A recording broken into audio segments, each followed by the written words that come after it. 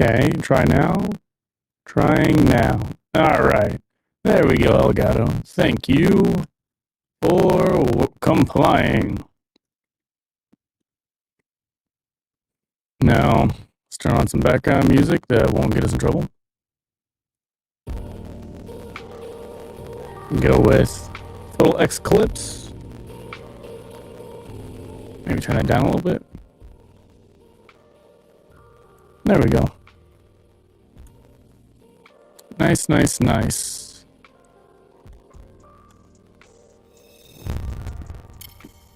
Alrighty. Let's double check everything's hooked up, because I like to not have things working apparently. YouTube chat now. And a smiley face, because I want to see a smiley face.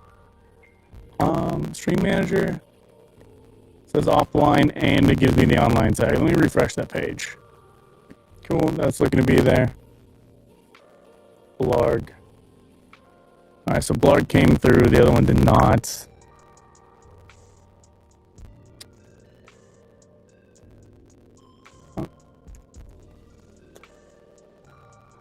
Relatively fine, I think. Last time that happened, it was just I didn't give it enough time to connect.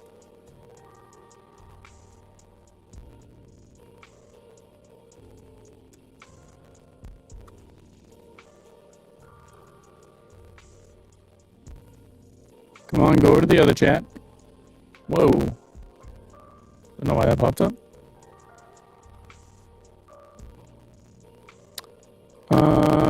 I don't want that update right now. If I look at my streaming apps and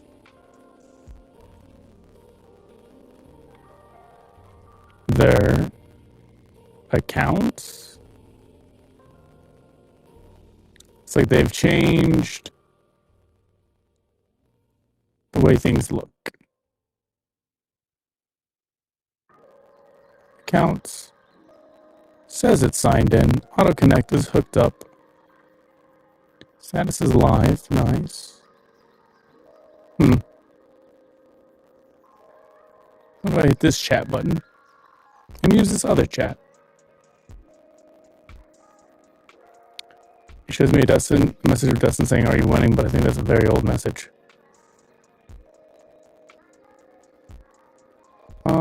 In the middle as well. So are you familiar with C++? Oh wow, that was an old message from Dark Tower Studios.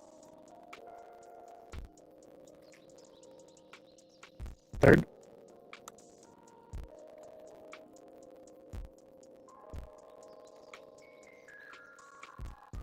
Weird, I don't know why the chat isn't auto-connecting like it used to.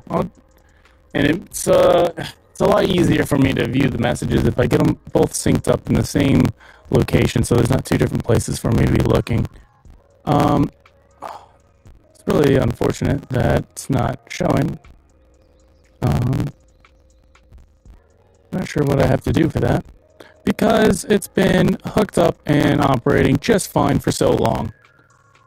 The last stream I had a bit of an issue with it, and then it like resolved itself.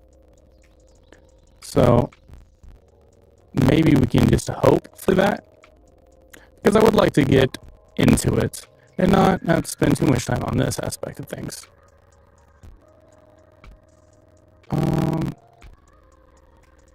This is the stream elements overlay. I think that's not working. Let me try hitting that. Log in with stream elements, do that. Connect through Twitch. Oh, and then it's wanting me to do all this nonsense. Okay. Well, unlucky. Alright, I'm just going to try to keep an eye out for YouTube chat. So I can go ahead and get the show on the road. Let me see if I can't pull that up on this computer, so it can be in its own screen. And then we should get going with an overview of what I have previously done and where we're heading.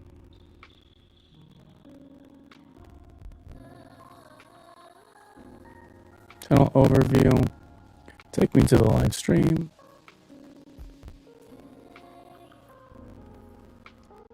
That shows live. That's good. Cool. All right. I believe that we're all hooked up. Sick. Sick, sick, sick. So. Ooh. That makes it a little choppy. That's fine.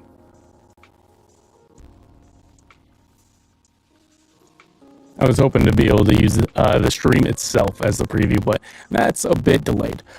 All right. Let's get going.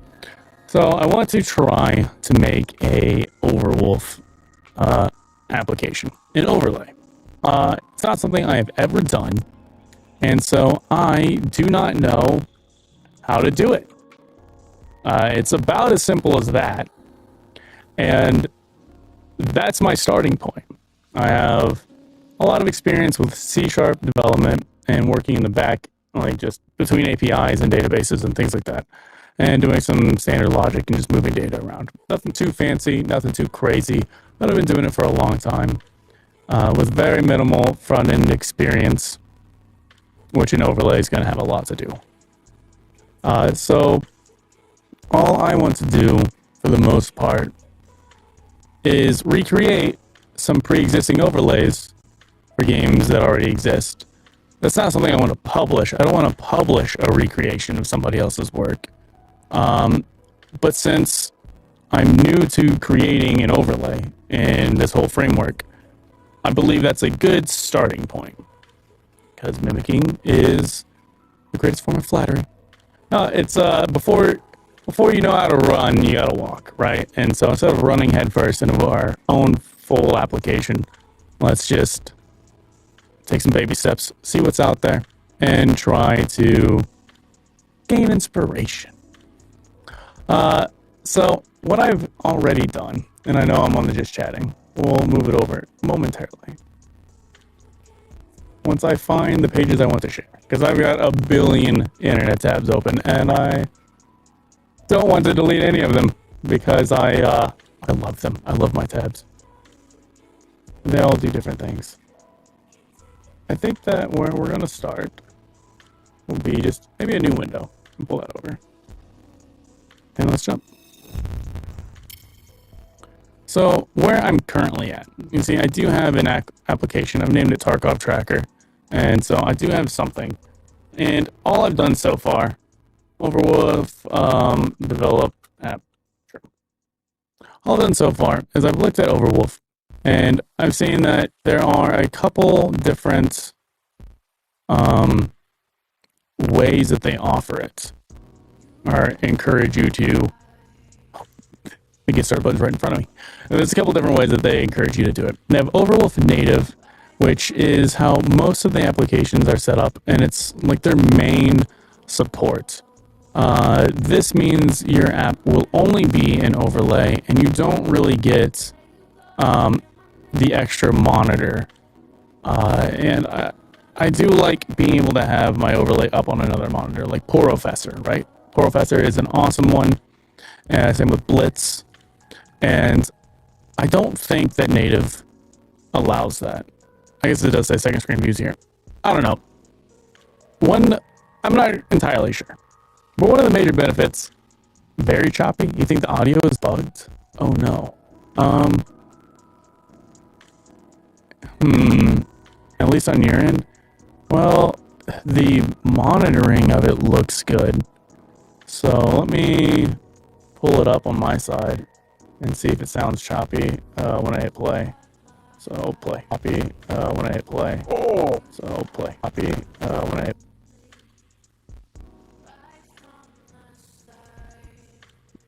That's not good.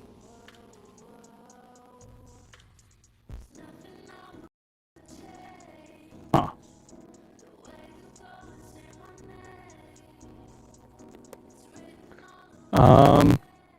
Is it just my microphone, or does the music sound that way too?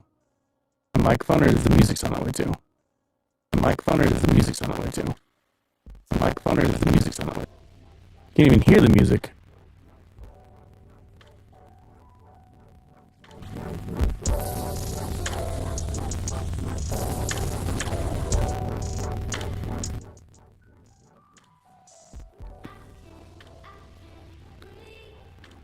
Okay. Thanks, Dustin, for calling this out.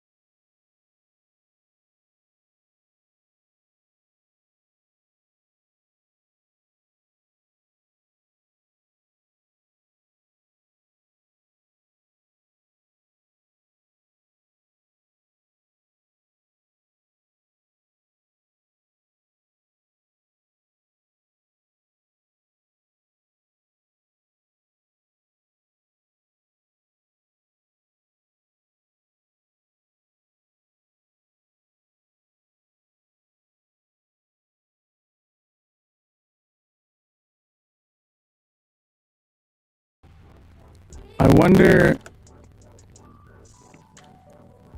if this has anything to do with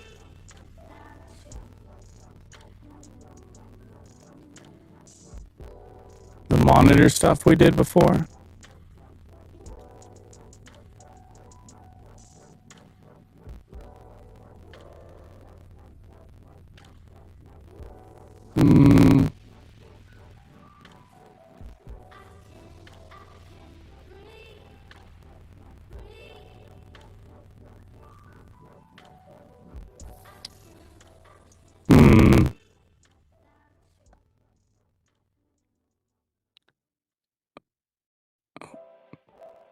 Let me try making a new capture, a new source.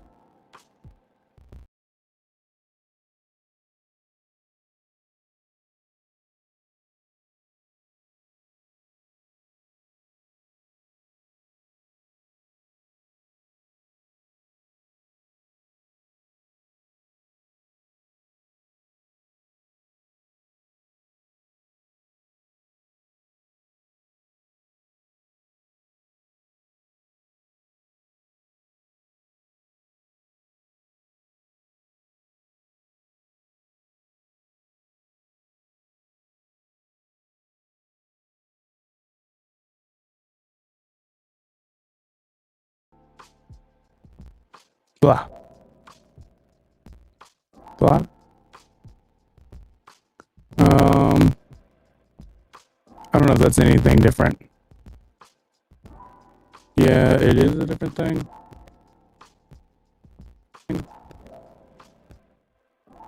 Why? Why?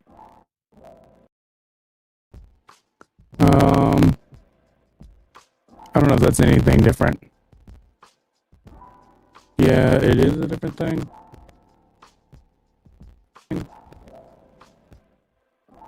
Why?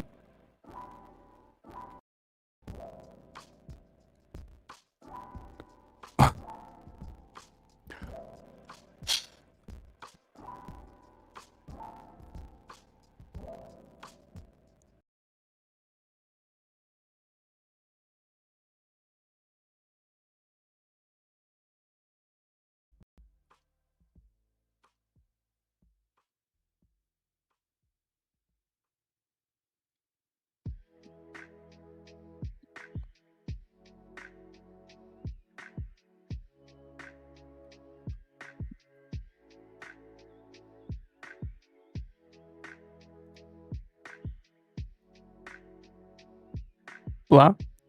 Is this any better on a new device?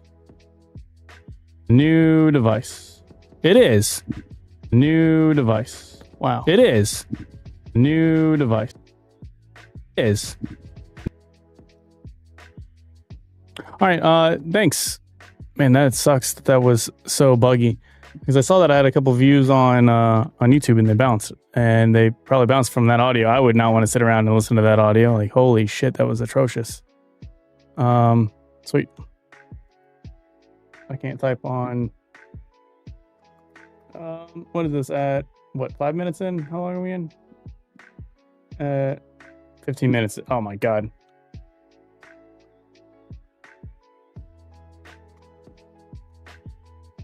All right, I'll just post it there. All right, sweet. So, looks like it's fixed, I believe. So, damn. Damn. Oh, that's why that's delayed. Okay, cool.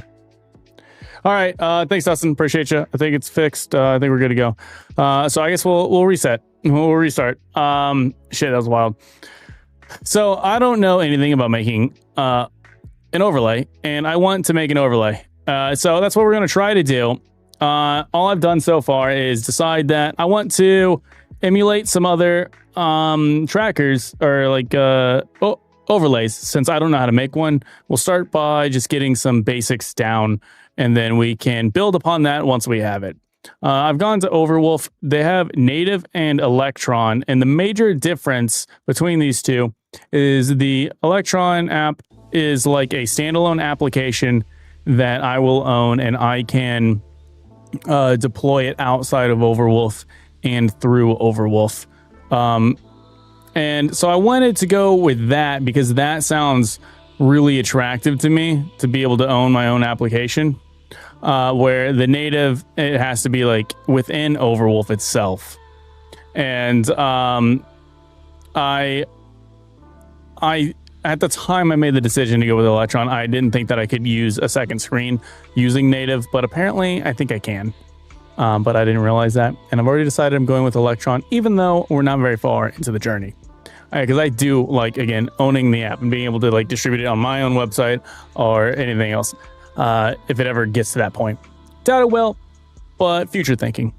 So in Electron, when you come down to the guides, I believe it's the guides. One of these, somewhere down here, at some point, who the hell knows? All right, so apparently none of those. Oh, onboarding resources. There we go. Tells us about them and then building your first application. All I've done so far ahead of the stream is I've gone ahead and gone through this prerequisite, and I've installed Node.js and the Overwolf Electron dependencies, and we've downloaded the sample app. So they have a sample application. When you click on this, it takes you here. It's a sample app. You click this and you clone it. So we've cloned this repo down locally. We wanted to run. It was glorious. Nice. Yeah, Dustin said you guys beat the boss. I didn't realize he meant the final boss, because that game's got 3 bosses at a time. But congrats on the Night Rain run. So yeah, that's where I'm at and where we're at together right now. Is we've pulled this down, and I know nothing about developing an overlay. Know lots about C#, lots about API interaction. Zero about developing an overlay. So I want the overlay to be for Escape from Tarkov, because we got the Escape from Tarkov 1.0 release coming up at the end of this year, and I think it would be really cool. There's already an Escape from Tarkov tracker on Overwolf, and so we'll probably start relatively in the same vein, because we're going to need to have the quest, we're going to need to have the hideout stuff, we're going to need all that things. I've got some extra ideas I would like to add on to it later, and just because, well, they might want to put it into theirs. I won't talk about those right now. For now, we'll just talk about trying to get an app running, because I've never got an app running. So with their default application that we've got here, their starter app, what is it, npm run start. When I fire this up, we do get this to pop up, and I don't know what the hell this is. And when I hit get info, it says no active game, and registered to the following game IDs. When I was looking through here, I think it might be talking about these game IDs. Yeah. Oh, well, now I can see the numbers. So is that one of them that popped up? It is. So this is the issue that I ran into really quickly, and then I stopped messing with this. So as far as we've gone, I've made 0 code changes. It's the sample project. I've downloaded the Electron sample, and this is where we're going to begin together. And the very first thing that I realized very quickly is that the Electron side of things does not really support anything, which is awkward. You have this GEP package that lets you interact with, what is this? Game data events. Game events plugins is what I believe it stands for. Game event plugins. And so that's whenever you get a kill in the game, whenever something happens in the game itself, the developers of the game itself provide information to Overwolf, and then Overwolf says, hey, here's that information to you. So you can get like Call of Duty kill count and all this other stuff, right? Well, using the Electron mode, you don't have that. You really don't. If we flick over to native and we look at like some of the resources over here, where was it? I believe, and again, this is looking at the native rules, so this isn't what I've got. One of these shows that it grants you access to. That's why I just Google everything. I can't fucking find anything on my own. Oh, here it is. GP down here. GP for Electron game events tells you that you get game info and working with game data, and it tells you like, hey, you can use this code to like listen for the game events. The stuff I was just telling you, and it supports all of these games. All of these games and some more are supported for Overwolf native. Overwolf Electron's got like 5 fucking games, dude. It's got nothing. So, supported games. Oh, what? There's more. Maybe I wasn't looking at this correctly earlier. But the reason why I thought this, in fact, I'm a little suspicious. Let me show you why I thought this. This is like an enum that that Overwolf provides to you, and when you click on it, these are the only games that show up. So as far as I can tell, these are the only games that this supports, because it's the only games in the code that they provide you with their stuff. But maybe we just cracked the code and we found out there's more. So let's check this out. And maybe they added some more, because I started this project like a week or so ago.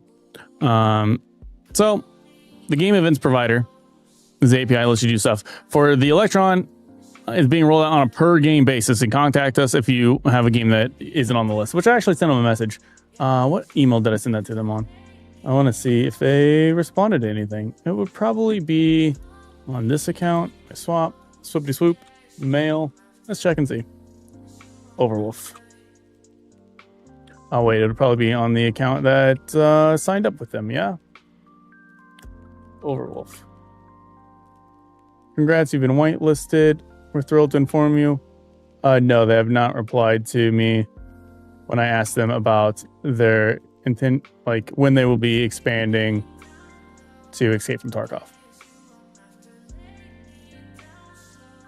Double check that I sent it to them from this account. Maybe it wasn't. Let's pull this off. Mail. Oh, they did send it. Oh, I sent it to them through an account that wasn't hooked up through Overwolf. I got too many accounts. I got like 3, and it's 3 too many, okay? It should just be 1. Thanks for reaching out. We do not support EFT on Electron, not for GP or overlay, but we can look into adding support for the overlay first and potentially GP later. To develop an Overwolf app, you must first submit your app proposal here, and you can learn about, I did submit that. Once you've submitted your idea, our team will review it and whitelist your account. Please let us know if you have any questions. Reply. Thanks. Yeah, I already submitted my EFT idea and got whitelisted, and was looking to see what Overwolf support there was for it from the Electron side. Would you suggest going with native for the time being? Out of curiosity, is Porofessor and Blitz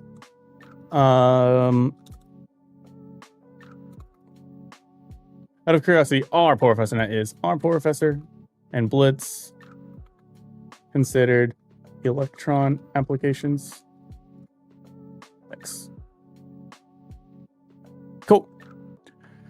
Here we have the Shifting Earth and the Crater, which is a long and hard zone, but you get rewarded with a free upgrade to Legendary Weapon. That sounds like a pretty great upgrade. Since you were, I don't know much about the game, but I saw that you were talking about getting a Legendary Weapon for one of the, like the bow class was like, you got to go here and jump into the fire pit and run through all this stuff. It can almost only be done on day 2, and it's a terribly long, it takes up like the whole damn day. And so it seems like legendary stuff is quite legendary. All right, so that's where we're at. This is where we're at. Basically, we're using Overwolf only as a distribution platform, and it's not going to do much else for us, which is fine because that is still a pretty big bonus, even though they don't seem to do anything, which sucks. But you know, that's fine. That is a-okay. I wonder, so what I want to do, since we can't use any of the game event stuff to hook into this, is I want to try to interact with Copilot and see if we can't get it to where our app can at least identify when Tarkov is running and not get us banned by BattleEye. It's a pretty big one. I don't want to get banned by BattleEye. I got the stupid fucking $300 edition or whatever the fuck. I will cry nonstop if I get fucking banned. So I don't want you guys to have to witness a grown man cry. So there's that. All right. I think I'd seen, I mean, it's nice. I swear I was on this page not too long ago and all of these things were not supported on the Electron side. It was like 5 fucking games. Various external APIs for game stats.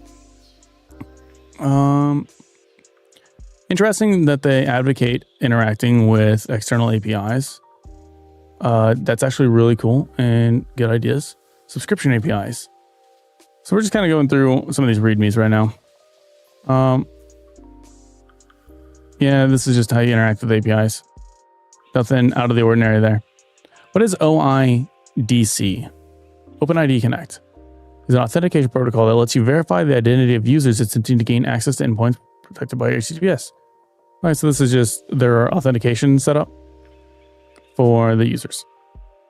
And there's a recorder which lets you record the game, but it doesn't let you capture and record the game. And you can replay the capture for events such as game launch or game exit. Yeah, I don't think we can do that though from the supported games. Yeah, only the supported games. All right. Yeah, so this is definitely going to be difficult out of the box using native. Let me check. Or sorry, using Electron. Let me check on native. Escape. I don't see. Oh, there it is. I'm blind.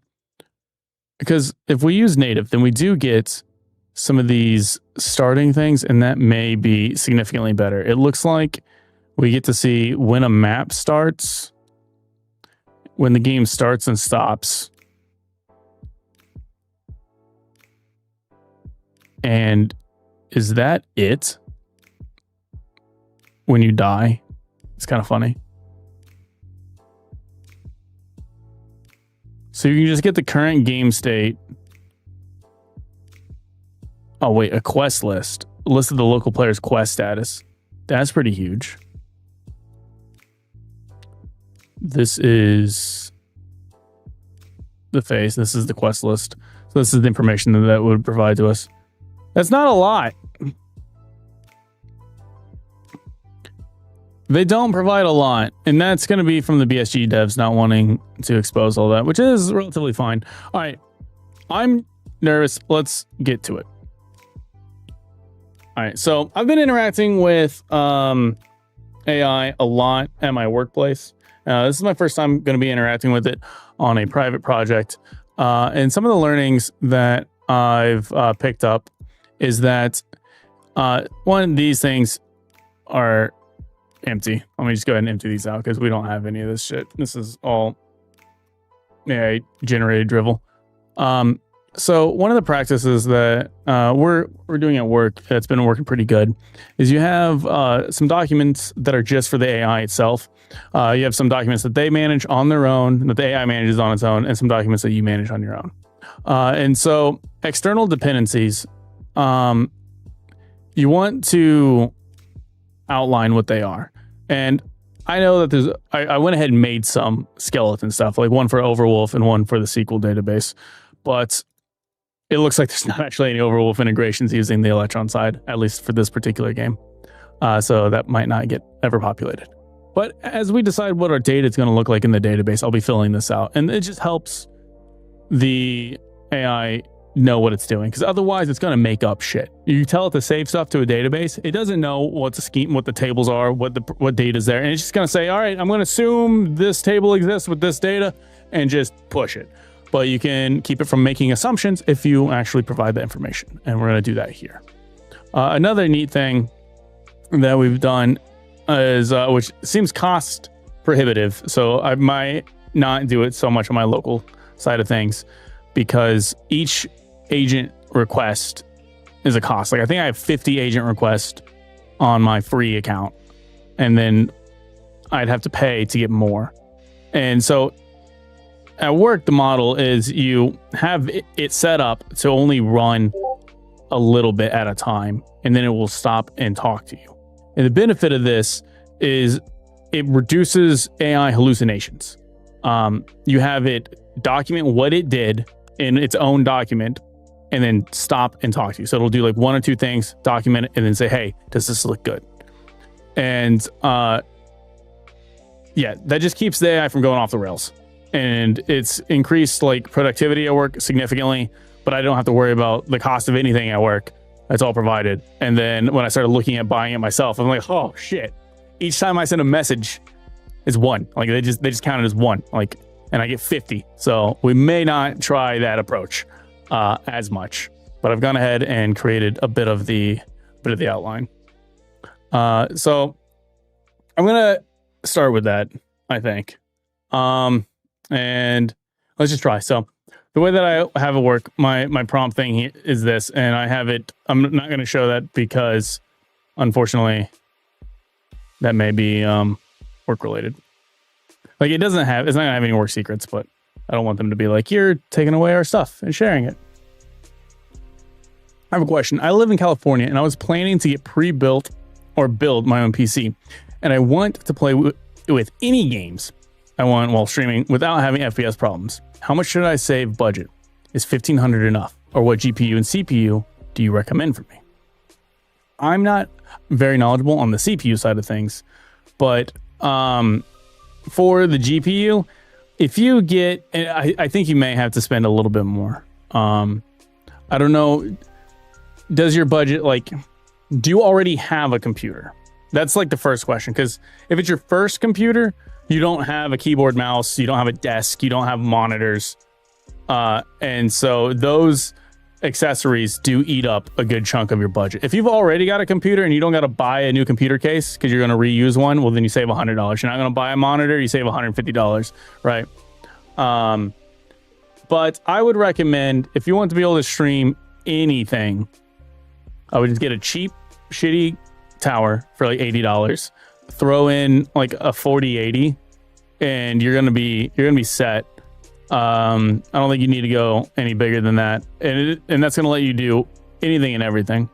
You absolutely want to be on the NVIDIA side of things whenever you do pick up a graphics card, and the reason for that is when you go into settings and you are streaming, NVIDIA has a, where is it at? Does it not show on this?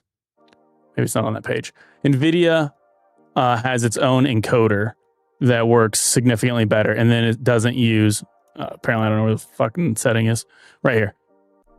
Maybe? No? I could have swore it was on stream. Okay. Well, fuck me. There's an encoder setting, and the NVIDIA graphics cards have their own encoder. So I would strongly recommend using NVIDIA graphics cards for streaming. For For CPUs, I'm not, like I said, super knowledgeable on them. I've gone AMD forever. I've just been an AMD CPU fella. So it's up to you on that one. But you should be able to get a pretty damn good computer for $1,500, and you should be pretty well set. Just most of the budget is going to be on the graphics card, and then it's good that you just need the tower. You've already got the desk and monitor and stuff, so because that saves you a good chunk. That's my suggestion. I would also suggest that you want to get at least 32 gigs of RAM, and then that would be good. But I don't have a hard preference on AMD versus Intel or for the CPU. Definitely do prefer NVIDIA over AMD when it comes to graphics cards. So the AMD graphics cards are cheaper for the performance, but the software from NVIDIA is just significantly better. It gives you access to, it also gives you access to their NVIDIA broadcast, which I'm not using now because I have an actual green screen. But if you wanted to do anything with the green screen, the NVIDIA broadcast software is probably the best at making a fake green screen. And then it also provides a lot of really good audio, like noise canceling if you have a fan on in the background. NVIDIA broadcast can do all of that stuff, but it's only something you can use if you have an NVIDIA graphics card. All right, so let's do this. Read and review the feature development pattern document, and let's begin our first feature in this application.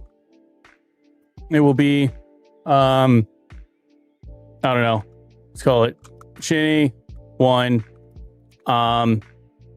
Identify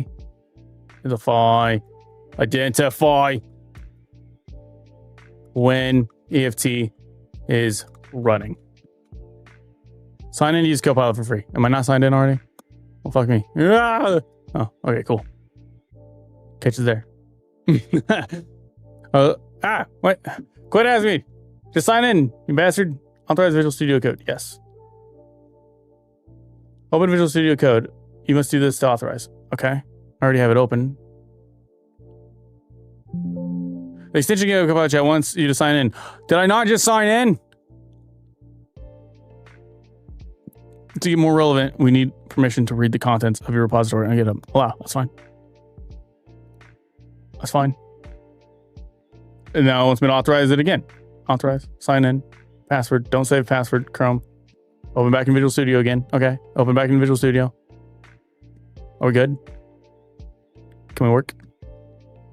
All right, Show has been created at intro. According to the feature development pattern, you, the software engineer, should now write. See, like, so that was a single request, which we may not like doing before too long. So, what's the? I took a note on this, and again, that's why I'm like. So my note on this pattern from, and this is also comes from reading like prompt engineering document from Google that they put out. I haven't read their V2, but in their first version, they're talking a lot about like more advanced ways of using AI is doing this. Like you could just ask it what to do, which I guess is more in the spirit of vibe coding. But when you have a bit more of a structure, it tends to allow you to accomplish larger things. This is a pretty small task. I could probably just ask it to do that without trying to do all this other stuff. But you perform like you practice, and so we're going to practice these extra steps and make sure that things work out for us. So we need a introduction.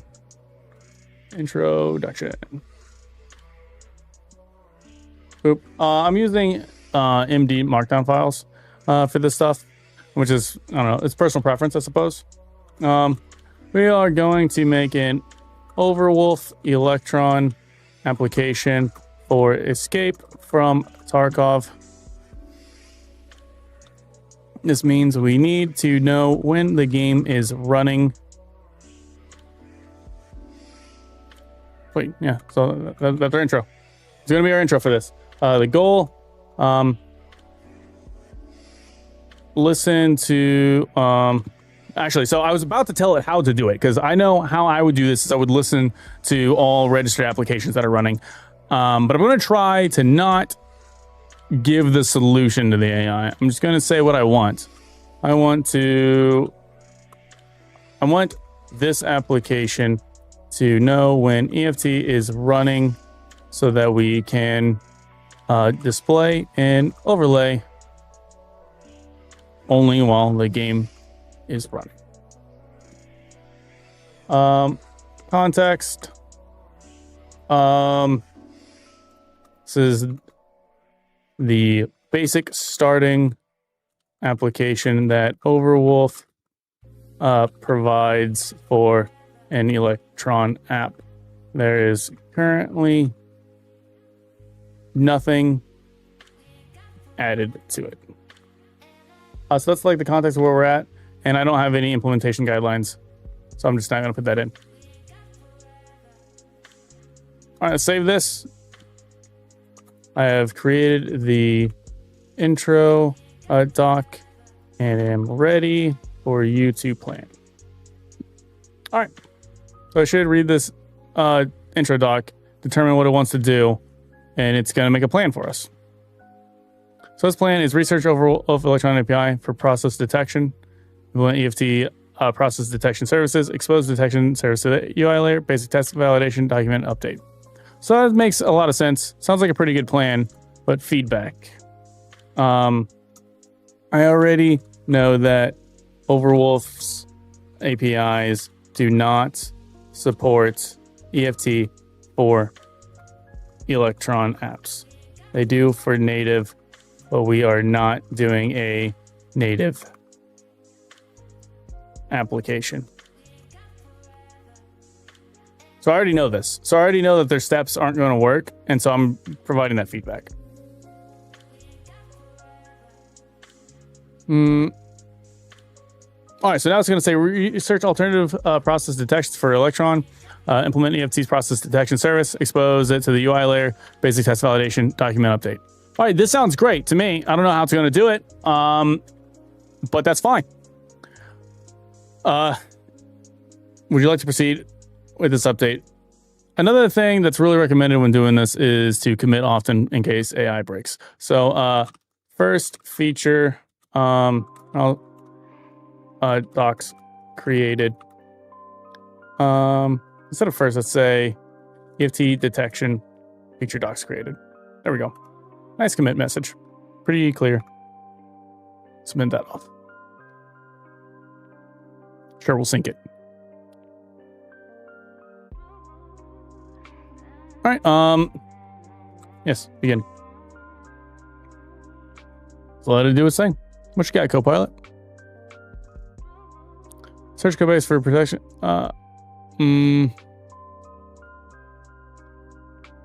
Recommending an approach is to use PS list node package in the Electron main process to pull for the escape from Tarkov exe process. Pulling 1 to 2 seconds is practical and performant.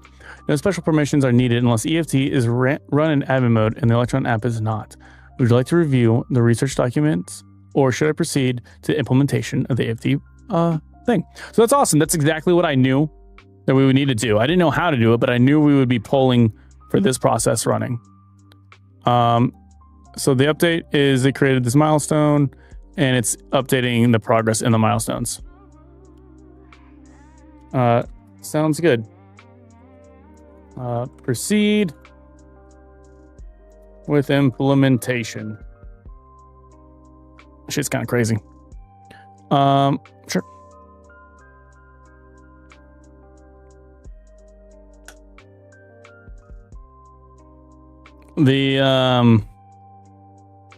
I've been one of the more receptive to the AI at my work.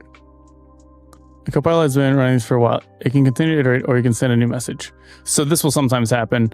This isn't anything with our prompt. This is just Copilot. Whenever Copilot does a few actions, it will then stop to ask if you want it to keep going. Because otherwise you can't really get a word in. But yeah, so I've been one of the few people at my work that are like embracing AI and working with it. And it's kind of crazy. I've been like using AI a lot outside of work for just like random creative tasks. And it's been kind of cool, but I couldn't find like anything coding wise that was really good until using this documentation based approach to larger tasks. Then I've been able to accomplish quite a lot at work, because like some of the work projects are like literally 18 solutions and hundreds of thousands of lines of code, and Copilot just shits its pants. It can't work in that size unless you start working with it like this. Like the agent mode is really what enabled it to succeed in these larger applications. It's been wild. It's been cool. All right, so I really don't know much about the entry point or anything for this Electron stuff, but this makes sense to me. And this is where like the initialize stuff is set up, and where it was registering things, and now it looks like it's going to be checking if EFT is running. EFT detection start. I mean, EFT process detection service. So it made a new service for it. That's pretty cool. Where is that at? It doesn't show it over here as something it made, but I can see it in the source control. Source control with the AI is just so much. It's super good. So it polls every 2 seconds. Nice. Sounds good to me. Sounds good to me. One says 3, polling versus event-based. Windows does not provide a simple event for process starting stop in Node.js. Well, then what do we need to do for milestone 3? The FT process detection is now implemented and integrated in the application. Status changes are logged into the main window, and progress documentation has been updated. Would you like to test this implementation? Should I proceed to exposing the detection status to the UI layer? Oh, this is exposing it? How should I test it?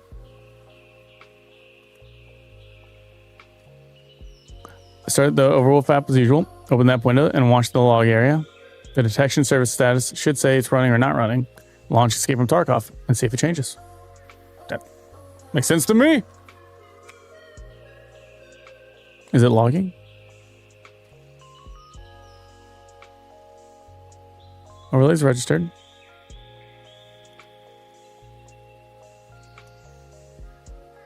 I'm not seeing it logging here. The log status. Is it talking about down here in the logs? Is it talking about logs somewhere else? Or is it talking about logs? Let's go check. Let's just tell it. When I ran the Overwolf app, wait, did I not like... Do I need to like save all and build or something? Is there something silly like that? When I ran npm run start, I did not see any logs polling in the window.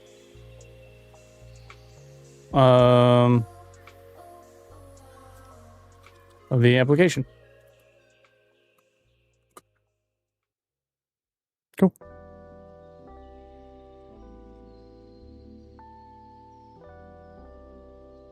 Sure, keep going. So whenever this the project breakdown is, you've got the browser, which handles like your it handles your controllers and services. Like this is like your MVC layer, which is weird that's listed as browser. And then you have preload, and this is supposed to expose your APIs to the renderer, and the renderer is the actual front end, which we will replace, I think, with React. And so, yeah. The application now sends EFT running status changes as the dedicated event to the renderer, and the renderer displays the updates to the log area. You should ensure you see status changes in the UI when Escape from Tarkov stops or starts. Please restart the application again. You should now see if it's running or not. Listen for the EFT status updates from the main event. So this is registering a listener, effectively, right? And then over here, I don't know what it did here. it just kind of looks like it changed the syntax and then turned it into an event. No, it just moved things down. I don't really know. That one just looks like a change to the syntax. And that was already there. All right. Well, I mean, shoot, let's give it a shot.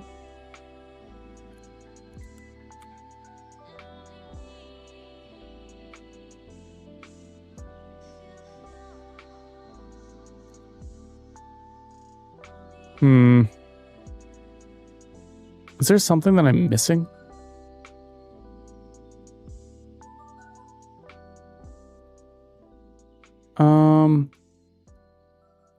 Strange. Do we have a view here? So the game info error, no active game, is just happening when I right click this get info button.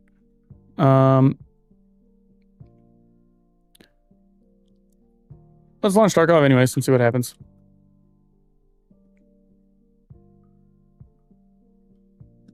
You're not gonna get answers staring at this thing confused. Hi man, what's up, Easy Tweaks? Sorry if that message was delayed. For some reason, my stream setup likes to torture me. And today it decided to no longer hook the stream chat directly into the single spot that I was using for all my chat. For some reason now it's hanging off on its side. I'll try to do much better about looking at YouTube side of things. So my apologies. If you're still there, hey, how's it going? If you're not, I totally understand because the message could have been there for who knows. All right, so we launched this. And it's still saying no active game. Where's the game going to pop up at? Is the game going to pop up? Am I going to get immediately banned by BattlEye? These are the questions.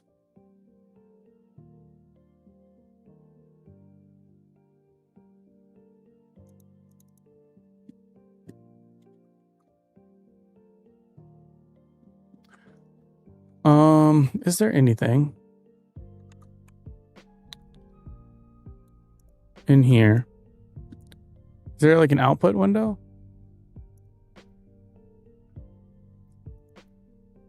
So I'm just wondering if the changes aren't taking effect, like if there's a build process that isn't being done off the run. That's what I'm curious about. When testing these changes, do I need to do anything other than npm run start?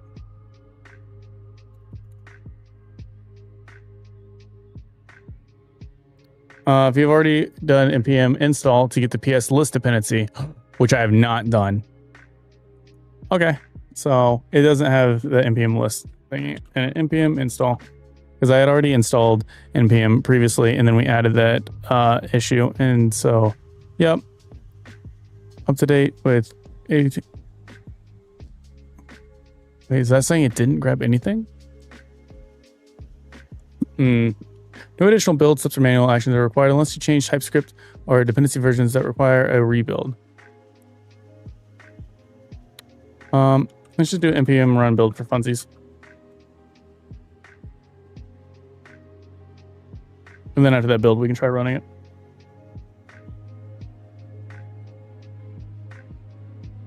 Okay, that looks like it did something. Npm run start. Will you now put output into here? It's not putting output into here. Why? Set required feature for 21570. What does that mean? What does that mean? I don't know what that means.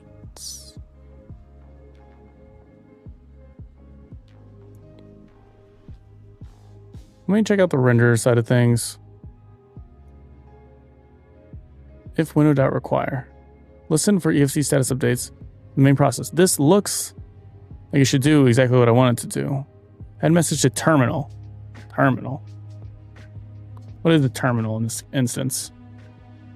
Terminal text area. Is that down here? Okay, let me try this. What is this fucking thing called? So we got a log, we got an add view, we got input exclusive. I don't know what that means either. I don't know what any of this stuff means, because we're new to this Overwolf stuff. But this window and this terminal don't seem to be the same. So we're getting overlay is registered message here. Let's look for that message. Control Shift F. Overlay is registered. Is this.log? It's popping that up. This is add message to terminal, which uses terminal.append. I don't know where that is. I'm going to try adding. Let's see here. Where was this at?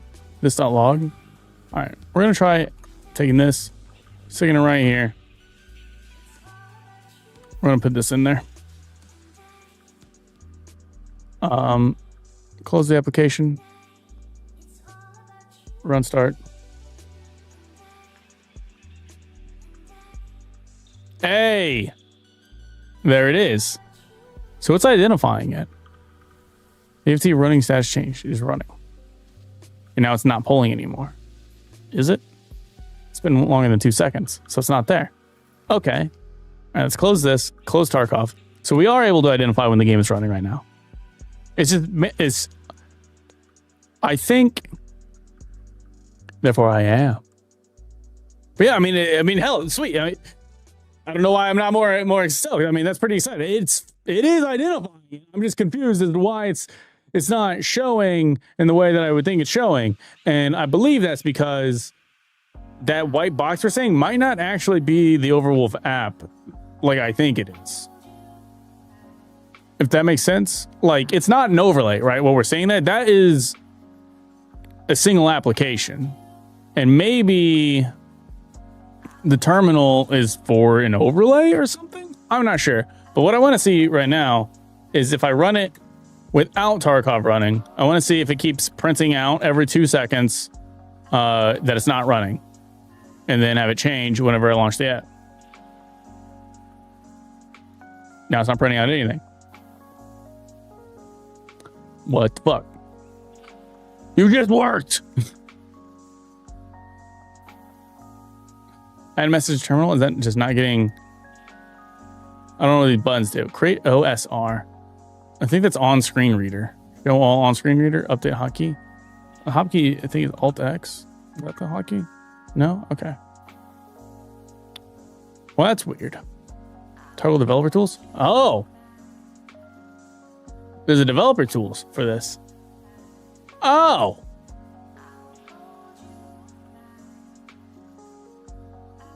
I wonder if these game IDs are an issue. Like, I don't think I need this GEP package. But there's nothing in this console. There's nothing in here. Why did it just show? What if I launched the game? Wait, I identify that I launched the game? Because... yeah, EFT game stats changed to running. I mean, it spotted it as soon as I launched the game. All right, so I don't know where it's supposed to be putting that other message. It says to the terminal, and apparently I don't know where the terminal is. But it is identifying when I launched the game. So hell yeah, that's a success. It's maybe a partial success, but a success. Sweet. Let's close this shit. Close this shit. Close this shit. All right, I'm gonna definitely. Battle Eye's gonna be like, this asshole keeps launching and unlaunching the game over and over again. He's got to be a creep. Who else would do that? All right, sweet. Let me wait. Something flickered as I closed it. Was that something else, or was it trying to do an overlay? I don't know. All right. Okay, so I added in. Let me look for that running message. Control Shift F, running. Okay, apparently the word running is used significantly more than I expected. send to renderer. Also send a dedicated event to the renderer for the UI to display. Okay, so this is a send to renderer that only happens when the status changes. Okay, so that's why it's only showing up there when that happens.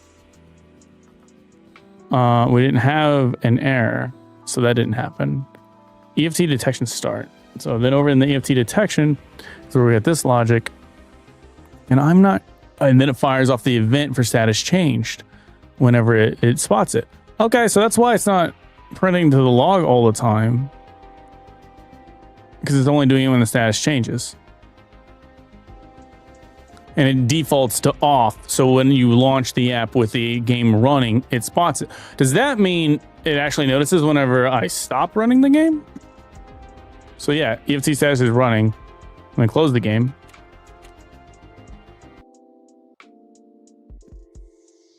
Not running. Sweet. It does. I mean, that's pretty cool. Sweet. So without Overwolf support, how in the hell am I supposed to identify when a player starts a match? I suppose maybe that's not a concern for now, because a lot of, like, if we look at, can I bring up Overwolf without having a game running? I think I can. Because if we look at the current tracker that exists for this game, I mean, it's effectively just the wiki, right? Like, it doesn't actually matter if the game's running or not. It's nice. So this is 100% built in the native, because this has the plugin. This hooks whenever you launch a game, it automatically pulls up the map that you're loading into, which is something only a native app can do. So I can build a separate monitor application using native, which I thought I could not do when I chose to do Electron. It might be better for me to do a native app. But this is like, you have your task. And you have your hideout. And this is like the majority of this application. What's this button? Oh, and then the items that you still need based off of your task and hideout status? Question mark? Isn't there an expand this? Yeah. Yeah. So this doesn't... Okay. It automatically opening the map is pretty nice. I think we'll just continue on as we are. It's a PvE mode. Toggle. I don't think there's anything in the game, even in native, that will help you identify PvE versus PvP mode. I think that's just something that you have to manually tackle on your own. All right.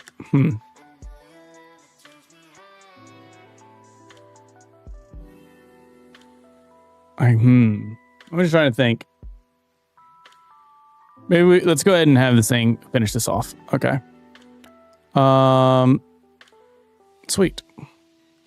I can see the application successfully prints when the status changes from not running to running, and vice versa. I do not know where the terminal logs are for me to view them. However,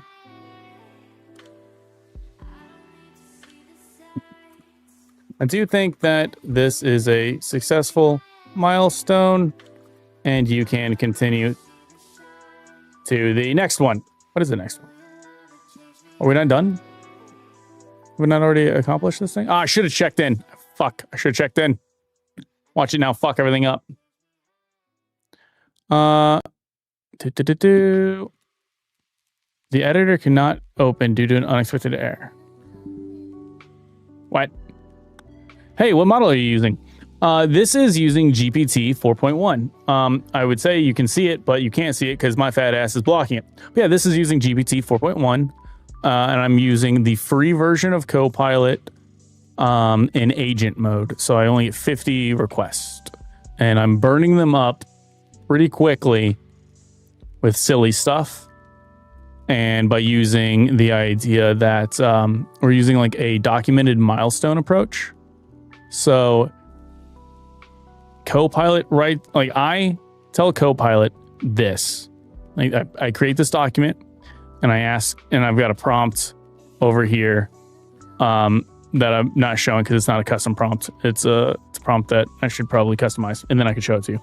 But as is, I don't want to show it because it's a word prompt or a prompt I took from work. And they're real anal about stuff. In fact, they might not even like that I'm using it and not showing it.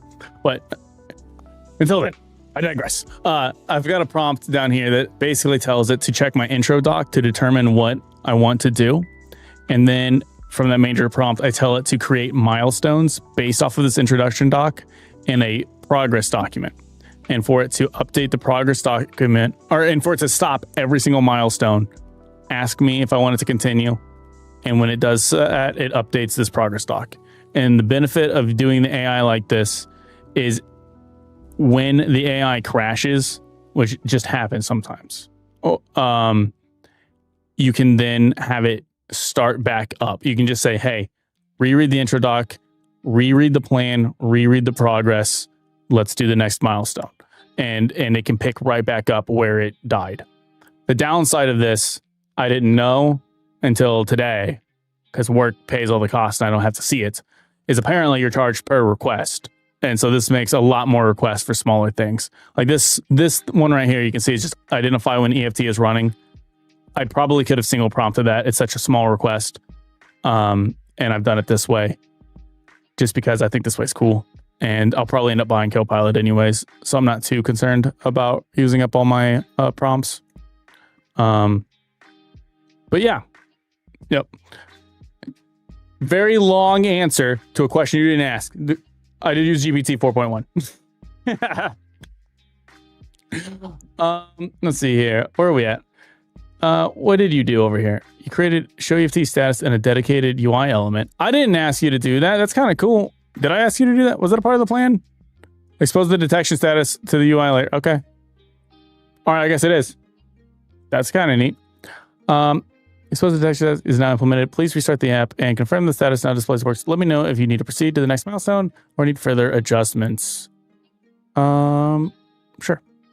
Control C, kill the app. Does that work? It does not work. Okay, fine. I'll kill the app myself. Goodbye, app. NPM run start. Bloop. So do we now have a dedicated thing? Do I have to build it? It said I don't have to build it between each run. I'm not a front end guy, okay? I've only used C# for like 15 years, okay? And some C++. Like I'm not a front end fella. I guess the one message only comes through whenever we change things. What was the change to the renderer? I created an element. So I created a div named EFT status display. It's only 10 by 18. So it's a pretty, wait, no, the margin is 10. What's the size? It's an H2. Insert before the log section. So it should be up here, right? That's what that means? I'm not sure. That's fine. Let's just fire up Tarkov again. We're just going to start and stop this game for years. All right. Application over here. Immediately identified that it's running. There's no UI element for it.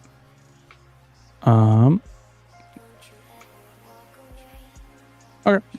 I am starting to suspect that this isn't the full story. I think I should be able to get an overlay to pop up. And that might be where these things are located that it's talking about that I'm not seeing. Can I provide a screenshot to Copilot? I've never tried. Let's try.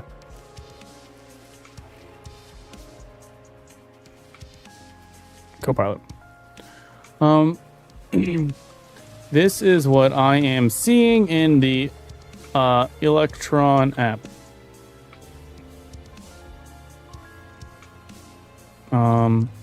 Is there an overlay that, in addition to this, that I should be able to see when the game is running? Question mark. Also, above the log area in your application. Also, do I need to do a rebuild to see the new div that you created? Let's just see. What you are seeing is the main Electron window, not an in-game overlay. The new EFT status div should appear above the log heading in this window. If you do not see it, you may need to rebuild the app. Okay, so that's the issue. I didn't do a build. I need to set build up on run to be like an automatic part of the script because I always forget to fucking build. Regarding overlays, the current implementation only detects if Escape from Tarkov is running and updates the main game. There's no in-game overlay to show yet. The overlay functionality, displaying something on top of the game, is a separate feature and not yet implemented for EFT. Since Overwolf's Electron app overlay does not support EFT natively. If you want an in-game overlay to appear when EFT is running, that would be a new milestone or feature to design and implement. Summary. Rebuild, if you don't see the thing, the current milestone of this window, not an in-game overlay. All right, that's fine. Checks out for me.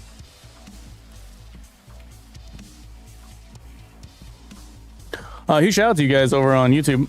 Starting to amass a few viewers over there. Thanks for hanging out. Appreciate you. This isn't something that I normally do.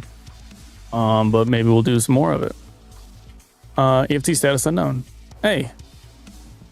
Interesting. Something went wrong with it. And it didn't pop up the thing. I wonder why that is. Interesting. What all did you change? You changed this application thing. You put this stuff in. Oh yeah, because I didn't commit before. So I can't actually see what the change was between the last one and this one. Send a renderer. I mean, so it sets the inner status. And then it should be changed on change. But maybe I would consider this to be changed. It's always popped up that it started whenever it started. Well, let's change it right now. Exit game. Get the fuck off my screen. Yes, exit. Not running. The status did not change. Okay. Weird. When testing, the dedicated div did not update, but I could still see the renderer text update on status change.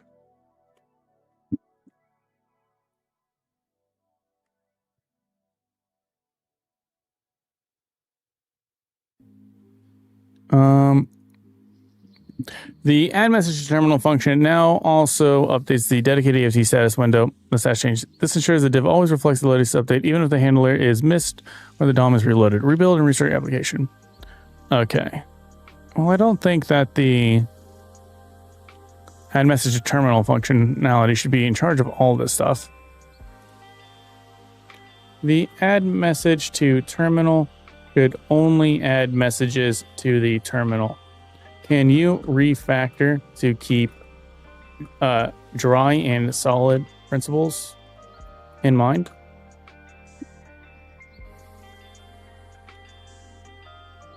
Can you handle that?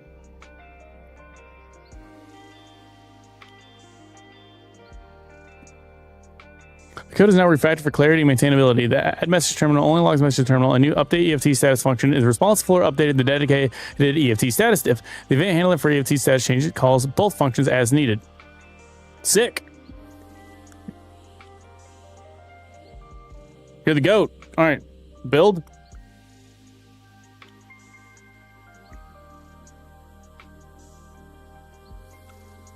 Run. Unknown. It shouldn't be unknown though. So it's only going to change this. It only changes when the application starts or whenever it notices a change. All right, so that's a bug. I'm going to close this. It starts as unknown and is only updated on status change, which is good, which is a good optimization. However, the issue is it does not change to not running given the current code paths. I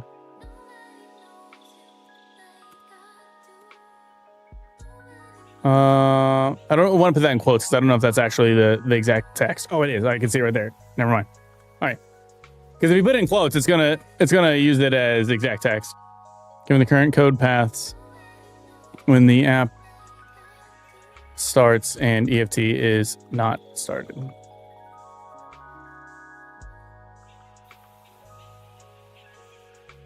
I really need to commit. It's done some good things. So let's go. Milestone 3 dedicated UI element has been that's been accomplished. Oh shit, it's still running. Fuck. I thought it finished. My bad. Missed file. Come on, you all have committed missed files too. I'm not the only one. Don't judge me. All right. Let's see here. Sync that up. Now it loads running status from the main process. Yep. Let's rebuild and run it. Don't commit. We love you. I'm sorry, Dustin. I'm already committed to another lover. Unknown. Bitch. You bitch. You bitch. It's not picking it up. But when I launch it, now it's gonna pick it up, right? Running. It doesn't. Wait, what? What? Why doesn't that change? All right, I'm not gonna worry too much about that. I think that might be a artifact of it just being raw, basic poopy crap and not being like reactor view or anything. I'm just gonna assume that for now. All right. Next milestone, please. Do you have a working app right now? Yeah. Technically, yes. Basic test validation. What testing are you going to be doing for this? So, how to answer that question, Dustin? So I have the Overwolf will provide you a sample application, and I have that. And we've made one change to it right now, which allows that sample application to identify when Tarkov is running. And the reason why that's cool is because Overwolf, so this is the sample app here, Overwolf Electron, which is what I'm doing, their supported games, there's no escape from Tarkov. There's no escape from Tarkov support in Electron, which is what I'm doing because Electron lets me self-host the application. Whoa, that was weird. I saw everything flash for a second on the stream. So Electron lets me host the app on like my own website, and so then I can distribute it through like Patreon or something. Like if you're a Patreon member, then I can distribute the app to you that way, or you can get it through Overwolf Store. And I like the idea of being able to sell my own app through some other means, or to distribute it through some other means. But native, you have to distribute through them and only them. And but this one has significantly better support. The games that are listed in both, there's more support for them. They get more options over here, and then there are games listed over here that are not listed in the Electron. Like we have Escape from Tarkov listed here. The only things this thing can do is identify when you start a match, what that map is and when you die. Oh, and the current player's questing information. That's it, which is still really cool.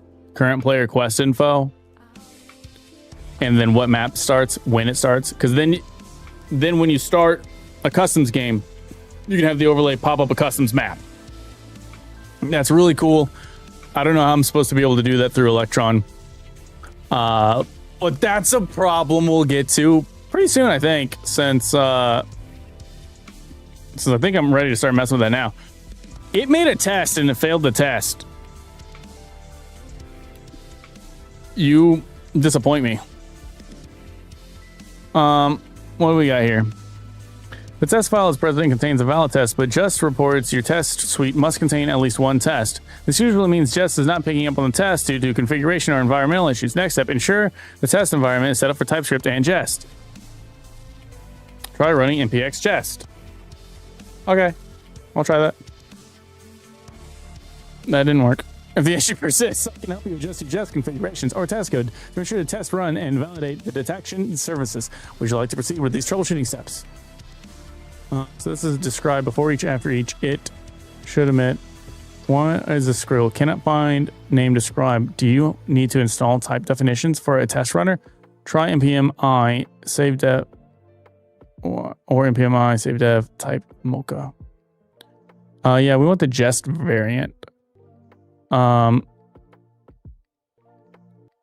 Yeah, can you give me, can I copy this? Yes. npm install save dev type Jest. Let's do this. Where did you put this file anyways? You put this file in a test folder. That makes sense. Okay, yep, makes sense to me. All right, checks out. Let's try this again. Still fails. Does it fail for the same reason or does it fail for a different reason? Syntax error. Missing semicolon. On let service. Is it now? Is missing a semicolon on this?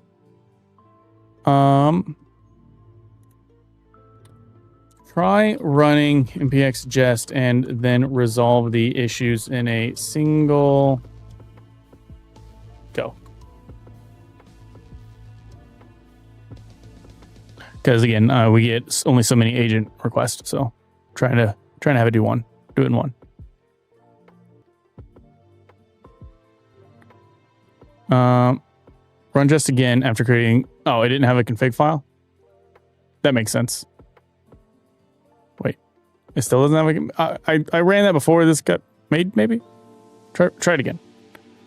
We already did that, I believe. Come on, go again. You're failing me. Come on, baby. Come on, baby. Continue to iterate. Continue. It's failing to identify that this is the syntax error here.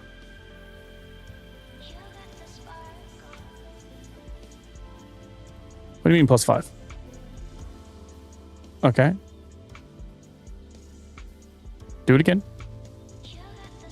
All right. Can you identify that the issue is just it's just syntax now? Jest is hooked up correctly. No. Whoa. What are you doing? What the fuck are you doing over here?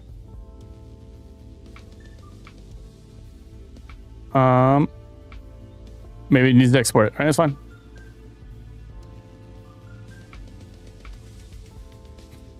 All right, it's fine. Hold on. Let it cook. Let it cook. It made an interface. Okay, there's nothing wrong with an interface. That's nice. You're editing the config file. All right, so I think it's hallucinating. It's just going back and forth. I'm cooking. I'm going to try to get a prompt. Before your latest changes, the console output was saying...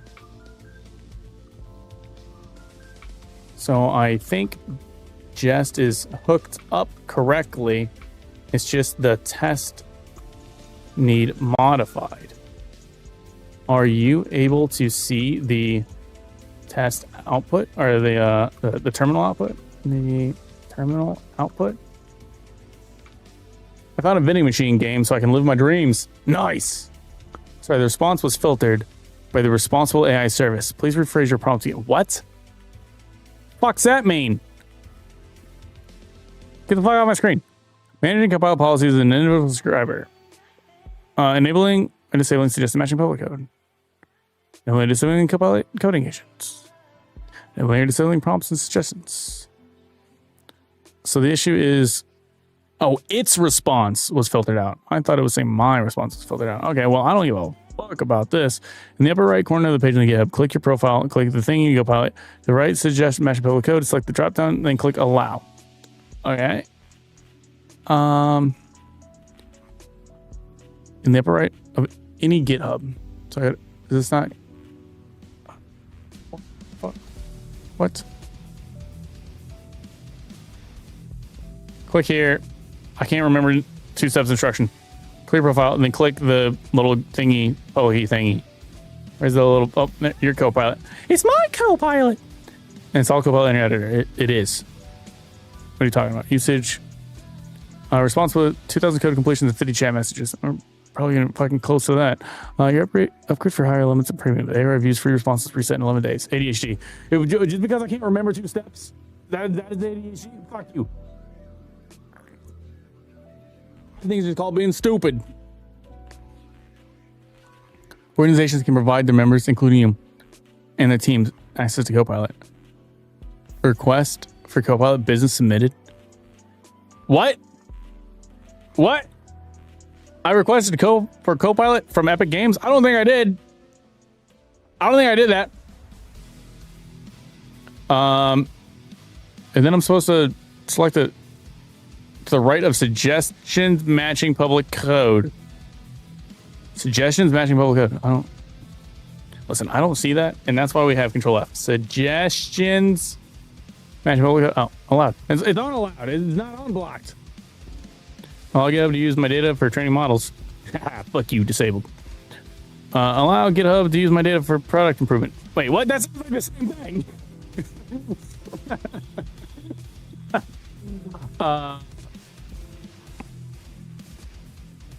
Maybe this is its way of saying I ran out of prompts.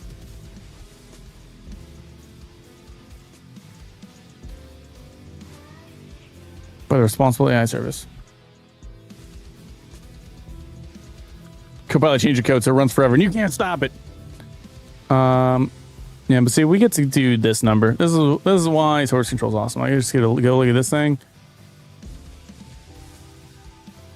Oh, damn it. This is why you should commit between everything, because I'm just going to undo it.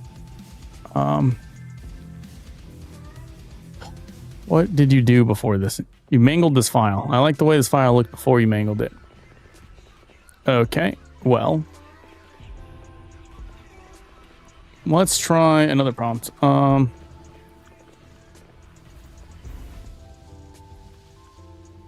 So I think Jest is hooked up correctly. Can you review the test code? Oh yeah, I'm starting to think this means that I ran out of my 50 request. Where the fuck did it go? There it is. Control F, paste. Control AF, paste. That does not show that message here. Google.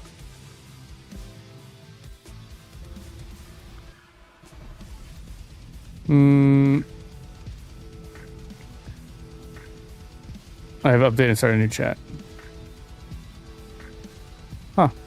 Interesting. Maybe we try that. Ah, I clicked on the game. Let's... If I update start a new chat, it's going to eliminate this fella. That's fine. Before I do that, I want to try to run the test, see what it says. It's going to say that there's the... I want to make sure that it still says that. No, now it says that there's an issue with an import because some weird... Just fill the parcel file. It's happens when your coder dependencies, and that's standard JavaScript syntax. Dude, what did you... I wish I committed this file. Can I just Control Z this file? I cannot Control Z this file. What was the thing that it made all funky? Was it this one? Was it this one? Is it the same file? Same file. it made something all funky, and I saw the diff of it. Can I go to this one? No. This one? No. This one? Yeah, this one. All right, so that was the new one. This is the old one. Grab the old one. Go down to the new one. Paste it in. Run it. And run it.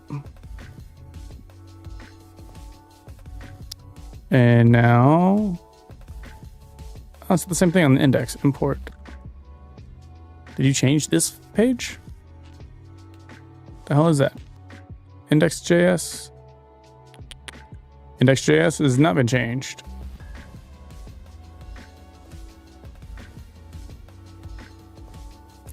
EFT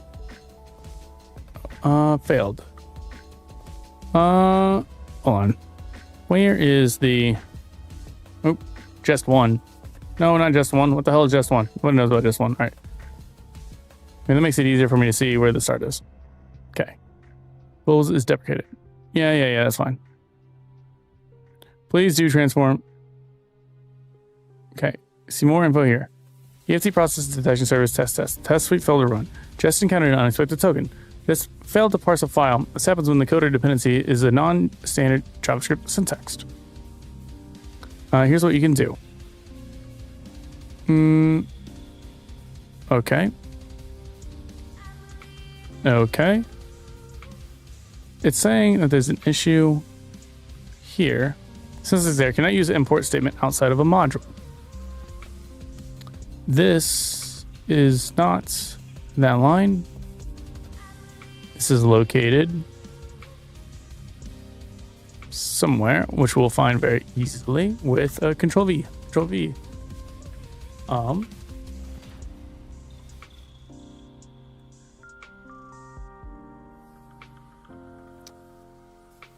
What? Is this not searching the whole repo? It should be. Import. Do you find anything? You do find something. Okay. Try this again. Import. Yes list. Yeah. What? Why did it say you couldn't find it? Like 2 seconds ago. All right. Whatever.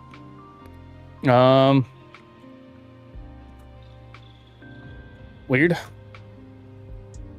Wrap that up. Wrap it up. We'll take it. This is in the EFT process detection service. Has that been modified recently? EFT process detection service. It has been modified recently. It's a test. This is this one. Oh, it didn't have the icons on either one, and then it did this import, and then it failed. Okay, in that case, let me try removing both of these and comment that out.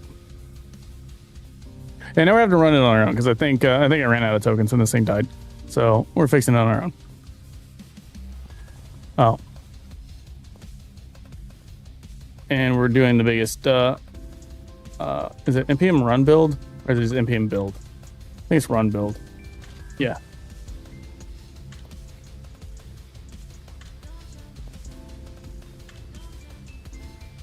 Okay.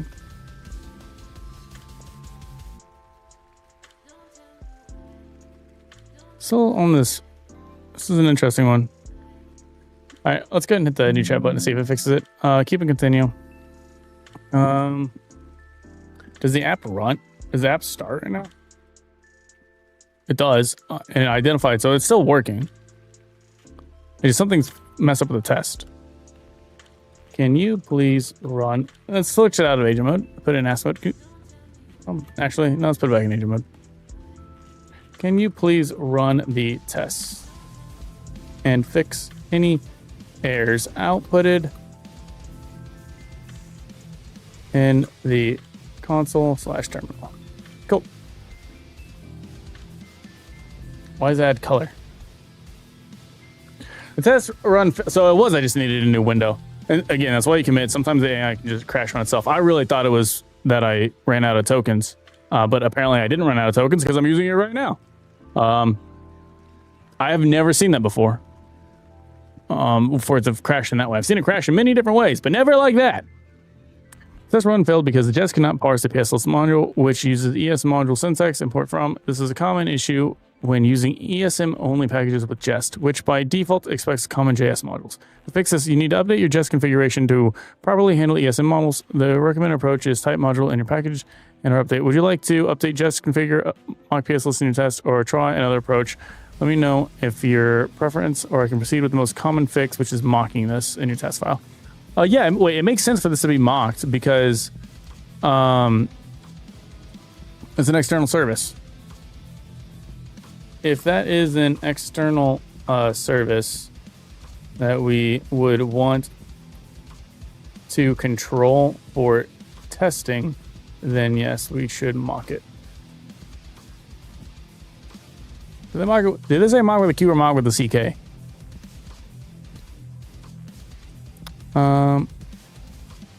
They do it with the CK. Mock with a Q, I think, is a framework.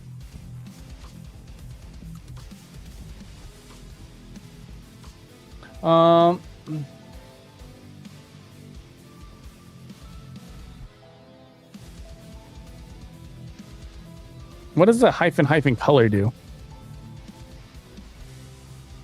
That's failed as the parse module before the mock takes effect. This station of Jest. Or is it just because I'm not running build? I have no idea.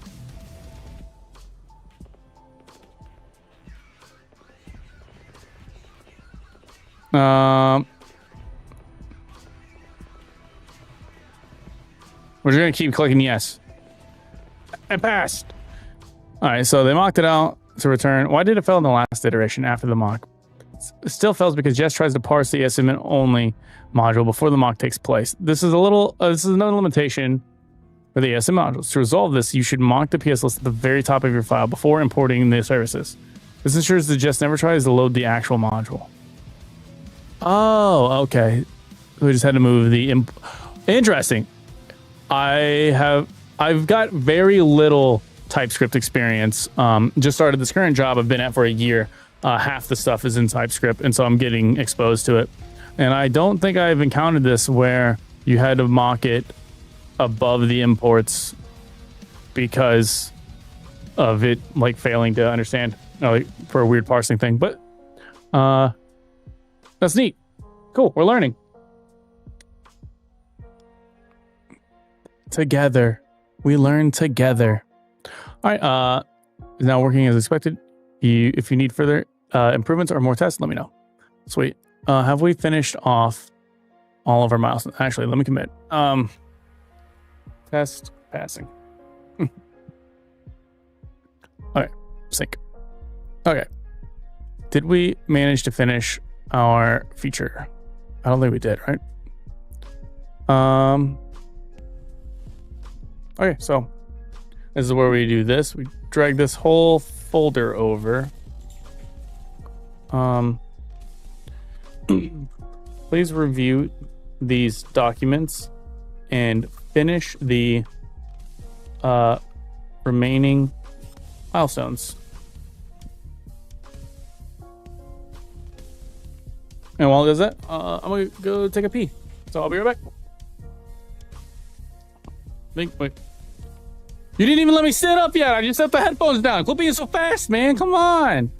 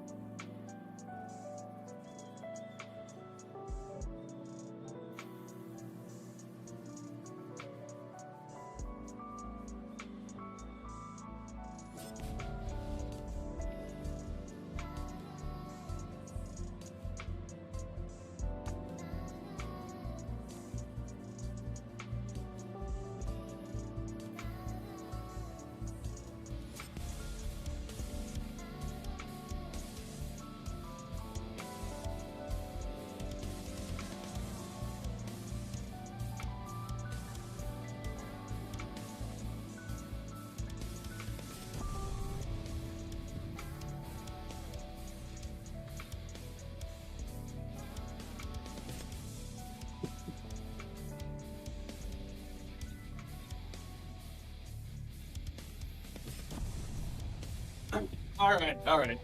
Fed the puppers. What's gonna be the next thing we try to do? What's the next milestone? I have it too. Gonna try to get Vyvanse Wednesday. Copilot requested itself. Copilot changed your code so it runs forever and you can't stop it. Yeah, I saw that. All right. Well, good luck on trying to get the Vyvanse. Hopefully it doesn't kill you like it does me. It makes my heart pound very, very heavily. And I think it's a risk. But it's a risk I'm willing to take. All right. What do we got over here? The implementation progress document is now fully updated. All milestones are marked as complete, with milestone 4 noting that successful addition and passing of a robust test, and milestone 5 confirming the documentation updates. The feature is now fully implemented and documented. If you need further reporting or a summary elsewhere, let me know. I take meds to lower my heart rate for the POTS. Oh, then it might work out.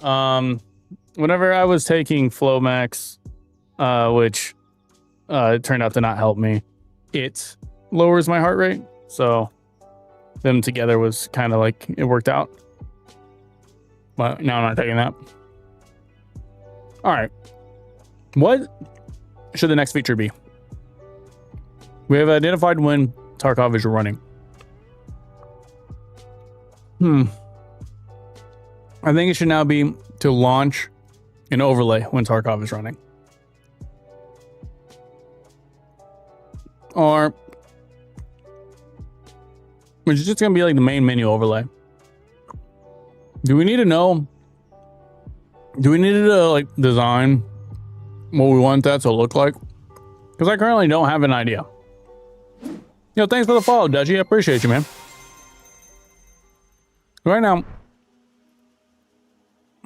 I don't have an idea. Yeah, thanks a ton for the follow, man. Hope you're having a good day. Hope you're not one of the evil bots that try to get me to buy graphics. Because I'm on to you. I'm on to those evil bots, those bastards. No. I just teasing.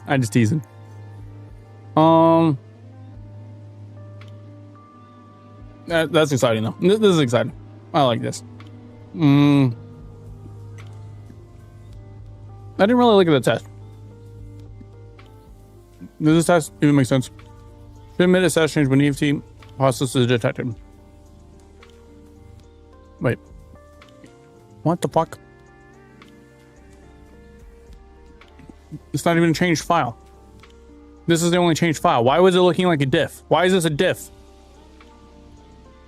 What the hell is this?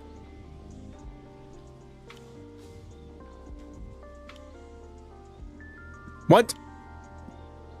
Keep. Okay, that's weird. All right. So it just checks. So we mark this out. Is it just saying that every other time it's called, it fires off?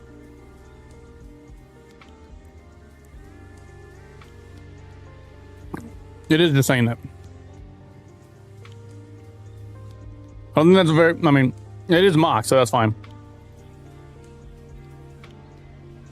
What are some other scenarios we should check? You subbed on YouTube and seen you live streaming here as well. Oh, thanks for the sub on YouTube. I don't know how to get freaking YouTube notifications, dude. I don't know how. I'm sorry for missing the sub, but thanks a lot. I do appreciate you. Nice, Dutchy. This guy's kind of cool. Man, every time I think of Dutchy, I think of Dominion. One of the greatest card games of all time.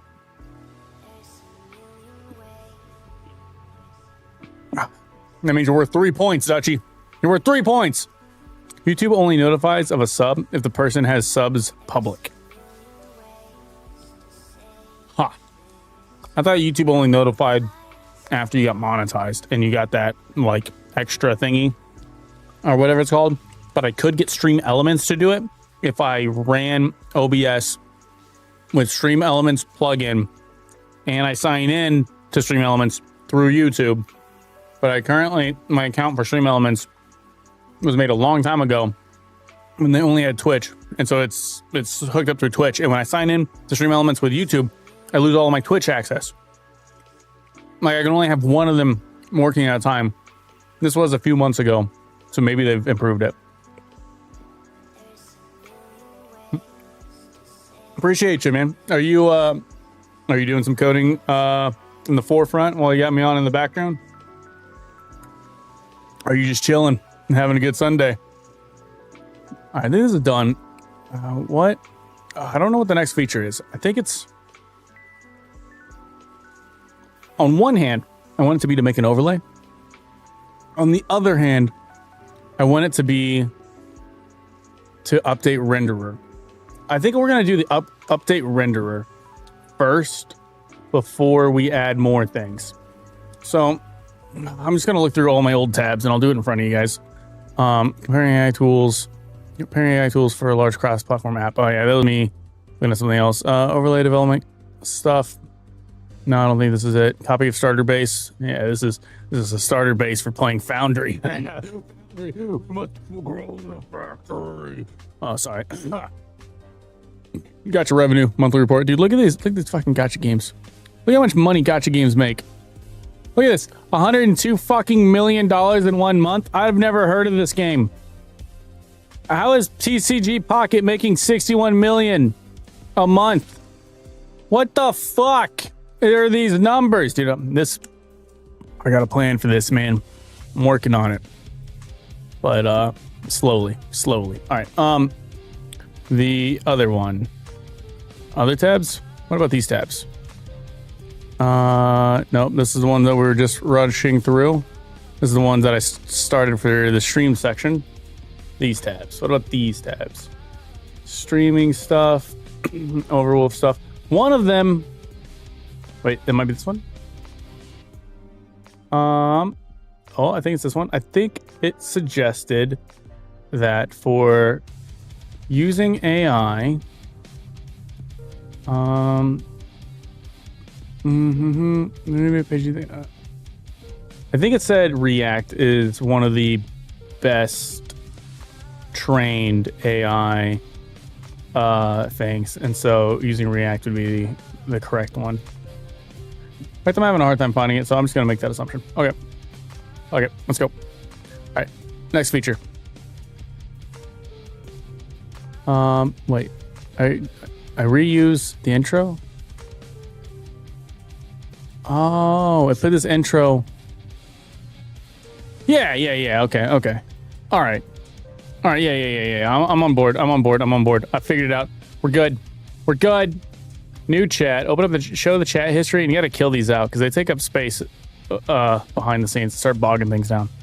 No, I don't want you to look at the file I have open. In fact, it also tries to like put a higher priority on the files you have in your window. So it's a good idea to keep that clear, and that's something I'm really bad at. I'm gonna flash my prompt, and let's go over here. Read the document I linked so we can begin working on a new feature. Shinny to I got Honkai ads all the time. What the hell is it? I have no idea what Honkai is. You just paid open packs. So here's the thing. All those games you waste thousands of dollars on. At least the whales do. Yeah, even dolphins do. That's why they changed the term from whale to leviathan, because now dolphins are spending so much money on these games, right? And it just kills me. Don't tell everyone your idea. But it kills me. I gotta fix it. I found a solution. though. I just have to work on it. I'll hook your AI.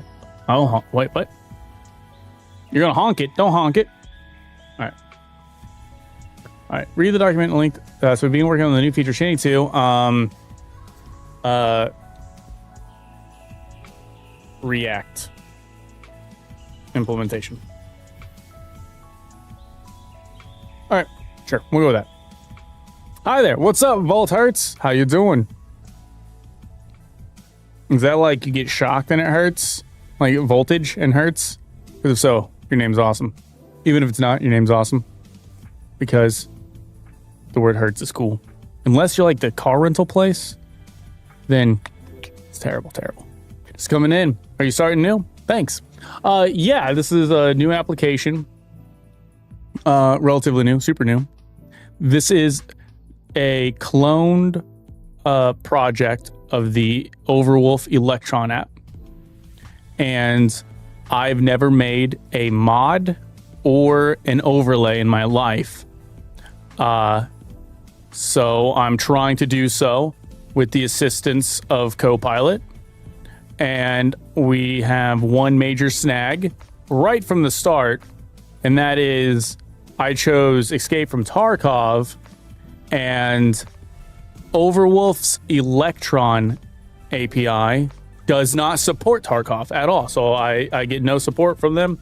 If I just made it as a native app, then I would get support from Overwolf. But I like that the Electron app lets you host the website yourself, or like move. It gives you more options. Like you're more in control of your code, and I like that. So that's why I'm still going with it, even though it might be the harder option. And I think in the end, if it doesn't work out and I have to go native, I should be able to just move my code over, I think. So that's why I'm not too worried about it. It's like a children's superhero. Hurts. Bolt hurts. Is it? I remember Static Shock. I like that show. Is it like Static Shock? That guy was cool. All right. He was cool. All right, introduction. I want my front end to be developed in a what do they call it? I'm not a front end developer. I'm a back end developer. Is it just a framework? To be developed in a modern framework that AI is well trained on. Goal. The goal is for the current front end that is basic HTML, CSS to be replaced with a more modern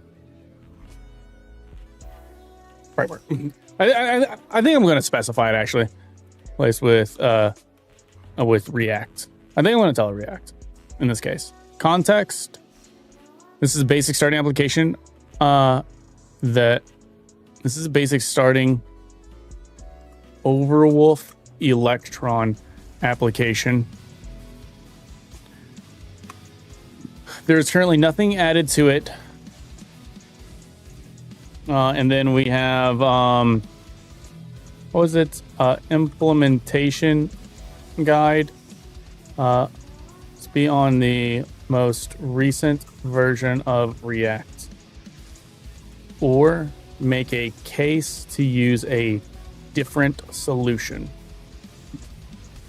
Wait, that's just gonna be the renderer section. Renderer code has been updated to the most recent version of React. We're making a case to use a different framework that works well with AI and being a... Yeah, I think that's it. So that seems pretty good. Seems pretty straightforward. Feature 2.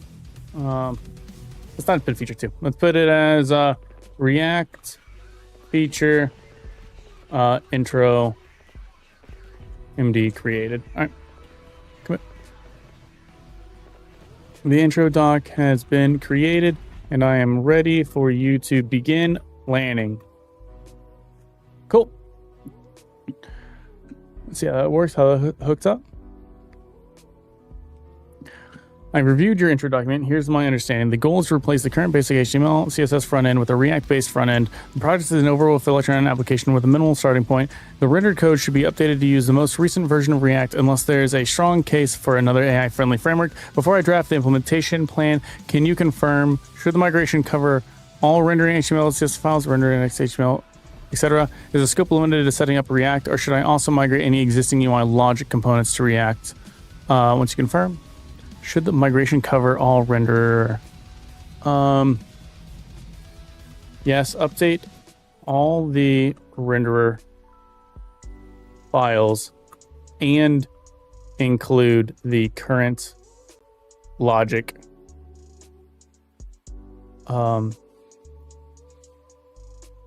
in the React application.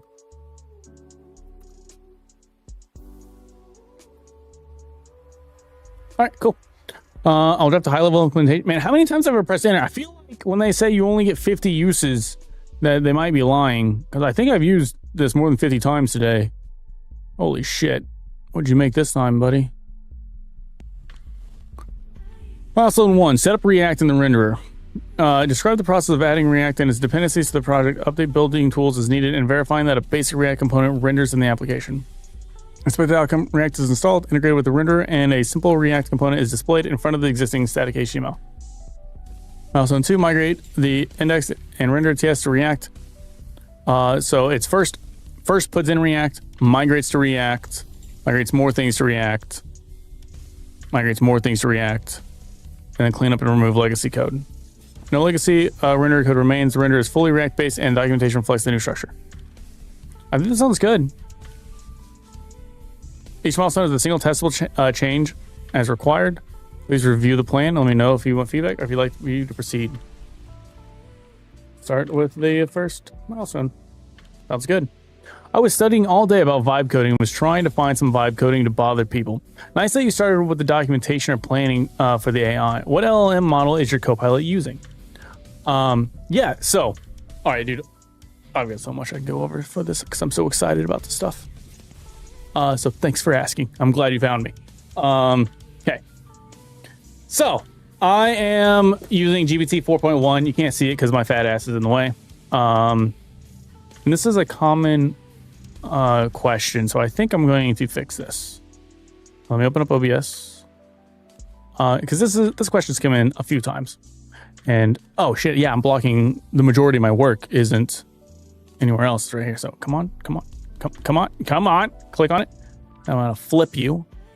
And by you, I mean me. Flip horizontal. If I flip horizontal, whoa. What the fuck? Are you seeing that? There's like... What is happening? I look like we just finished playing solitaire. Okay, anyways, if I flip horizontal, I imagine that the bar is horizontal, and so then it's going to flip me vertically. But I think that they don't do that. I think if I flip it vertical, it'll... Fuck, damn it. Fucking damn it. Yeah, so I click the flip vertical, because to me that means the bar is vertical, and it's flipping me over the vertical axis. Because that's how it should work. That's how it's worked whenever I was doing other stuff. All right, come on. Flip, vertical, flip, flip, flip, flip. So hard to find it. So many options. Well, you can see me looking for it. Rotate 90, flip, horizontal. God dang it. I just got there, then Tarkov, fuck you. Flip. Order, transform. I can't read in context menus, dude. It's it's a dyslexia. Too bad. Because it's not the way I think it is. Aha. All right, now I move this over to here. Boom. All right, we did it. God, that was stupid. Is this shit crashed? Why is it not showing? Why is it not showing my data? Why is this? Oh, what is happening?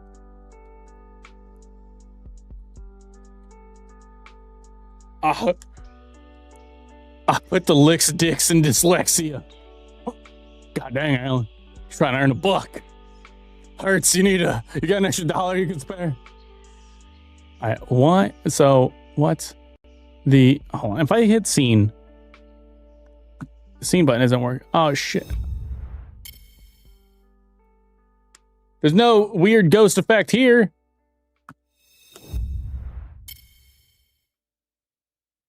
What the fuck is happening? Thanks for the subscription. And the follow it. Wait, did you do both? Thanks. Hell yeah, appreciate you. That's a follow. Maybe the thing's bugged. Whatever, it's fine. I don't care. You're awesome. You're the best. Why is this not working? Where did the? Now I'm not working. Now I'm broken. Dang it. Ah. Okay. We lost the ability to see my monitor somehow by me moving my camera. Love it. Turn off lead capture. What the fuck?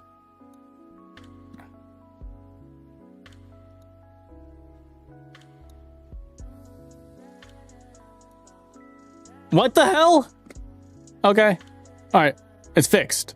We're fixed. We're live. This is the content I keep coming back for. My computer exploding?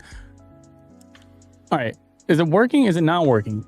Apparently YouTube is now... The YouTube live is now like 20 minutes behind. All right. Fuck. Twitch. Twitch looks... Wait, what? My Twitch content. All right, Twitch there looks... we go. All right, yeah. Sweet. We're live. We're doing it. We're good. Okay. So, per 5 minutes ago, I'm using GPT 4.1 in agent mode. Technically speaking, using this documentation and stuff is not considered vibe coding. Vibe coding is when you just tell the robot to do the thing you want it to do. And that works great for starting stuff. And it works great for small repos. I am both starting something and in a small repo. I could get away with that. However, it's happened once where the AI crashed. And when that happens, doing it this way with documentation is significantly better because when it crashed, there's this plan here and I could just tell the AI, go read the intro doc, go read the plan, go read the progress, and we'll go from there. Another thing that I'm doing is the pre-prompt. I'm going to edit this and make it my own. I took this one from work just so I could start working, and I don't want to show it because I took it from work. But in this prompt over here, I'm telling it that I'm going to tell you the name of my feature, and we are going to work on that together. Like, this is what's in this prompt, effectively. And what I need you to do is create a blank intro doc, a blank plan doc, and a blank progress doc. I will fill out the introduction doc. You will fill out the plan doc and the progress doc, and use that for your own things. Whenever I want you to break up the plan into milestones, and every time you finish a milestone, I want you to stop working and check back in with me. That's effectively what this feature development pattern says. And what this enables is it stops. It doesn't try to run the whole damn thing, and then it either works or it doesn't work, or it tries to run the whole damn thing, and sometimes it starts hallucinating. Like, it can't do any of that. And it tells me what it's going to do ahead of time, and I get to review it. And so sometimes it might tell me something here that it's going to do that's wrong or that I don't like, and I can say, hey, I have an issue with that ahead of time. And so this isn't called vibe coding. The term that they got for it is like specs or something, spec coding. Thanks. Appreciate you. Now it's a subscription. Yeah, it's my first subscription that wasn't from my friends in like 4 years. And so when you do it like this, you get a lot more control over the AI. But I'm discovering I think it costs you a bit more, and it's a trade-off I'm willing to make. It's really powerful. And here's the biggest part of it. I work in a back-end middle tier that has tons of external dependencies, and it has massive code bases. Like one project or one solution has 18 projects in it, and there's like 450,000 lines of code and like 10,000 unique files, not including Node.js packages and shit. Like, it's a massive project. And that's where like Copilot just typically in ask mode, Copilot in ask mode can't do anything in there. It's just too big. But Copilot in agent mode with combination of having it build out a plan can work really well in those massive projects. Here, I'll put me some, so let's go. Hell yeah, man. Thanks. Yeah, I don't normally do coding content. I've done it a lot, like on and off. Sometimes I just feel like programming and I fire up a stream and do it.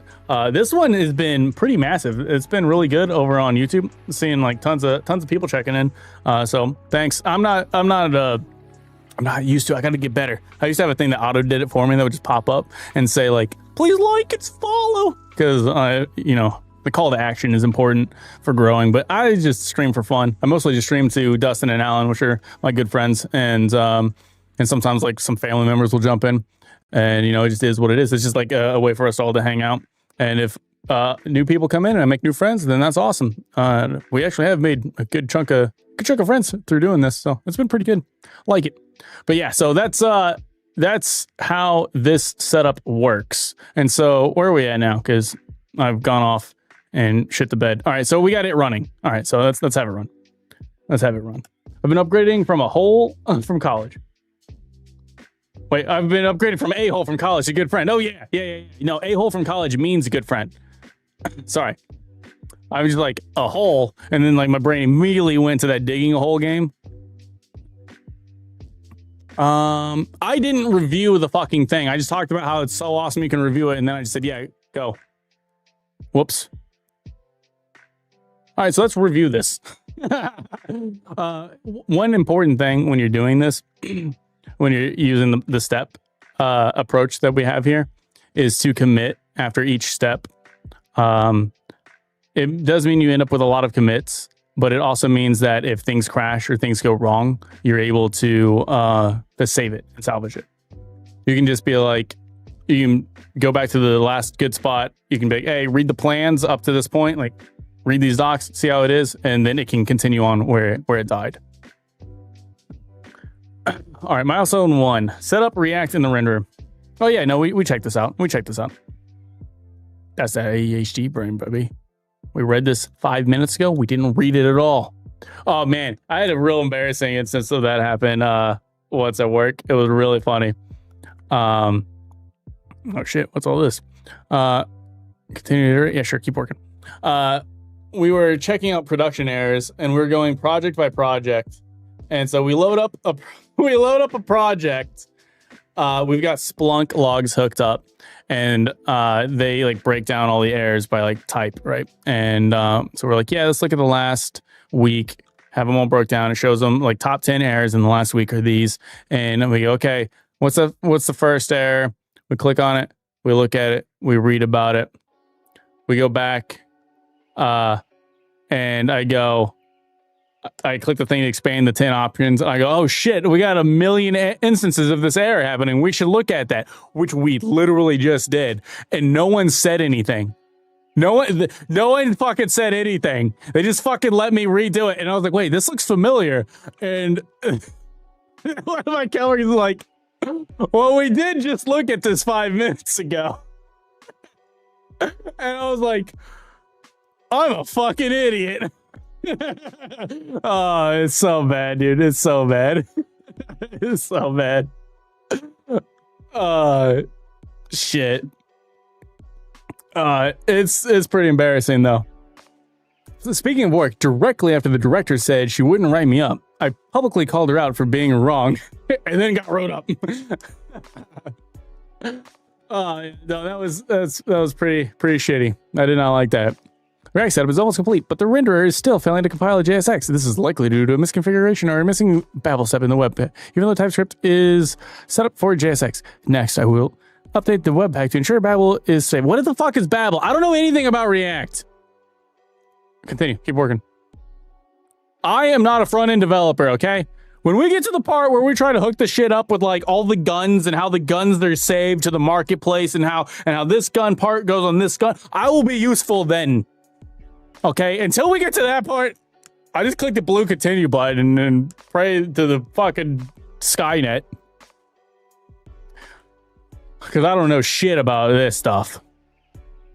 An install command failed due to whatever, which is common if an Electron processor development server is running. To proceed. Oh, wait. Yeah, it's running. Oops. Oops. My bad. React uses Babel to convert JS6 to JavaScript. What about TypeScript? Is TypeScript used in there? Please close any running. After closing, let me know. I'll try to reinstall. It's complete. Yep, my bad. Yep. My bad. I did have the app running. It is closed now.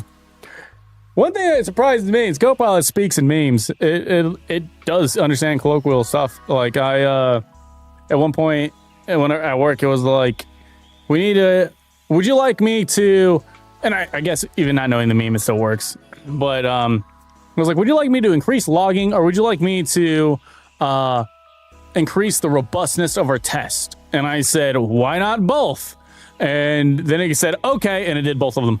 I was like, you're right, we could do both, and it did both. I was like, sick. Copilot is just an Indian guy. Well, he fucking types fast.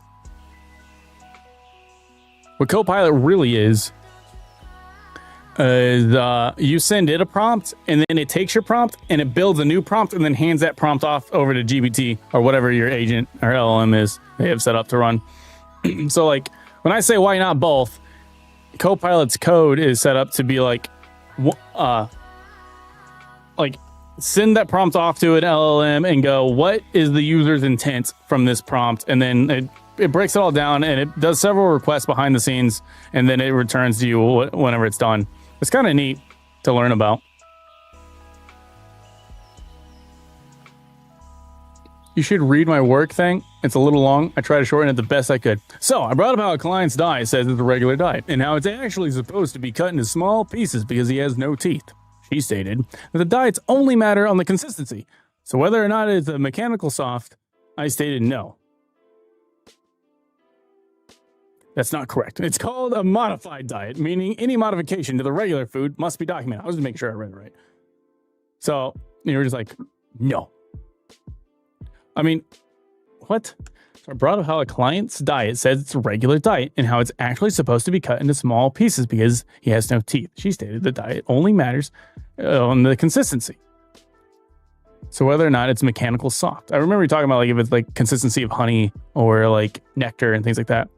It's called modified diet because there's a modification to the regular food. It must be documented. It's been cut up into smaller pieces. Makes sense. Yeah, mechanical soft is a level 2 diet. Small pieces is a level 4 diet. Command failed with code 1. I need to start reading these. The renderer build now compiles successfully and React is set up in the renderer as planned. The remaining errors are unrelated to the render and concern missing or misconfigured Overwolf type dependencies in the browser process. Milestone 1 is complete. The renderer now uses React entry point and displays a basic React component. Would you like to review this milestone, or should I proceed to document the lessons learned and start the next milestone? Okay, well, that's a bit of a problem, my guy. Let's run the build, because I can never tell when I need a build and when I don't need a build. So let's set up an app TXX.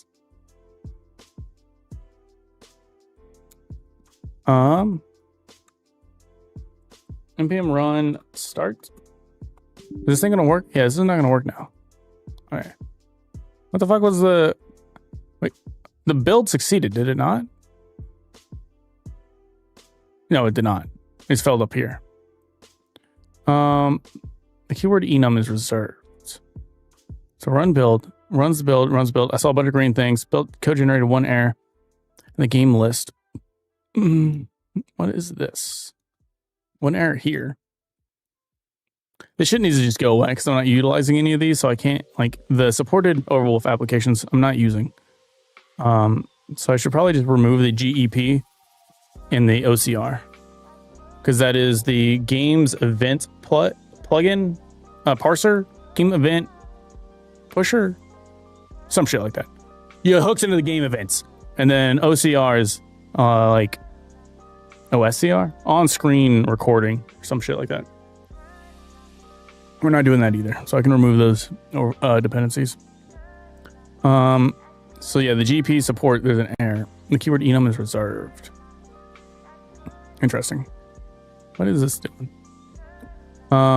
He said with sale. Yeah, I told it that.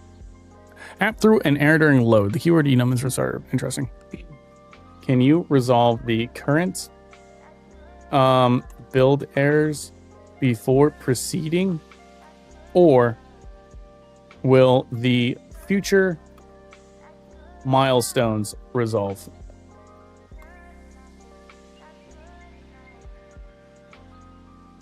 The current build errors are related to the browser process, not the render. Specifically, they are caused by the use of the TypeScript const enum in this thing, which Babel and the current Webpack config cannot parse by default.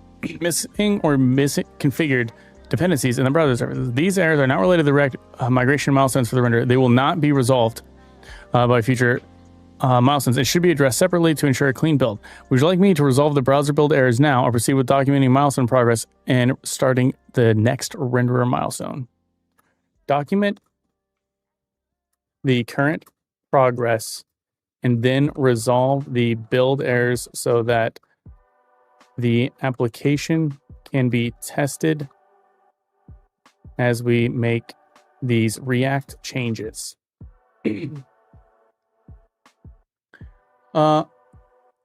That's liquid. Liquid is either pudding, honey, nectar, or regular. All right, so Babel. React uses Babel to convert the JSX to JavaScript. Okay. So it's like a parsing. Good to know.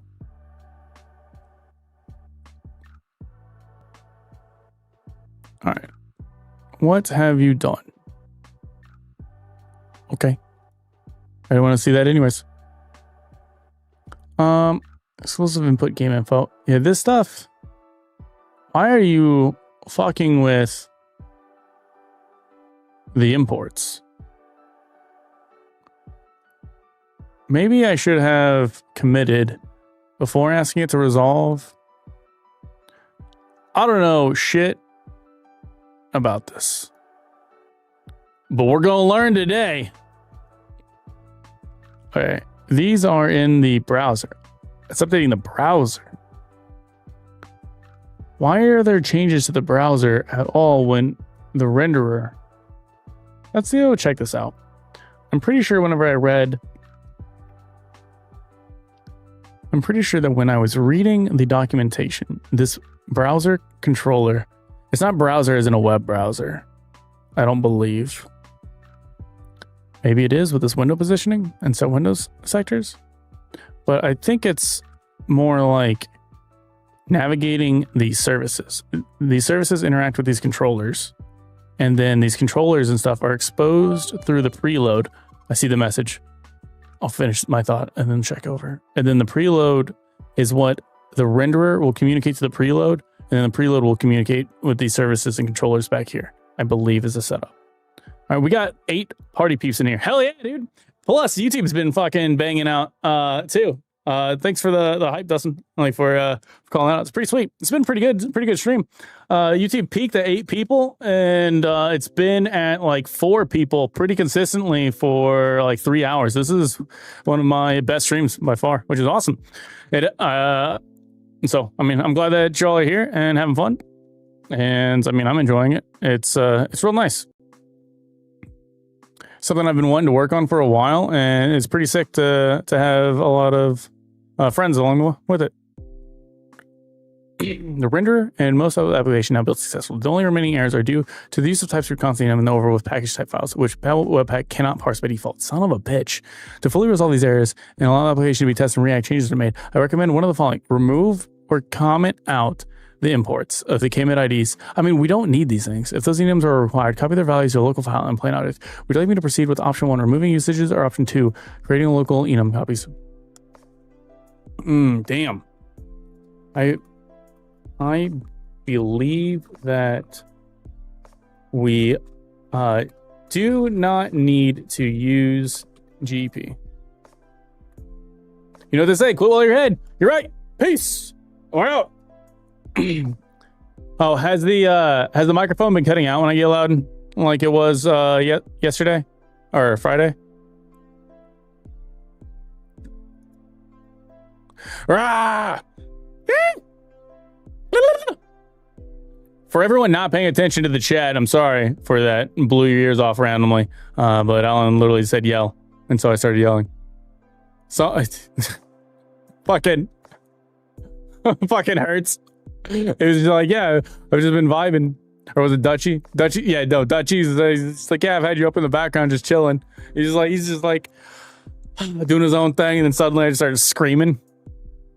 Yeah, so, not as bad as before, for sure. I think it cuts the last part of the blah, blah, blah. Oh, yeah, it did. It did cut the last part of that. Yeah, this Friday, we were streaming off of the second computer only. And today, I have the first computer using OBS and sending that off. So I'm back on the first one so I can do this. Woo! I can push that button, yeah! Because I don't have access to those buttons if I'm streaming just on the second computer. Okay. Alright, not completely clean, no errors, no warnings related to GPU Overwolf pack remains. The application is ready for testing as you continue to make react changes. Summary of actions. Documented milestone 1 is complete. Yeah, let's go ahead and do this. M1, what would this be called? Init react. Changes. All right, so let's go ahead and put that in. Let me know if you want to proceed to the next milestone or need any further adjustments. Can you do some research online to find out if React is a common solution for Overwolf Electron applications, or if they typically use something else?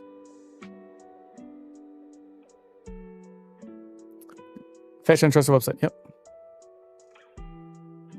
Maybe it has to do when you're closer to the mic. The other yell, you tilted your head back a bit. Huh.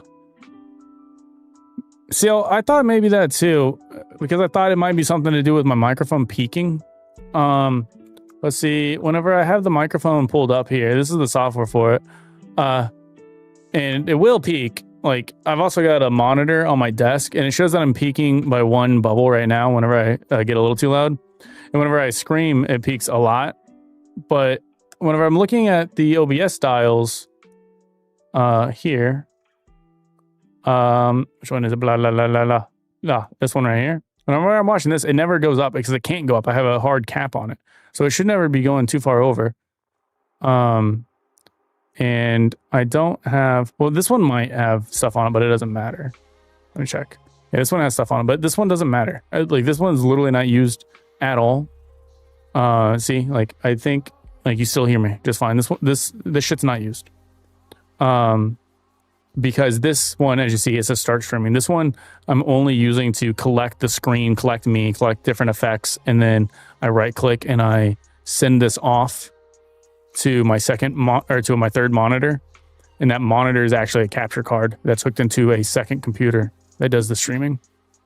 So I think like the capture card or something might have some audio built into it, because like audio features built into it that are doing something behind the scenes. I'm not sure.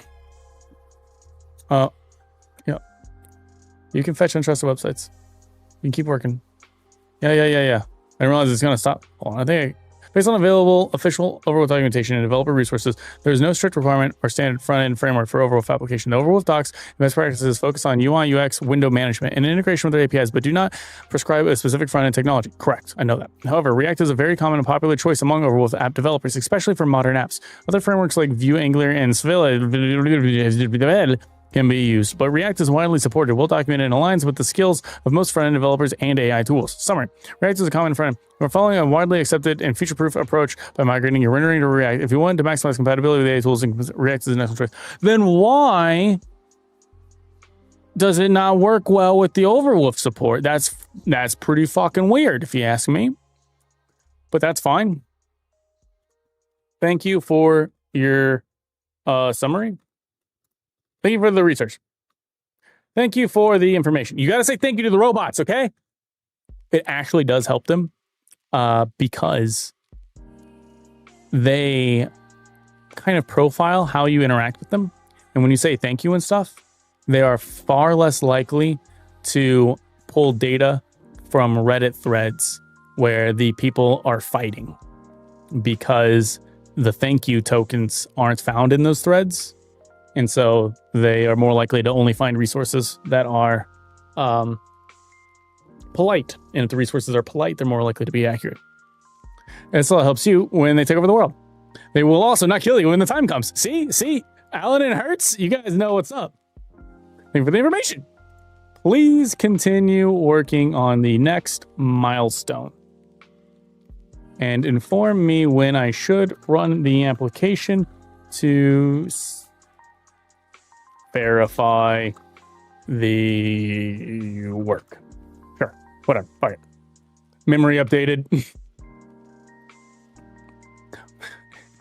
The GPT memory. Milestone 2, migrate the UI and logic from index and old rendering logic to the React app. This includes moving the button panel, log area, and input controls into React components, migrating any relevant JavaScript such as button handlers and UI updates into React, using state and event handlers, ensuring the UI and basic interactivity matches the original. I will now update the app.tx to include the migrated UI. Continue working. Yes, please. So what you're telling me is, if I call an AI a bitch a lot, it'll turn into the perfect Reddit parsing tool. Yes. Yes, I am. Yep.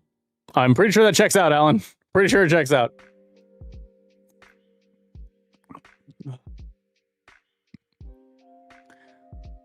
Please launch the app and confirm the UI logic works as intended. Let me know if you encounter anything. All right, I'm assuming I got to build it.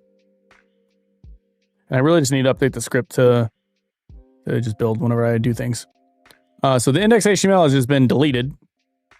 Deleted. And the app TSX. Okay, I don't know much, but isn't React's whole thing that it's like components and modular? This doesn't look very componently and modularly.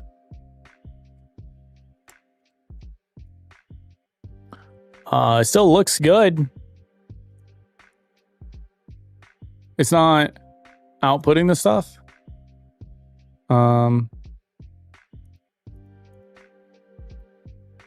Let me see if it identifies when I launch Tarkov.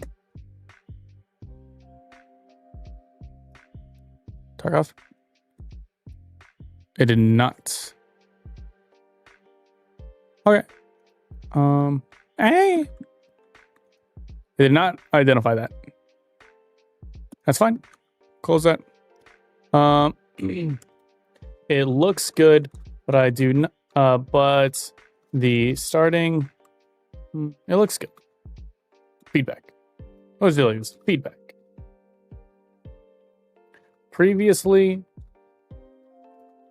on Dragon Ball Z. All right. No, wait, no, it's next time on Dragon Ball Z. Previously, when the application launched, there was some text sent into the log console box. Previously, when EFT launched and the status changed, it would send a message into that same box.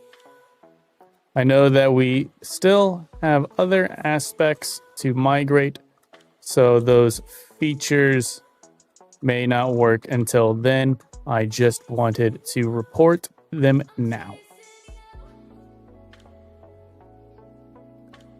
in case you expected them to still be working. Okay, wait. That sounds like $1 million idea. So what if you're telling me is if I call an AI bitch, it'll turn out, oh, you just think that's $1 million idea right there? Thank you for the review. You're correct. Those features, automate a lot of messages in the app launch and the EFT changes are not yet working because the logic handled was in the old renderer and relied on the IPC and Overwolf electronic APIs, which have not yet been migrated to the React renderer. These features I will proceed with the plan to implement. I'll inform you when ready to test those features. This is, what changes do we have here? This is the index converted to React.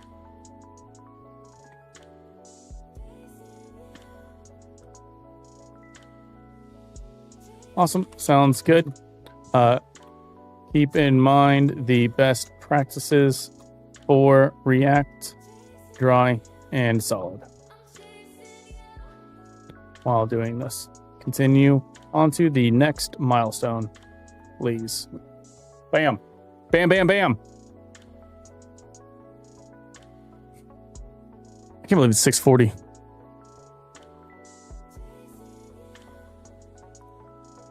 I can't believe they haven't asked me to pay them yet. I'm still using the free Copilot.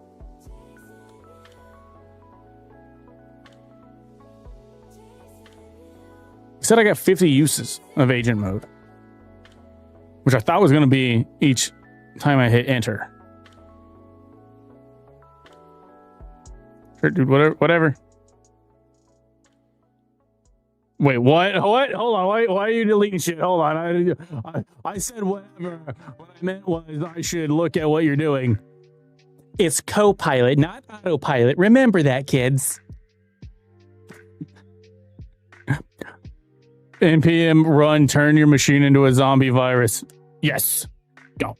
Submit. Send. The exclusive window has now been migrated to React. The new exclusive apps component handles the UI. You can now run the application and open the exclusive window to verify. What the fuck does exclusive mean? The notification UI appears and updates as before. The window responds to visible changes and in the future IPC events. Can I actually just run the start? Or do I need to run build? I mean, it now does this. It didn't do this before. So that's kind of cool.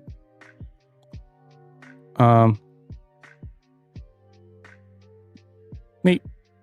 Let me know if the exclusive window works as expected. What the fuck is the exclusive window? Let me just build it. I feel better if I build every time.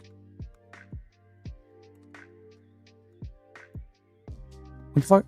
What is exclusive? I don't know what that means. What if I went and looked at it? Okay. It was all of this, and now it's this. Oh, wait. It's over here. Never mind. It's over here. I see that. I saw that. Shut up. Quit making me look bad. So before exclusive mode update info, info event, clear timeout, hide timeout, notification text. I don't know what any of this is. It doesn't look like it's showing anything. Class name. I'm looking for like a button press or something. Query selector class name, handle visible. Attach the event into that document. Handle visibility changes. I don't think I ever saw any of that stuff doing anything. Not sure. Continue on. We've gone mad with AI. Exclusive converted to React. Okay.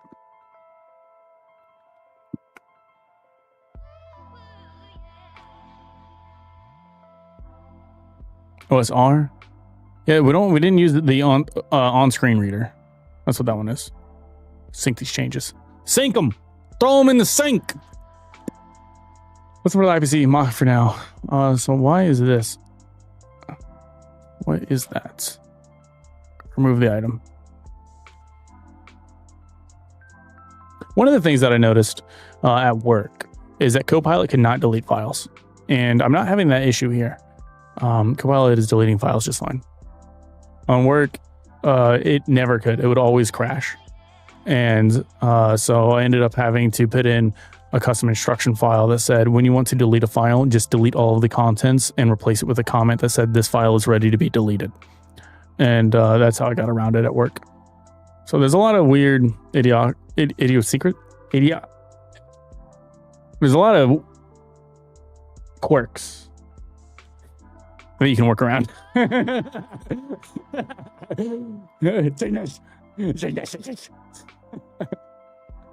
That pops up on my forehead. That's perfect.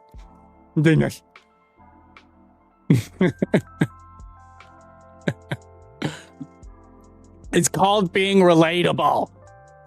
Also, stop running the application whenever you want Copilot to work on it. Nice.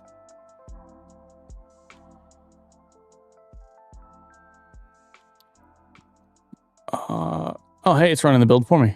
Thanks. It's learned that I'm stupid. So what does this mean? I know this means to load this HTML file here, but what does this mean? HTML Webpack plugin? Metacharacters viewport, device width, source OSR on screen reader, whatever. All right, OSR window has been migrated to React, and the project built successfully. All renderer windows, main, exclusive, and OSR are now React based. All renderer windows. Was I supposed to be seeing something? I wasn't seeing anything when I clicked those buttons. Next step, you can now run and test the OSR window to verify its UI and basic interactivity. Final milestone will be to clean up any remaining legacy renderer code and update the documentation.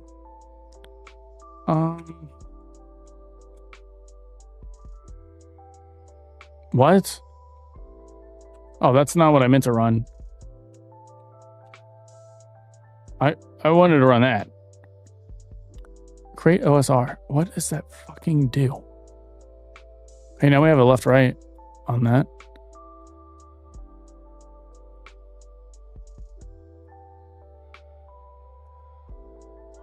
Maybe it's not supposed to do anything else. Maybe it's just supposed to say that. Maybe it's working as intended. When I click the create OSR button, what should I anticipate it? What should I expect? You want to use small words with the robot. Expect it to do. And so that you can spell them. See, it's a twofer.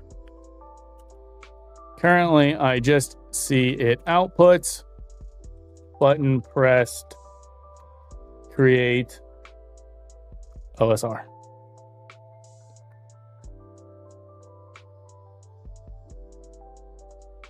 The more you know. The more you know. We didn't know. It can go twice as high.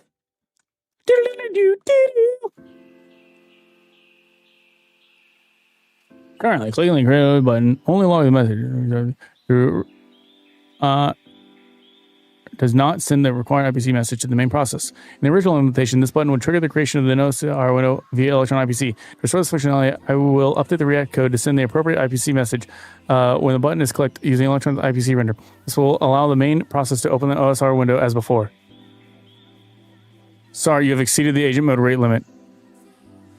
No! Oh.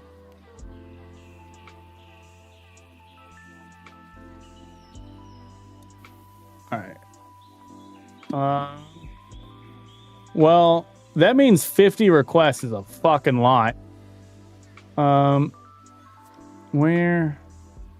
Well, let me use my secret ways of the wallet. Try Enterprise. No, not try Enterprise. Whoa, what the fuck are you talking about? Your Copilot. Go in your Copilot. Where's the upgrade option? Billing and licensing. Billing. Payment history? No. That's budget and alert? No. Where's let me give you my money, you son of a bitch? I'll just Google it. Buy GitHub Copilot. One of the things, here's the thing I saw. What's it called? Was it Roo? Roo! Check this out. Roo! Like the kangaroo. Your AI-powered dev team right in your editor. Install Roo for code. So this is just like Copilot, except it's somebody else using it. But the difference with this one is it's free. And you have to provide your own API key. So since I'm paying for GPT on my own, I can hook it up to it, except you can't because GPT Pro or whatever the fuck I got, the first one, doesn't give you any API key access, but you can buy credits for an LLM, and then this will just use your credits. And so there's no like overhead, which is kind of nice. But as we've seen, GPT is real fucking, or Copilot is real fucking good. It's real smart. And I don't know how good this one is because I've never used it. And so I'm just hesitant. to try utilizing it. But that's probably a really bad reason. The API key is your credit card. They're ready to be used. Yeah. But it's kind of neat. Is there a daily limit or a forever limit? With the Copilot, I think it's a monthly limit. On the free side of things, you get... Yeah, here we go. Wait, what the fuck is this?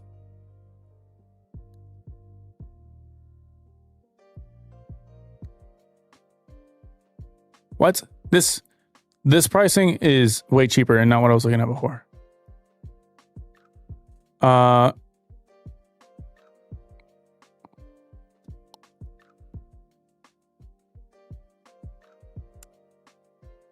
Well, which is it?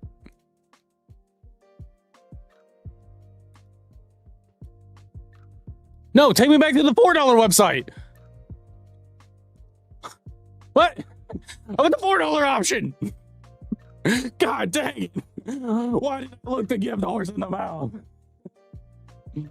Sorry, boss, I can't do any more this week. I streamed 50 questions using my account. Yeah, that's why I got to use my different account. That's why it's on my personal one. And so I think I clicked on this pricing one. Try the Copilot powered platform. So what the hell is the difference here? Why is it that when I click on the plans and pricing, it shows these, but when I click on the pricing here, it shows these?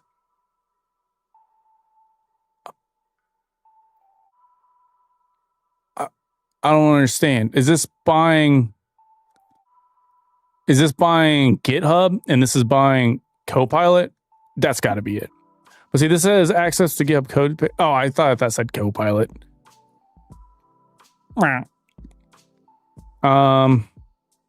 Okay, that's what it is. Yeah, this is buying GitHub access. Wait, featured add-ons. With GitHub Copilot, get suggestions for the whole line. Okay. And then you click on this, it's going to take me to the same page I was just at. It does.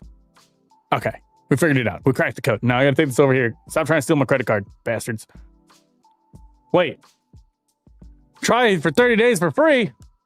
But yeah, we get 50 agent mode chat requests per month on the free one. And we were able to accomplish this much off the free one. And that's with me. Whose website is the white one? Sorry, boss. I can't do anymore. Yeah. So, yeah, this is going to go what? It said 6 unlimited agent mode and chats with GPT-4 for $10 a month.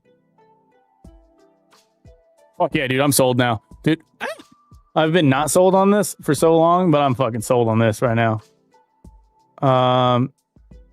Shit, I might even just buy the year. Actually, no, I won't because there might be a stronger AI before too long. Yeah, you can use Claude in it, but so like, why would I want to use Claude? I haven't messed with Claude too much.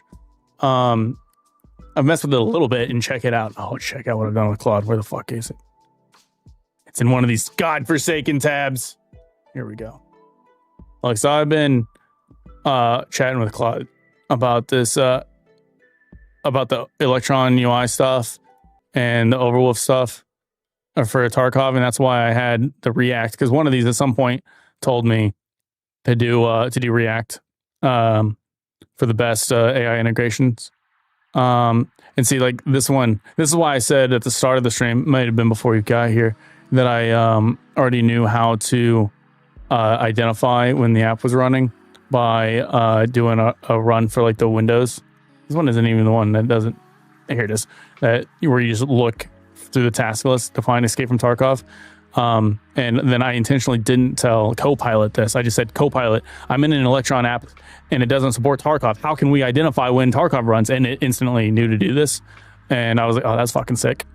So yeah, we need to, I need to probably include these guidelines in my Copilot document. That way I don't get fucking banned by BattleEye. I mean, I don't think it's going to do any of this stuff, right?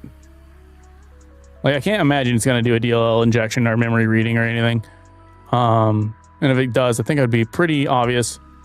Anti-debugging technique? What the fuck is an anti-debugging technique? I don't even know what that means. I know what debugging techniques are, but I don't know what the fucking opposite one is. All right, so I'm going to debug the program. I'm going to make it harder to debug it. Is Claude Sonnet 4.0 on there already? Yes. Even though I haven't bought it yet. Yes, because my work has access to it.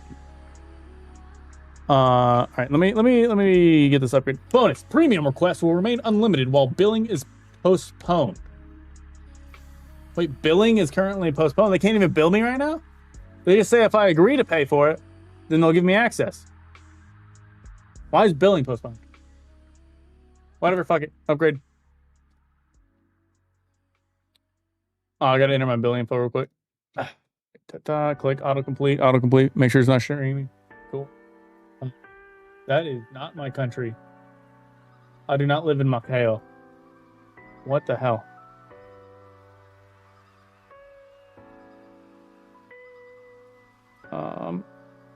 Enter in where I live.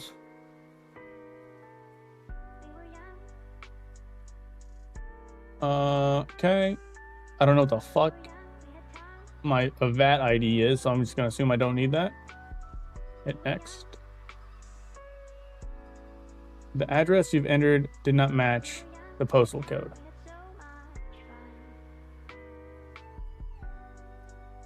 Oh, it's not 71st Street. 71st. Fuck! Shut the fuck up. I'll stop reading out loud. Alright. Update. The address you entered does not match. Do you mean this? No, I don't mean that. Oh, God, you fucking... There's been like a turf war between the two towns that I live near, trying to battle for who gets the claims for where I live.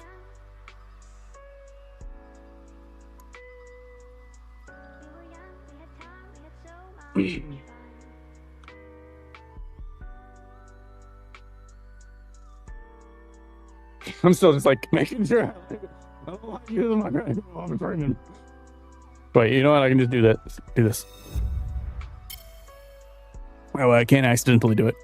Gemini 2.5 Pro have a huge context window, which is nice when your code is getting too big. Yeah, I've got a friend who is trying to turn me on to Gemini 2.5 Pro. Have you utilized it? How are you liking it? If you check LLM benchmarks, Claude 3.7 and Gemini 2.5 are the winning guys in coding at the moment. Oh, okay. Yeah, I've been using 3.7 a lot at work. And I sometimes use 4, but it gets rate limited really fast. So I haven't been using 4 that much. Oh, shit. Oh, you bastard. All right. Copilot Pro free trial. You will be billed $10 a month starting this. Click the activate now button. You just billed. I just give you my payment info. That doesn't count as me trying to activate it. Your 30-day Copilot trial is now active. Sick. And it's got GPT 4.0, 03. Yeah, I don't think I have any info I want to hide on this picture. All right. It's fine. You guys will see it anyways. Yeah, these are the options that I have access to. Gemini 2.0, not 2.5. And 3.7 Sonnet and Sonnet Thinking. What's Anthropic? I keep hearing that. Is that the company that owns Claude? Because I've heard Anthropic a bunch. Yeah, and in preview mode, we get Sonnet 4 and 2.5 Pro. The Gemini 2.5 Pro, I think you can buy like Gemini 2.5 Pro. I think you can buy like a 3-month license for like $200 or something fucking crazy like that. But it comes with like, yeah, so I was seeing these numbers. But why are you using an 04 Mini? Is 04 Mini supposed to be the coding one? I just feel like they should be using a different version, but maybe that's the best one. Try AI Studios. All that cut out? Damn. Yes, that is. Okay, cool. I consented. I don't want to consent. What the fuck was it? Gemini purchase. What's the video one they have? It's like Google AI video. generator. It was really good. It wasn't Gemini. VO. Yeah, the VO. Apparently these videos are insane. Which I mean, like, this is a fake video? Dude, it's so good. It's insane. I've messed around a little bit with some automation workflows. Apparently not here. Yeah, sign in. Stupid bastard. Sign in again. So I had made a thing where I was automatically generating cat videos, which is pretty cool. This is... You fucking kidding me? Did I lose that update? Oh, here we go. This is it after it's got some error handling logic put into it. I love Gemini answers. He's winning on LM Arena for that. I think it's $20 for Gemini, but you can pay $10 on Copilot. Oh, the stonks.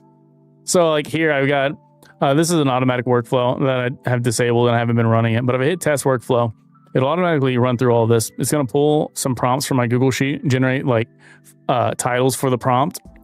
And then it filters it down to make sure that it like passes some all Chinese censorship. Because the image generator, or sorry, the video generator down here is Kling, and Kling is subjected to all the Chinese censorship. But yeah, it'll take an idea, split it into a 5-part video. That's what these are for. And then with each 5 parts, it'll make an image. Because at the time, it was better to make an image and then animate the image. Although now it might just be better to go straight to the video without providing it a source image. And then it would have some retry logic throughout the individual video parts because they kept fucking failing due to censorship shit. And then whenever it's done, it would stitch them all together through this render process. And then you would have a 5-part video with sounds, scripts, subtitles, and 11 labs voiceover. And then like I would get like 5 videos or 5 views, and it would cost me like $3 to make the video, so I stopped doing it. But yeah, that's pretty neat. You can do some cool shit, and maybe plugging into VO would allow me to do a lot better things, because it wasn't actually doing what I was trying to get it to do. I was trying to get it to do cat videos in history where the cats are fucking shit up. So it'd be like cats on the Titanic and the cats are like jumping on the wheel and like spinning the thing, or like the SOS that never came through. It'd be like the cat is fucking like chewing on the SOS cables or whatever. Like it would like be things like that. But instead what it would do is it would make the background, the scenario where that would be, and then it would just be a static, like the cat just going like this, like just like wiggling or stretching or stuff. It wouldn't actually be the cat spinning the wheel or tripping somebody. Like there was no real movement to it. It was just a little bit of motion. And I was like, shit sucks. Like I thought the video sucked. And I mean, if I made them, then the people that are having them forced upon, they also think they suck. But this stuff is pretty insane. But I think it was like $130 a month at the discounted rate or some shit like that. What the fuck's the pricing at? Gemini?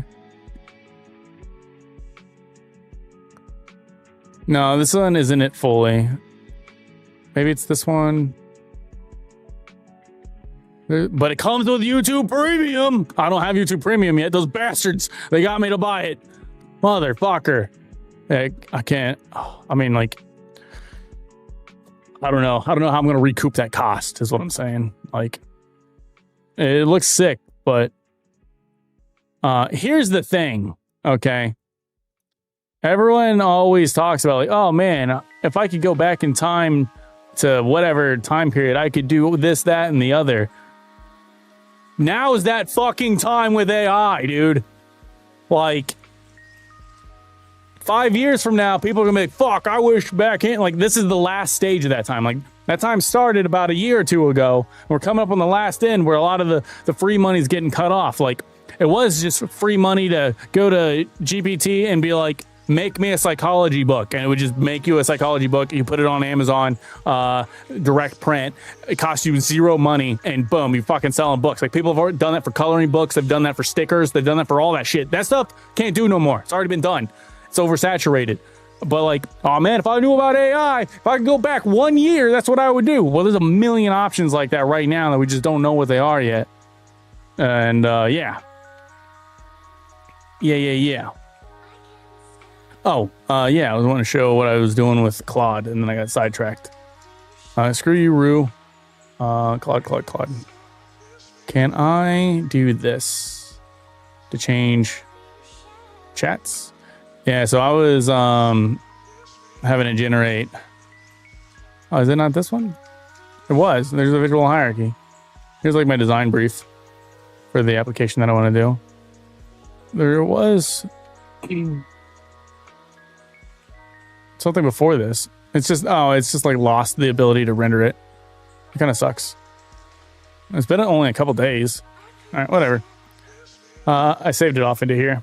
I saved off the simple architecture one and the complex one, but I had Claude like look through all the feature lists that I wanted and stick it out like this, and then I had to make a complicated one that more detailed it all down.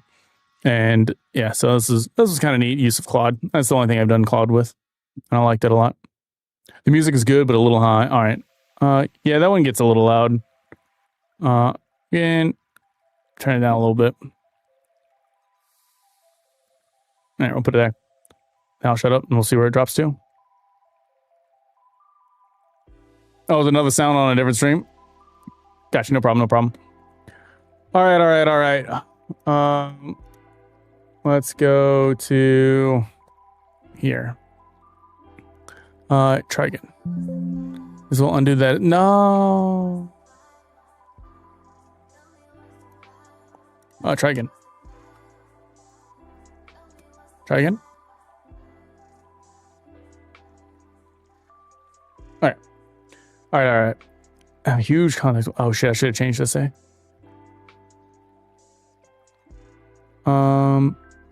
Why do I not have the preview? Oh, there it is. That's funny. It should say preview next to this one. Let's go for mini vor. Gotta start learning what these ones are actually used for, what their best case is, and start utilizing them like that. I love Gemini answers. He's winning on the... Oh, shit.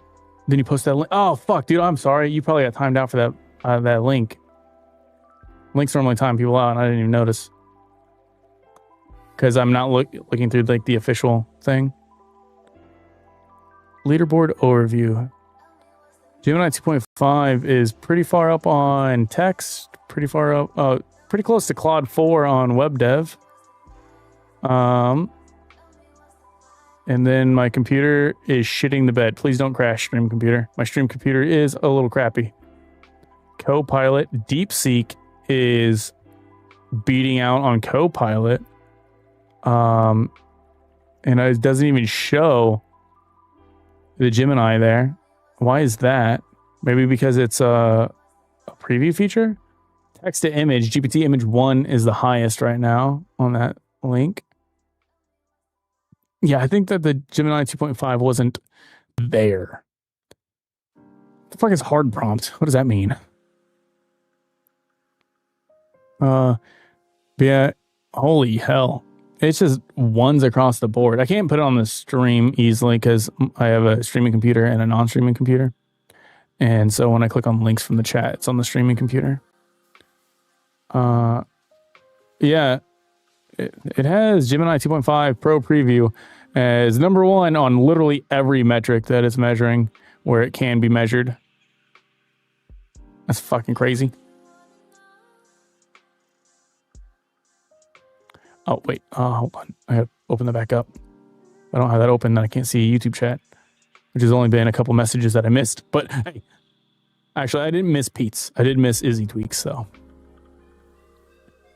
All right. Create the OSR button and the React render now attempts to send the correct IPC message to the main. Please rebuild and run the application. User action required. It appears the game is terminated with an error. Do you want to report it? No. Close this. Rebuild. Please rebuild the application when you click create the OSR. The OSR window should open as it did in the original implementation. Did it open? It didn't open in the original implementation. That is not a thing it did. Create OSR. IPC not available. OSR window not created. What does that mean? Does that mean maybe you can't do it if you don't have Tarkov running? So it's launched Tarkov now that it just recently crashed. I set required features. What does that mean? Button pressed. Button pressed. IPC not available. OSR window not created. On-screen recording window not created. IPC is not available. IPC. These damn TLAs. Fuck TLAs. In case you don't know, that means 3-letter acronyms.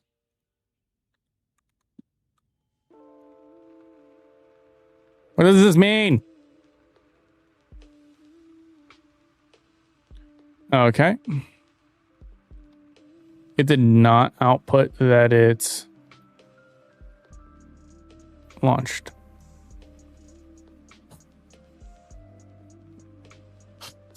Fucking God. I saw the attention. I thought it said you've been banned. I got scared. All right.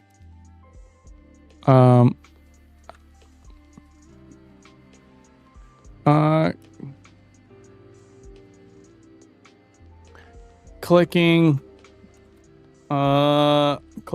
the button says, obviously not available, are not created.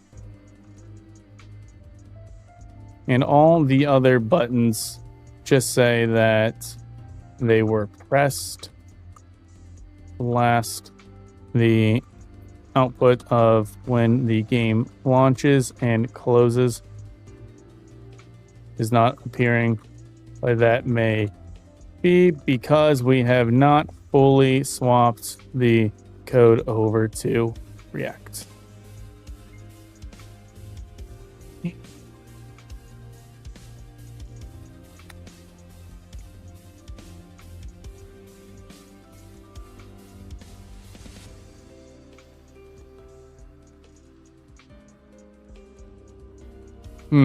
There's that. Oh shit! I saw the link and I thought you were the Stream Elements message because you guys came in at like the same time.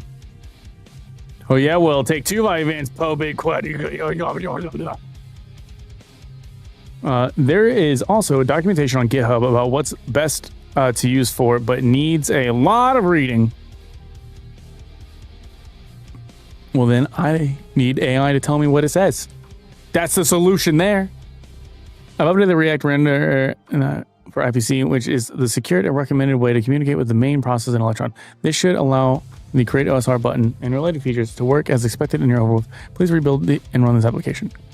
When you click Create OSR, the OSR window should now open. Other buttons can be similarly updated to use the context bridge APIs as needed. If window OSR and type window OSR equals function return, what does this even mean? I don't know. All right, build.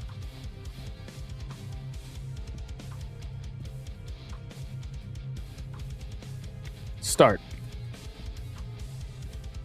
Request OSR window creation. Oh, error occurred. Cannot read properties of null. Reading get active game info. Oh. Okay. Okay.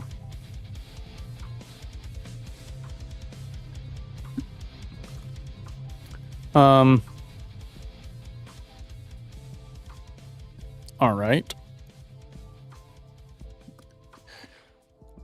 Now, when I click the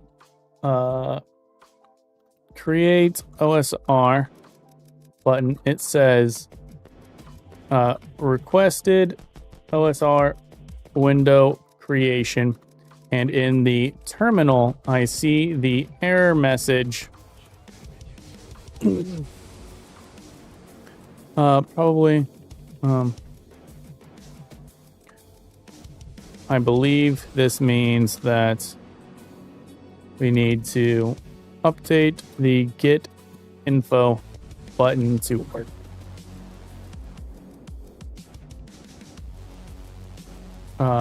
Do you suggest that we do that now or continue with the migration. Do not start coding, just answer that question for now. All right. My mouth twice a day, every other day with food, technically after food. No, you put it in the bologna sandwich. In your current situation, navigate is likely due to missing or incomplete migration of the logic. If our goal is to ensure that all core features like GetInfo work as we migrate, it makes sense to address the GetInfo button and it's back in launch now. As well as you integrate issues early. If your priority is to complete the migration of all rendered windows and UI first, you can defer to fixing the GetInfo until after the migration is. Then do a focus pass on restoring and testing all backend features. Recommendation: if you want to keep the app testable and incremental function, update the info button and it's launching now. If you prefer to finish the UI migration and then fix back and then go, we can do it. What do you want to do? Let's do the migration. Continue on to the next step. All right, what changes do we have? OSR migration. Migrated to React. Bugs. Commit. Sync. Continue.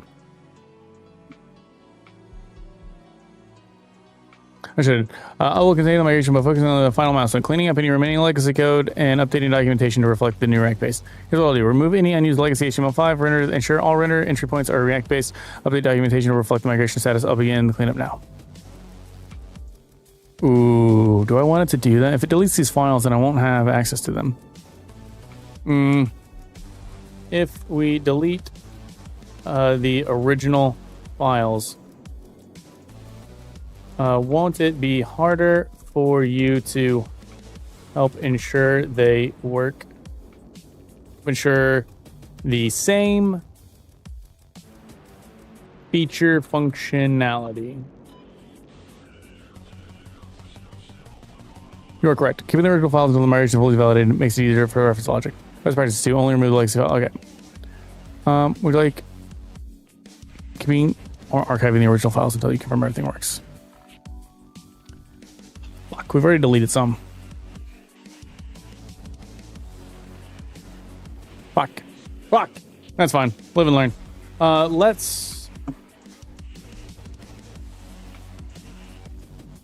What's the plan? Oh, these milestones didn't get updated. Well, I know that we've done all this stuff. Those files have already been deleted. Okay. Let's begin fully testing the application. Tell me what functionality you expect for a button, and I will tell you how it actually behaves.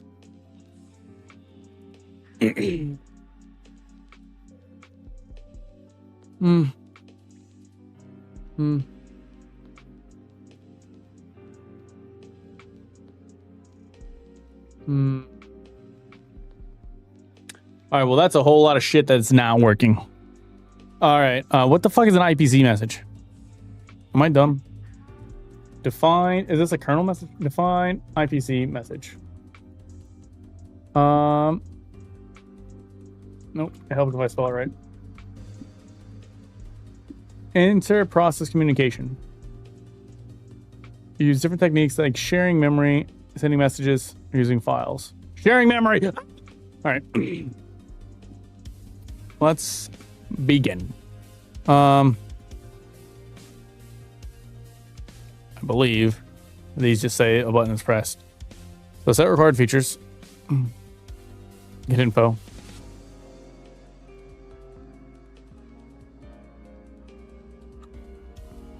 Currently,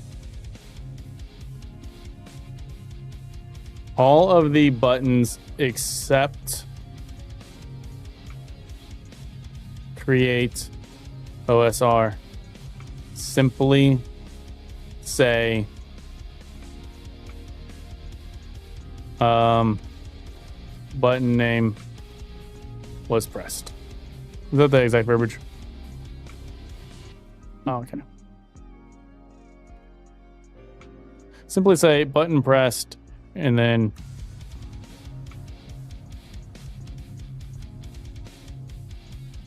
button name. All right.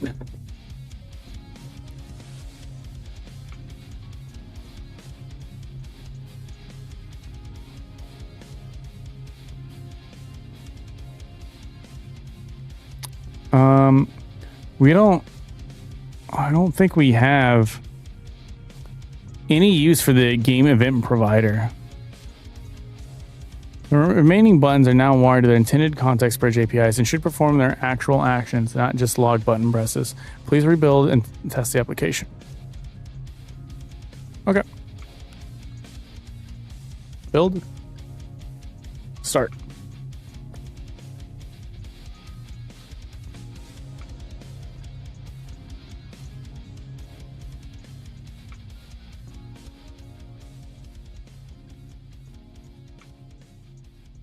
Huh.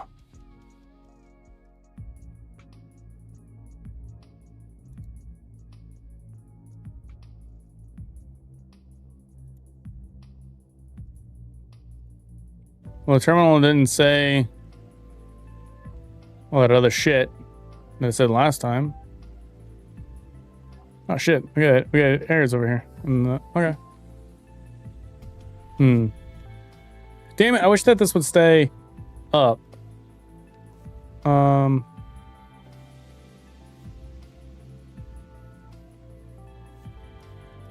Let's just put it over here. All right. Feedback. Clicking set required features as the output. Set required features. Clicking get info as the output.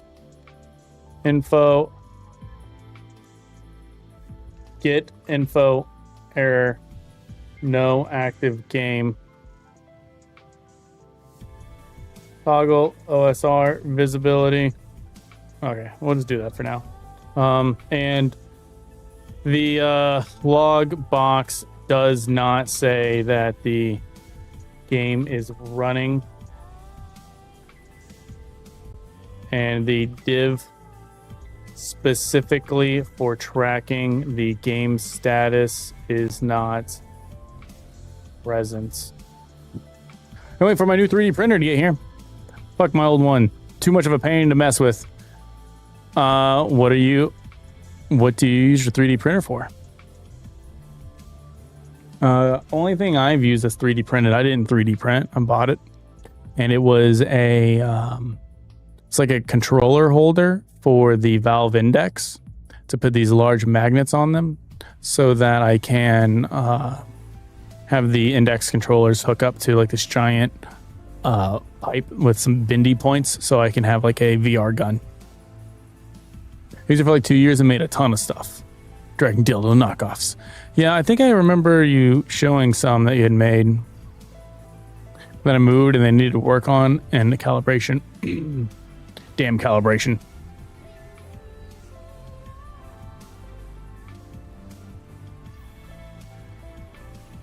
I don't know what the hell this thing's doing.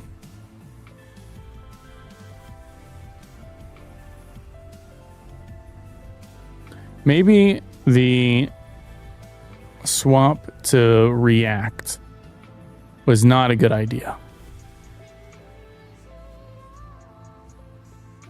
Log have been restored in the React render. The UI now shows the current UFC running status and live log messages from the main process, matching the original feature set. You can now validate that the AFT running not running is shown in the top of the main window. Log messages from the backend, including AFT status changes and other logs, appear in the log box in real time.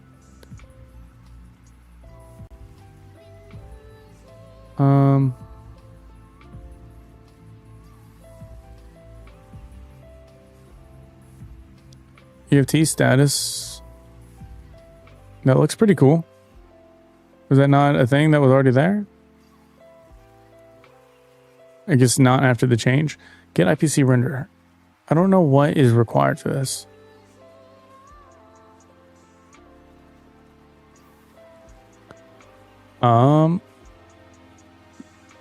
Running, lime green, not running, gray. Red or gray? Weird. What are these errors? Should I be concerned with them? I'm not sure.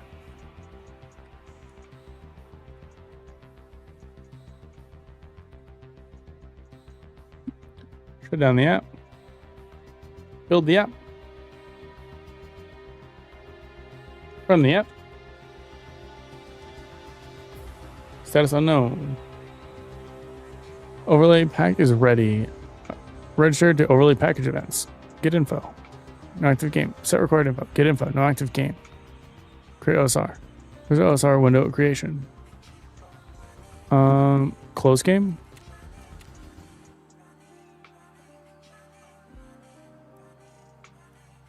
The status is changed to not running, but that still says unknown. Interesting. We hit play. Running. But it still says unknown. When clicking the create OSR, what the fuck is it supposed to do? I don't know what that means. Request OSR window. Overwolf Electron create OSR button. What does this mean? Maybe I don't need any of this stuff.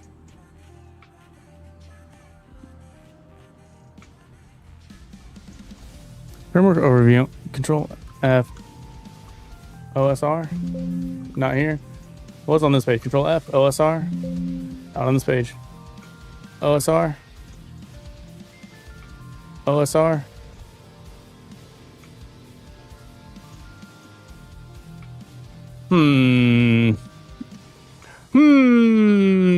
There's a GP listed down here.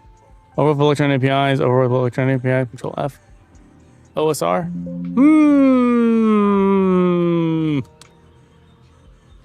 Interesting. Oh wait, what is this? I like Magic the Gathering. The fuck is this? Oh, that's kind of cool. That's cool. All right. So let's make a Magic the Gathering API now, or application now.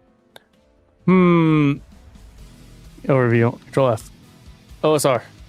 Is this really not it? Overwolf Electron Recording API integrates recording into the Overwolf Electron framework, allowing you to record both audio and video. Recording API supports many different encoders and provides 2 recording modes so that you can create dynamic recording apps. Recording modes. Standard. All video is recorded from start to finish when stopped and is saved to storage. Replay. Records only whenever the thing happens. Yeah.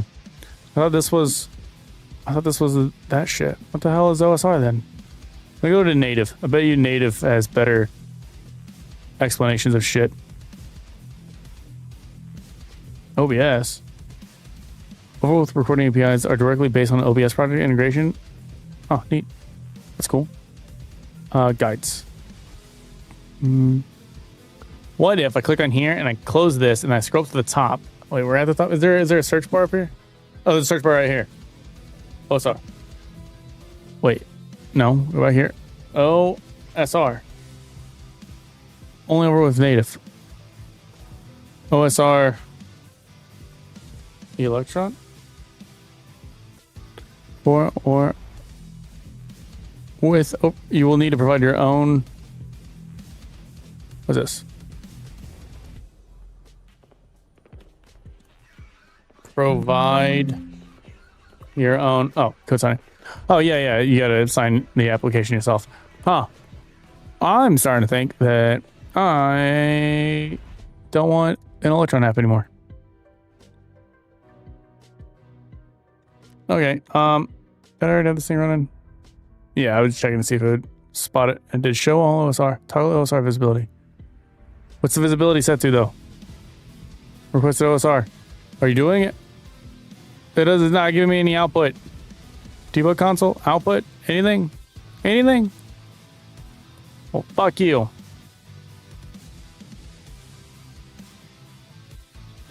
Okay. OSR window's closed. Wait, was it doing something? It looks like it did create 2 OSR windows, but I don't know what that means. I don't know what any of this means.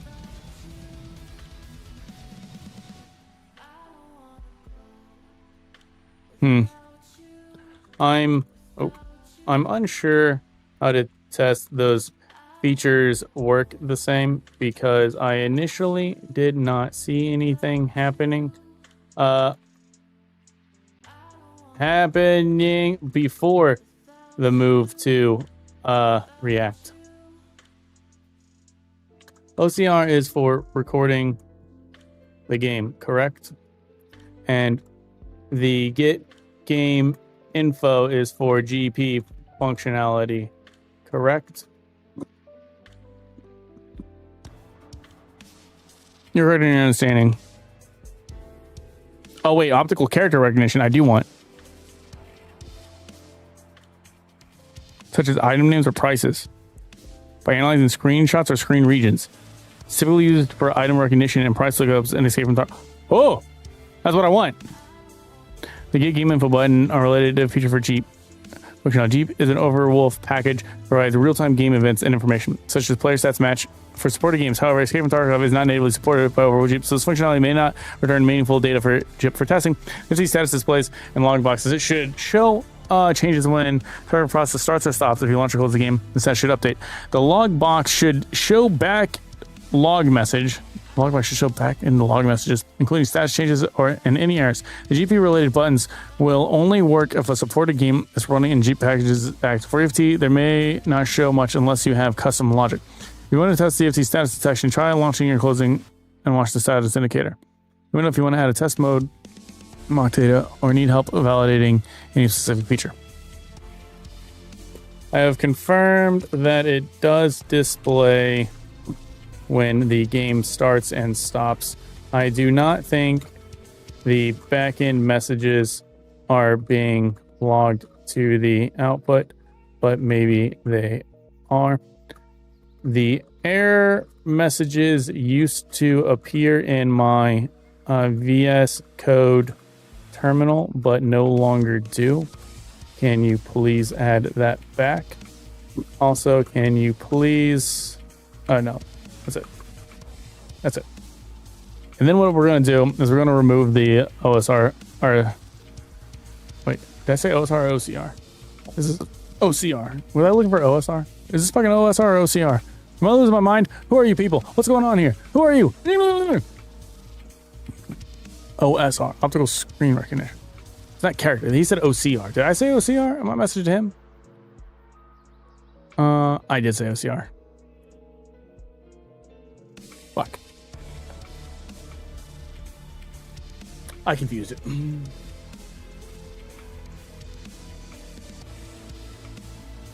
Yes, humans get in the way of the co-pilot. The robots could do better.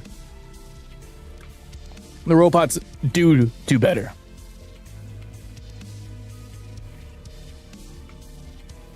National Guard hanging out in LA. That's nice, dear. It's just a fun little party that they're having over there, you know? All right. You can now see the back end logs and you have it. All right, we know what you want to do. I don't want to do anything. All right. I would like to remove all code and features related to GEP since Escape from Tarkov is not currently supported for that.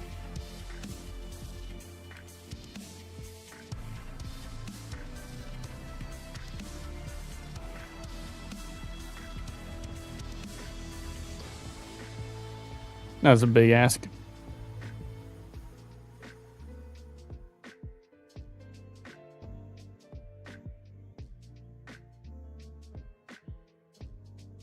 Send a custom event to the render process. So that's pretty nice. Let's try to better understand Exclusive HTML, exclusive TSX. Okay. Do we still need the HTML when using this? I don't know if we do. What was the file it was trying to delete when I asked it, do you want to delete it? Because it'll make it harder to identify the original intent. Yeah, it's me having some typos. You were correct, keeping the original file. All right, so it was trying to delete OSR HTML, which it looks like it still managed to do. I don't see an OSR HTML. That's fine. Jump down to the bottom. What have you been up to, Copilot? What are you doing? You still working? Fully remove GP game code and features. I will remove all GPU related UI logic. Remove the GP context bridge and related code.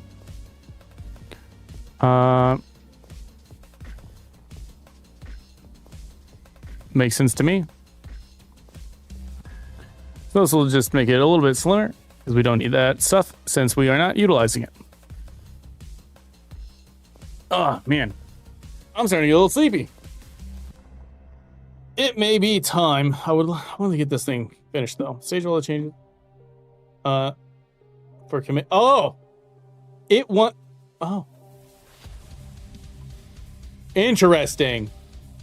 It's doing commit messages now. Holy shit.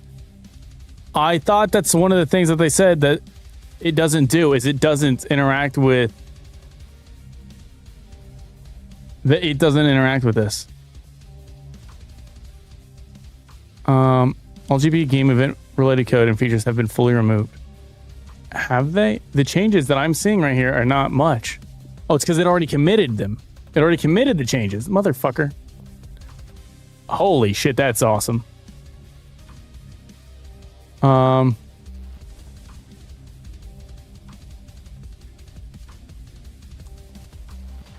no, it ripped that crap right the fuck on out, didn't it?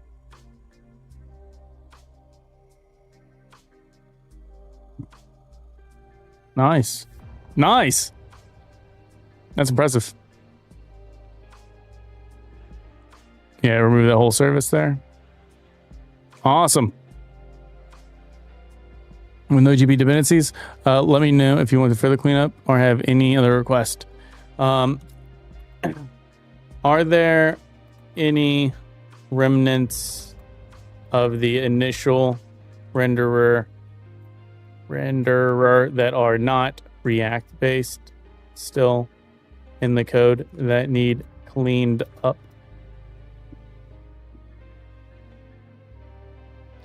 Alan Dustin, are you two currently playing Elden Ring?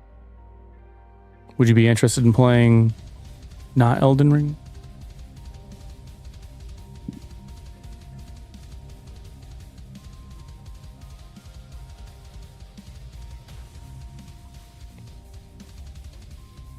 Five matches for this. I'm playing Vending Machine, but I was thinking about hopping on Elden Ring. So hurry up. Delete exclusive. Okay.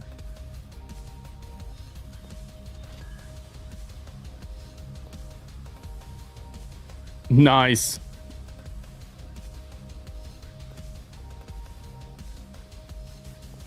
I'm going to play a game that I could interact with stream more on.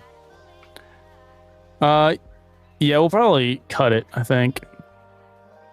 The last remnant, no further cleanup of legacy code is needed. If any other request or want a summary of the migration, let me know.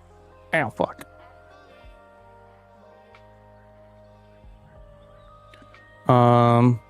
This mean why I wasn't currently playing Elden. Oh, I see what you mean.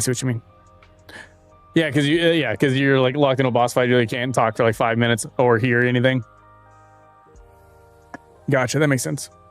Even though I'm only 3 bosses from mostly completing the game. Nice. Do what? So can you scaffold out a new view Okay. All right. Hold on. Let's do a vibe. Let's do a vibe check here. A vibe coding check real quick. We won't do anything. I would like to see a test UI that I launch from the current UI. I would like this test UI to have a EFT maps section. Hold on. Let's do it like this. To have a quest tracker page, a hideout tracker page, a inventory tracker page. Maybe I shouldn't. Maybe those words don't need to be used so much. Ammo charts, player stats,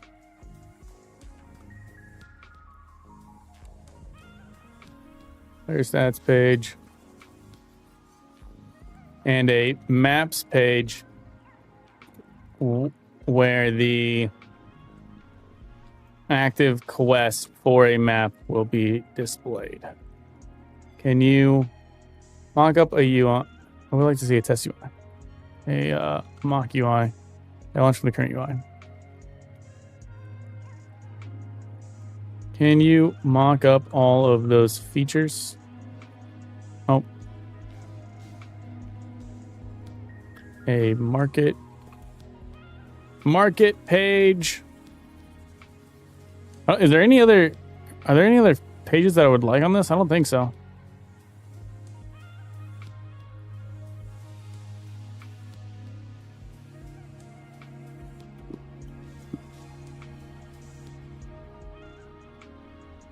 Did I commit before I fucking sent that? It committed before I sent that. Nice. Now this is more vibing. We're just like, hey, can you do all this shit for us?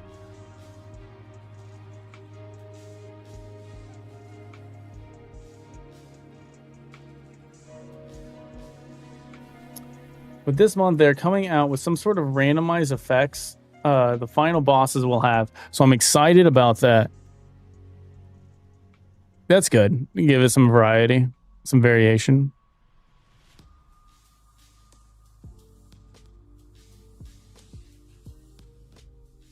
Copilot's having a bit of an issue keeping track of the changes it makes. Mock UI is now fully integrated and working in your React render. You can launch it from the Open Test UI button, and it provides navigation for these pages. Each page displays placeholder mock content for design and demo purposes. If you want to further customize the mock data and interactivity or style the UI, let me know. The feature is ready for you to test. Oh, that sounds fucking cool. No way, right?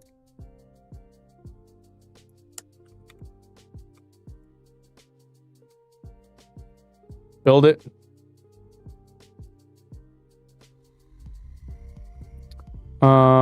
Interesting. Hold on. What? Copy that. All right, actually no. The build failed. Can you try to build it and review the terminal output to help resolve the issue?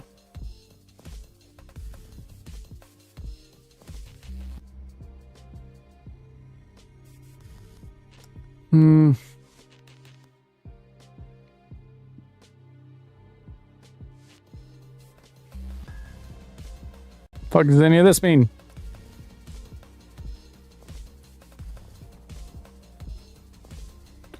Oh wait, it doesn't have the issue was caused by a linear reference to the deleted exclusive HTML in your Webpack. This has been removed and your product now builds cleanly. Was it removed? I still see it right there. You can proceed with development. I thought I saw something move. The first DLC will launch with probably one new class and I assume 1 to 3 new bosses. Nice. Nice. All right, let's see if this will look. How this looks. Wait, I guess it already built. I didn't need to rebuild it. Run, start. Open test UI. That's pretty good, dude.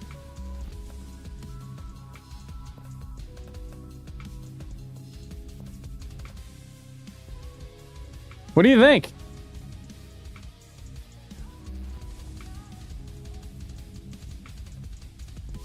Quest tracker, hideout tracker, inventory, ammo charts, player stats, the market. It's progress. All right, now what if I? Hold on, I got an idea. Oh, I know what document. I know what I was looking for. What I needed earlier. I know what I needed earlier. I can get it.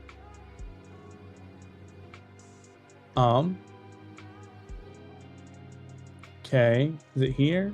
Is it there? Is it everywhere?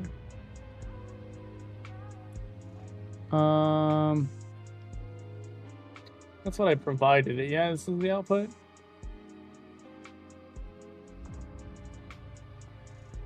Oh, wait, does this not include it? Son of a bitch.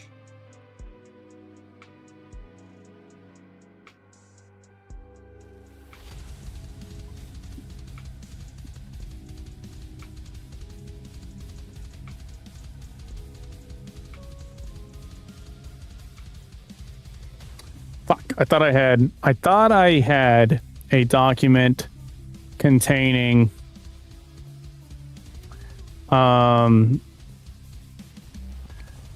UI related goals. But maybe I don't.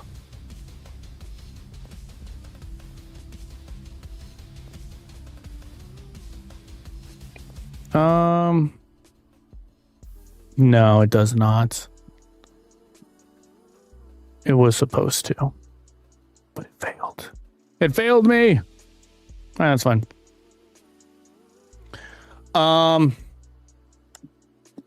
Seems fine. What if I sent it this message here?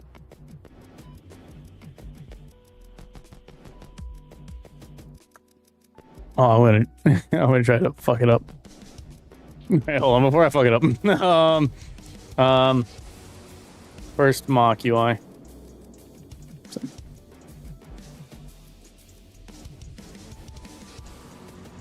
Okay.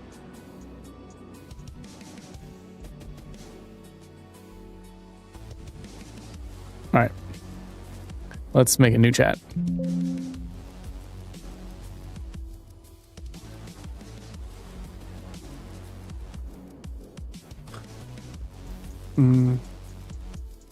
We currently have a mock UI that is separate and launched by a button. This is great. Keep it separate and something we launch from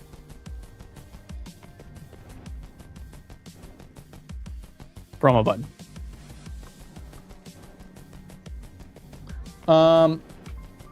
Oh wait. Is this?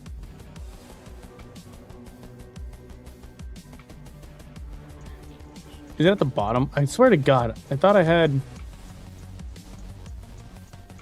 It's not. Fuck.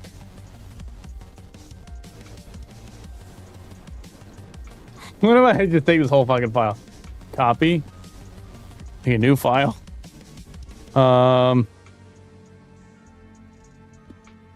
Let me first copy this into Claude. Come here, Claude. All right.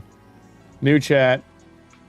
Try Claude 4. No, thanks. Not right now. Wait, sure, I'll hit try. Actually, you're gonna let me try it for free? Okay, fuck yeah. All right, try. Can you improve this document and translate it into a .md file? Okay. Improve the design briefly by enhancing its structure. and converting it to the document. All right, and then I'm going to take this document. Oh, yeah. Oh, yeah. Oh, yeah.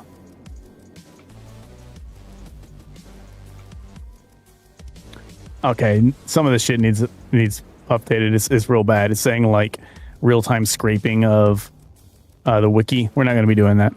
All right, un momento, por favor. We are going to try to make it pretty.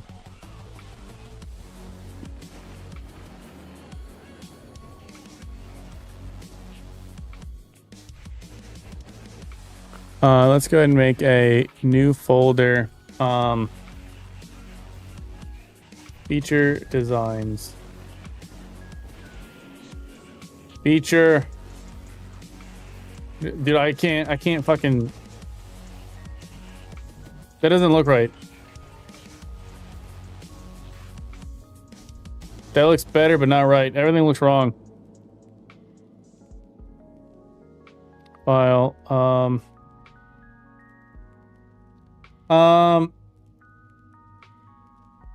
Unfiltered design Claude. .md. Okay. Copy, paste.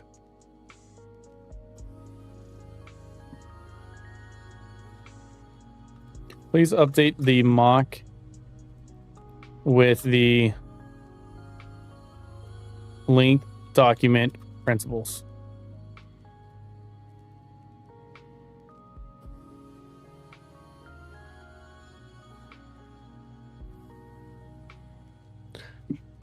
All right. Let's see what we get.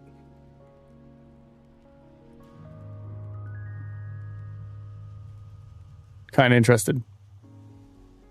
Start closing some of these pages because it's looking at them. We don't want to looking at them. Don't be looking at them.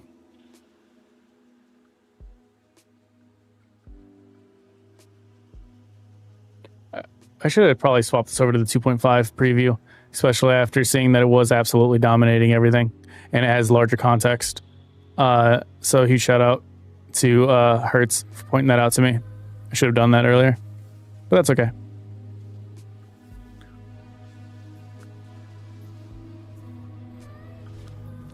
Index HTML. I thought we got rid of all that shit.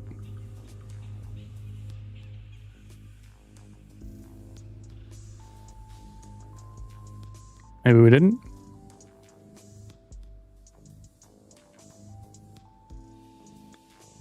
Oh, fuck me. Oh, fuck me. It's putting them all into a single page.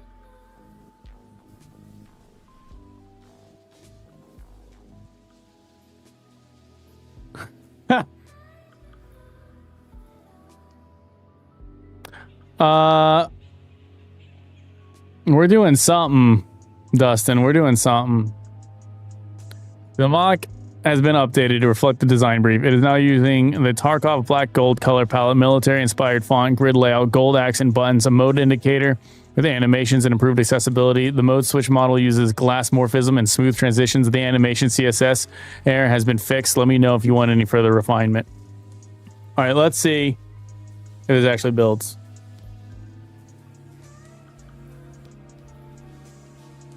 You're on your way home. Where were you? All right, let's check out the mock UI. Oh, you didn't do a goddamn thing, dude. You talked a big talk, but you didn't do anything. How is that even possible? Because I didn't save the files or something? What? What? Look at all this. Wait, OSR app. Is it all in the OSR shit? Show it to me, Rachel. What the fuck? What?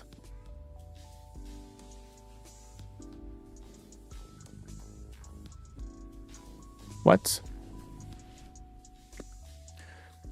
I am confused. When I click the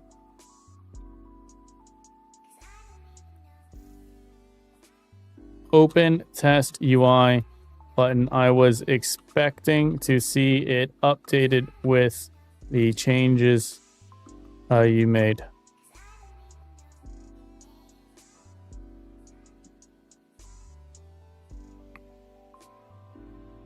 Drop the kids off to your mom. Not going to the Garfunds because 8 have surgery in the morning. Because I have surgery in the morning. Yeah. And you need to shower and shave and shit. All right.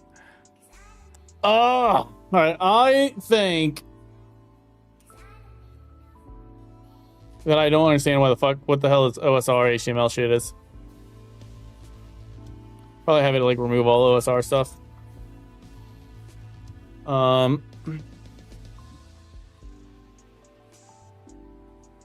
It's building it as like a single monolith project here instead of as multiples. Build is now updated. The OSR window, which is launched by the Create OSR button, not the Open Test UI button, will show the new design brief complaint. The Open Test button in your main app opens a React model, not the OSR overlay window. The Create OSR button launches a separate OSR overlay window, which now uses the updated OSR in design. To see the new design, use the Create OSR button. If you want the Open Test UI model to match the new design, I can update that as well. Would you like both to match? Okay, well, so the problem is when I hit Create OSR, overlay package is ready. Register to overlay package events.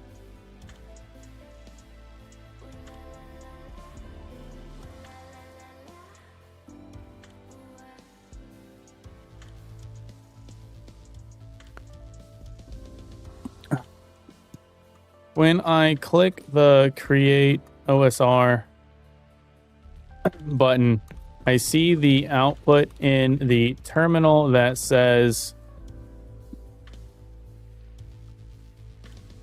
what the fuck? It's not what I copy. Paste. And I see in the application itself a thing that says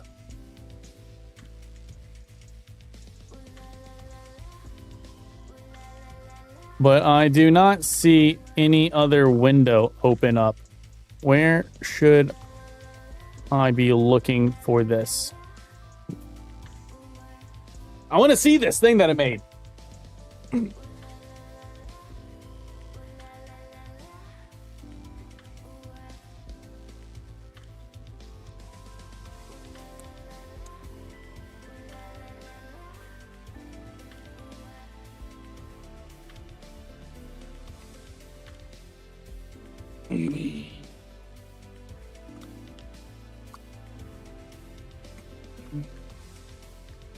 The response was filtered by the responsible AI service. Please rephrase your prompt. Try again. What the fuck?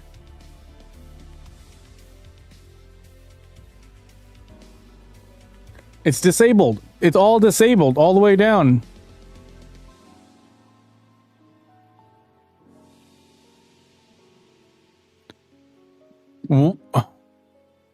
Try again. Click that, open the. If you do not see those, maybe opening off screen or minimize. It may be hidden behind other windows. There may be an error in the window creation rendering. Check your taskbar for a new window icon. Look on all monitors, especially if you have multiple displays.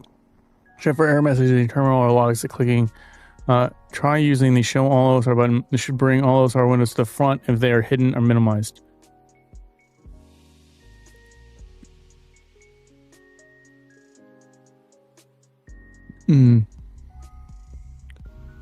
Over the window.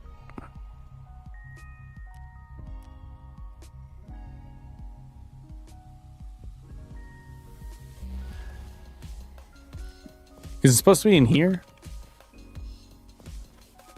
Shift tab? Oh, just tab does that.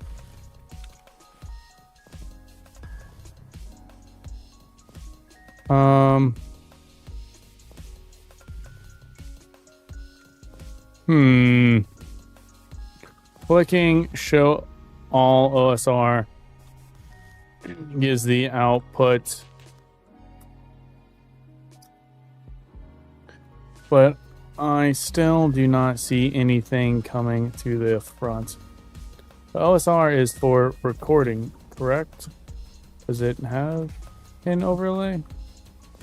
Should it be a to the settings I have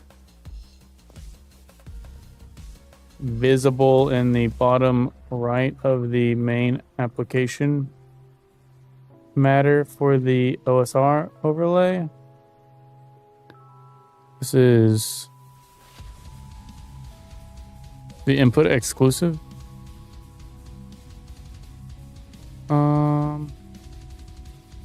I'm not seeing. Is that anyone you need to know? The LSR window purpose. The LSR window is not for recording. It's a mock overlay window meant to demonstrate and test overlay UI features like the design brief, compliant UI you updated. It's not a screen recorder. Overlay window visibility. The LSR overlay window should appear as a separate draggable window on your desktop when you click the create button. It does not. It is not a module pop-up. It is not the OpenTest UI model. It should be visible on your desktop, but only if the overlay package is ready and the window is created successfully. Game injection requirements. The overlay window is designed to be injected into a game window like Escape from Tarkov using Overwolf API. If no supported game is running, the overlay may not appear or may not be injected. The code has commented outlines for registering to specific games. If you have not registered the overlay to Escape from Tarkov or another supported game, the overlay may not show. Setting in main app. The setting in the bottom right of your main application do not affect OSR overlay windows visibility. They are for other overlay input features. What you should do, make sure Escape from Tarkov or supported game is running. Ensure the overlay is registered to the correct game. If not, uncomment and update the register to games call in the application JS to include Tarkov's game ID. If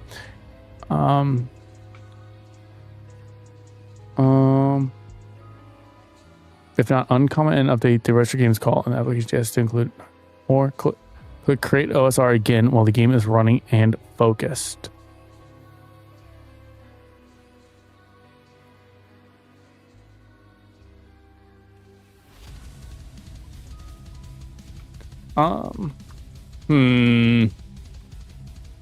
Register games. It's not taking me anywhere.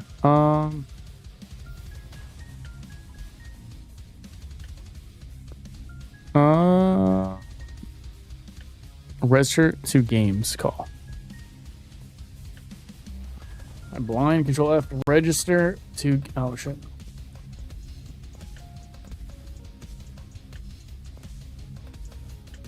Well, the problem here is that game IDs fucking fuck you. Would you like to enable the overlay window to show up even when no game is running for easier UI testing?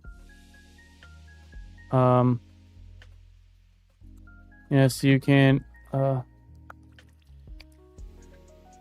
The register. Fuck, I got so many questions here. Escape from Tarkov is not a supported Overwolf Electron game, meaning Overwolf does not provide any functionality. Is that... What are you saying? What are you screaming yes for? An issue for this? Is that an issue here? I thought the I do not know what the EFT game ID would be to register it.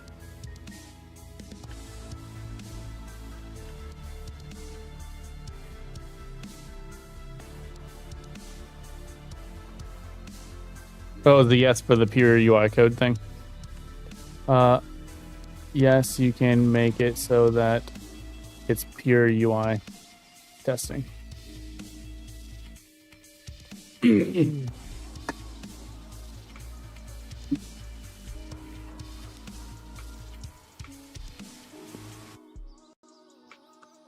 Escape from Tarkov is not being a sport Overwolf game is exactly why the overlay window was not appearing. Overwolf's injection logic was waiting for a supported game. I've now updated the code, so the OSR overlay window will always appear for pure UI testing regardless of any game running. You can click the create OSR and the overlay window should always create a visible portion top left for UI testing. No game or game ID is required. Please try again and you should see the overlay window. Let me know if it appears as expected. Similar code found with one license type view matches. What the fuck?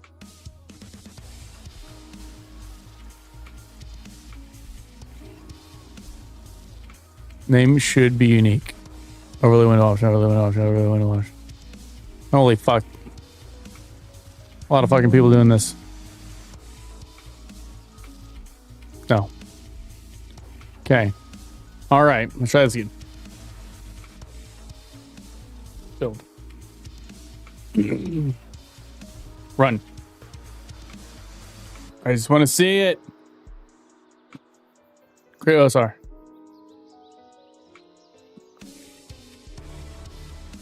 Motherfucker.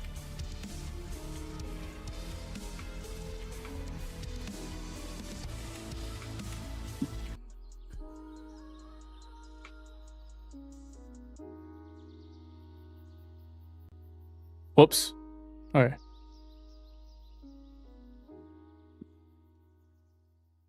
I'm not seeing dick, damn it. Why ain't you working, ho?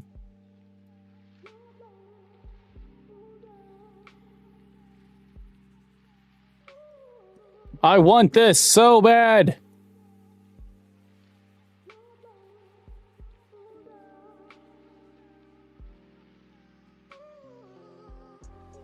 Hey, if they're not running, thank you. You fucking right.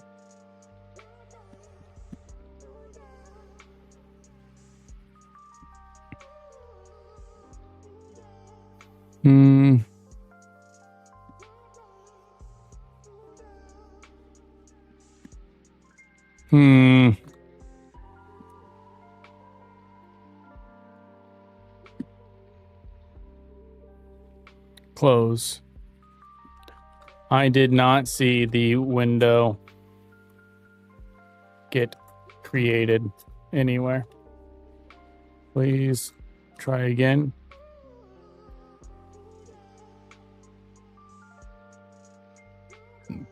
See, as soon as I stopped using the fucking feature document stuff,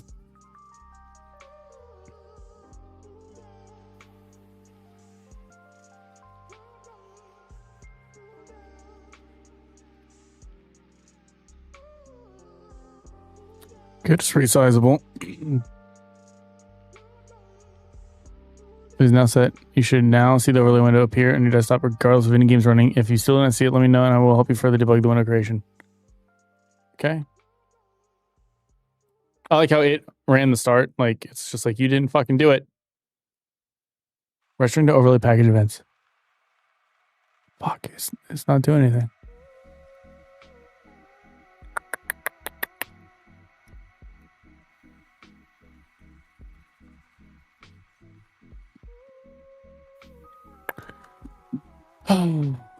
I see the terminal. Terminal says, but I do not see the window. Is it being created regardless of what game is running?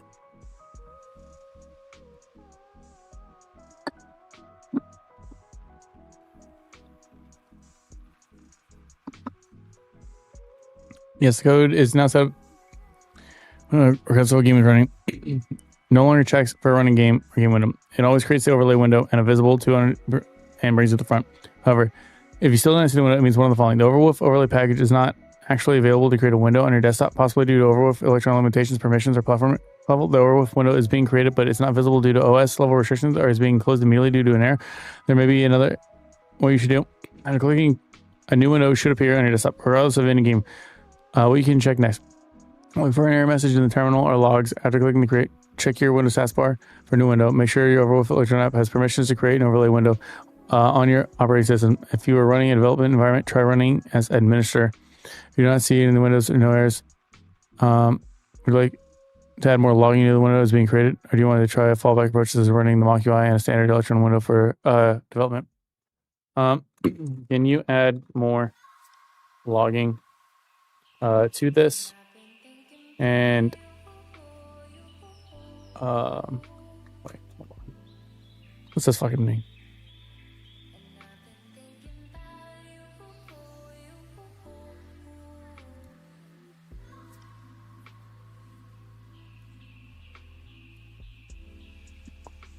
Hold on.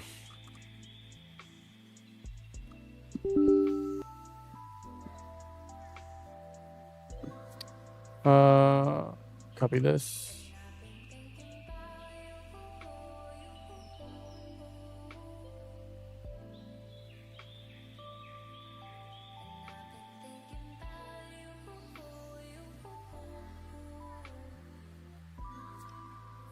How the fuck do I CD over to the fucking G? God dang it. Am I stupid? Alright. Well, we know a different solution. I just go to the fucking G folder and open it there. Fuck. I don't know how to fucking change what goddamn directory I'm in. What kind of shitty programmer am I? We can get bash. You know, open fucking PowerShell here, you fucking wanker. Open PowerShell window here as admin. There's not an as admin option? No, you bitch. As admin. Yes.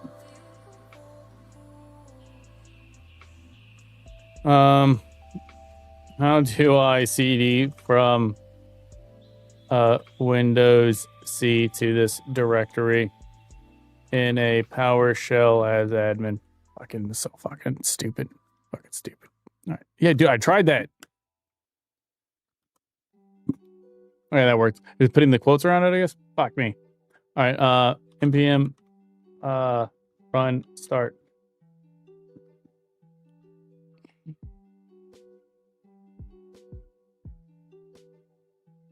Oh, motherfucker.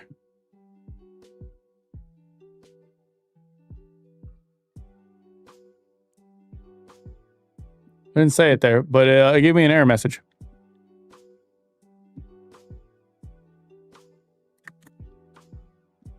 Oh, shit. I think this one just highlighting it. Copies it. The output is... Boom.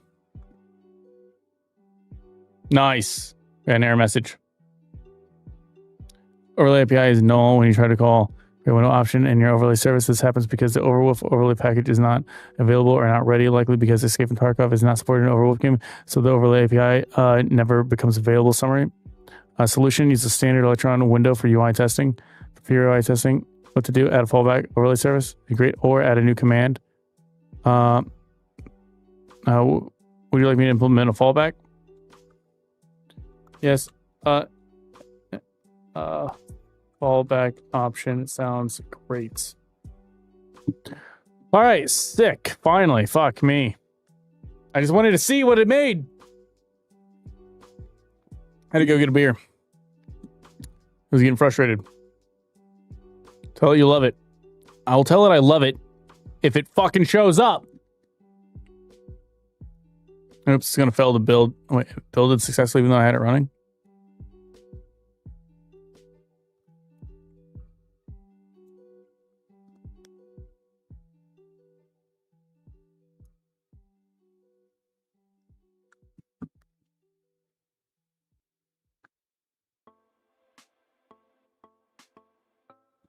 Really?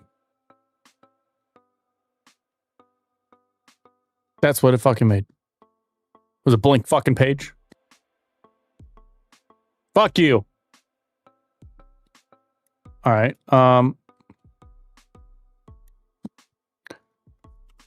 The page now opened and it showed, same with my father. It'll make it love you and then it will work harder.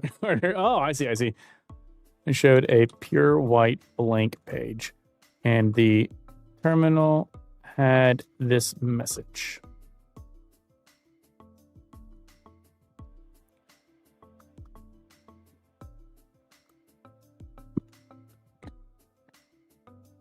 What are you using for references? You don't need any of the other fucking files. You just need the file I'm fucking talking to you about, dumb bastard.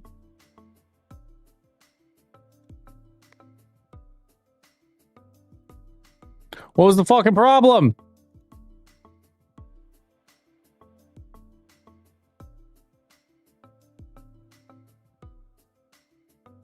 You didn't make any changes. You just put a comment in.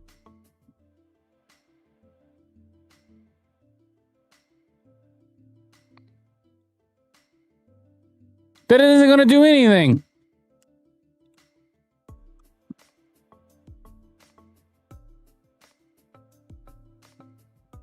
Stupid fucking piece of shit.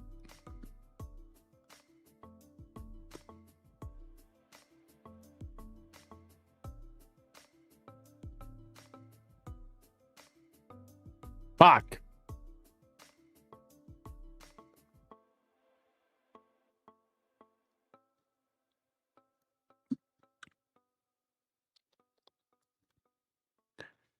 Yeah,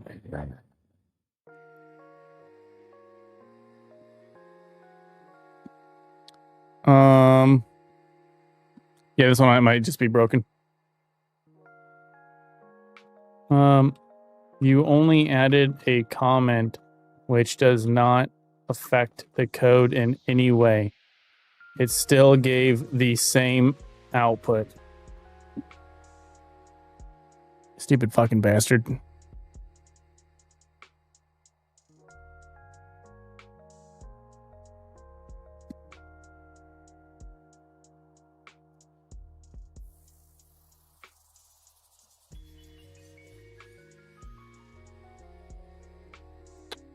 This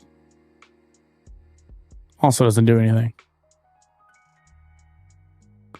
All right, yeah, it's broken.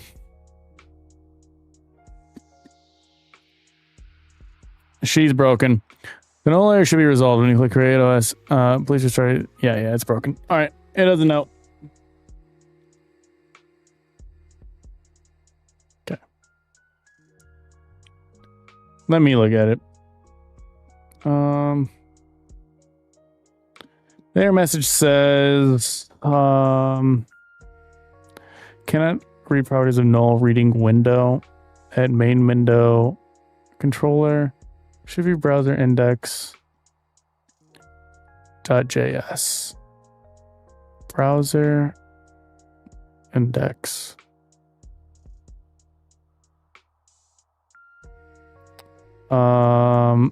Index.js. This is a TS. Which is a TypeScript. I don't see where the other one's located. It's in the distributed folder.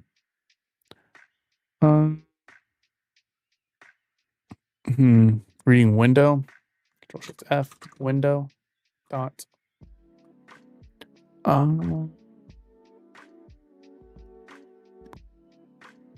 Is it up here? Is it up here? Demo OSR window. Controllers. Does that exist? Controllers, demo OSR window controller. Yeah, that exists. Renderer OSR HTML.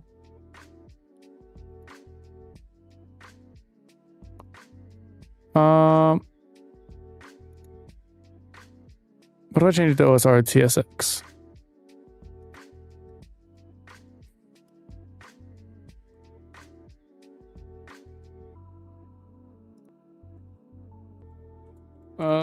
What the fuck? Build. The new agentic era problems. We are the colonizers with the early problems. Yeah. I think that it's shitting the bed. It's not going to work at this point. And I don't know enough about this to be able to identify if it's a React migration issue or what. Add this line. What the fuck are you doing? I should be paying more attention. I was autopiloting too much, I think. I'm going to take responsibility because I don't blame my tools. A bad craftsman blames their tools. I'm not familiar with this ecosystem. And as such, it's gone a little cray-cray. All right, so here's what I'm going to do. I'm going to click a new button. Keep it continue.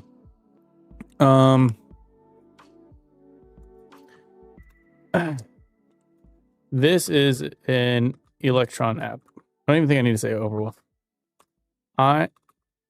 There is a button. Wait. It should be using React as the front end framework. going to change this over to Gemini 2.5.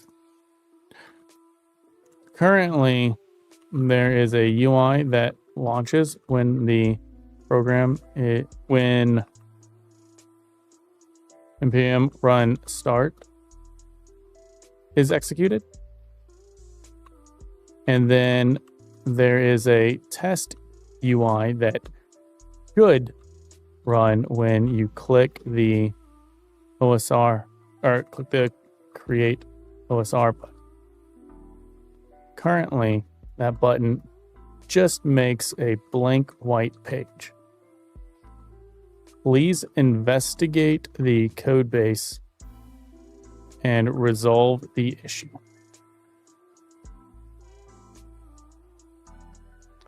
Enable Gemini 2.0 preview for all clients. Enable access to Gemini Pro models from Google. Enable. Okay, we gave it a lobotomy. We gave the younger brother a lobotomy and pulled the older brother over and said, listen, you do better. You understand what's going to happen if you don't.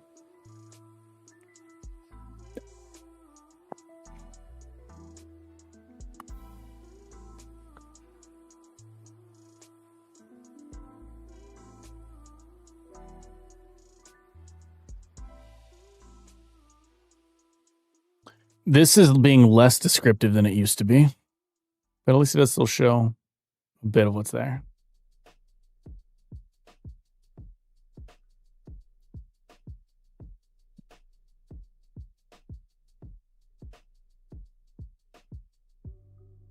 It says it's working.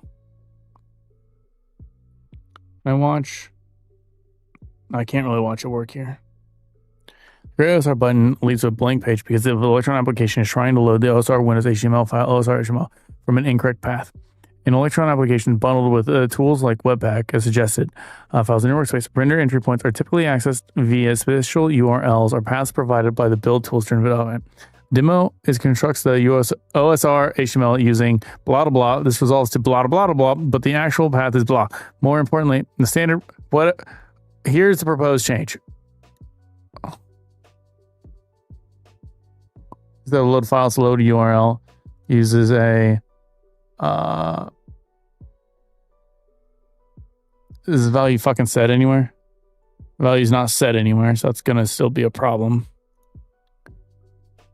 It's nice that it extracted out the string. Oh wait, is it set over here? All right, the OSR window was loaded and this ensures that the contact is loaded, updated, fine OSR update. To ensure the correct HTML file is loaded, I also updated to define. Okay, yeah, so it's defined over there. Okay, all right. Build. God dang it! Please, the build failed. This was its output.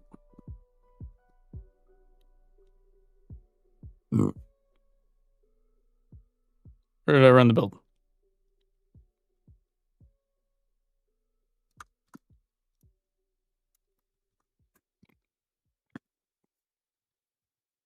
It looks like module is missing. I'll install it for you.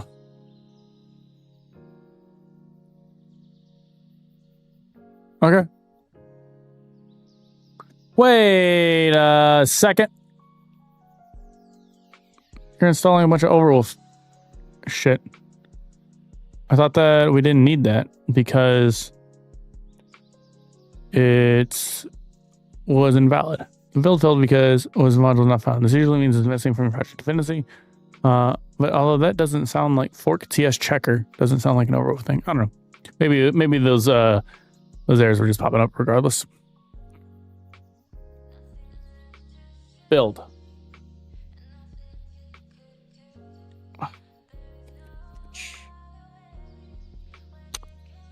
The build failed.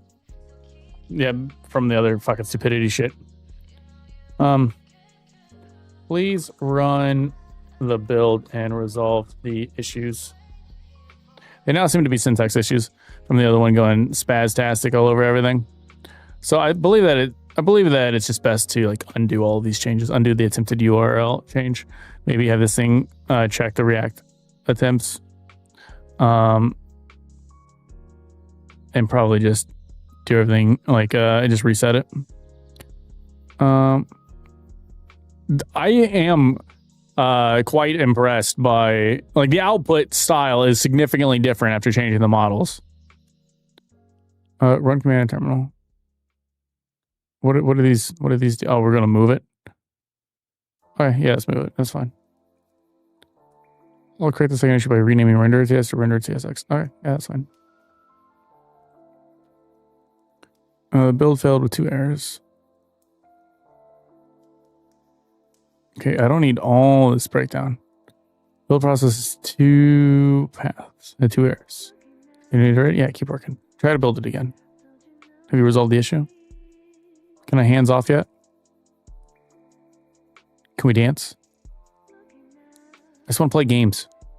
It's been 35 minutes since I said I wanted to play games. But I want to see this fucking webpage. Because I was excited. Like a child. On Christmas Eve. I'm gonna fucking shoot something. I'm gonna play some fucking Dead Zone Rogue. Continue working on the build errors. Did it? Wait, it built, didn't it? Did not build. Fuck. After you've confirmed the file is renamed, I'll try running the build. Wait. As always, please ensure that the file renderer TS is definitely renamed to renderer TSX. Renderer TS.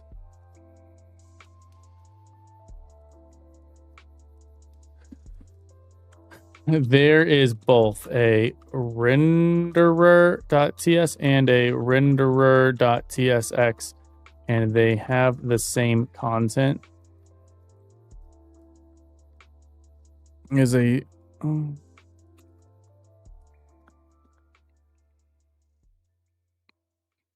you're correct. That's the problem. Having both of these is confusing the build process. I'll remove the render TS file. Oh. Would you like me to try running the build again? Yes, please. I gotta say please. It's interesting. This one is using Yarn, where the other one is using NPM. Oh my god, it's succeeded on the build. Let's fucking run it. Let's go. Running it in the other window, so it's an admin. Fucking bitch. It's saying renderer. Oh, sorry, HTML not found. Okay. Okay. This is fine.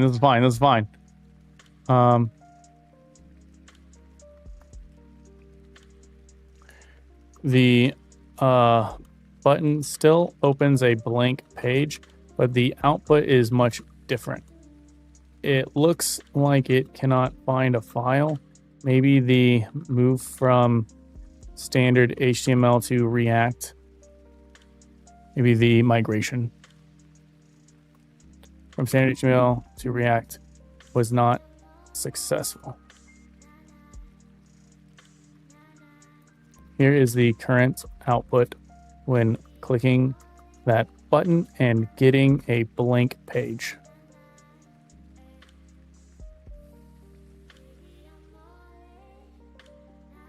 All right.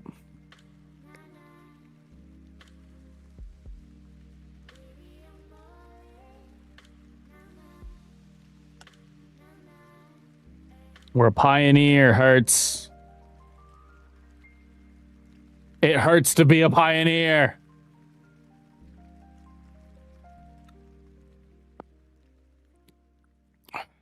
What are you working on, buddy?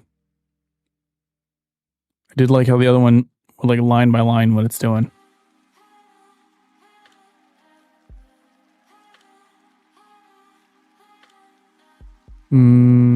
So, I mean, render OSR HTML. Like, that's right here. But look at that file path. File / Why is it doing that?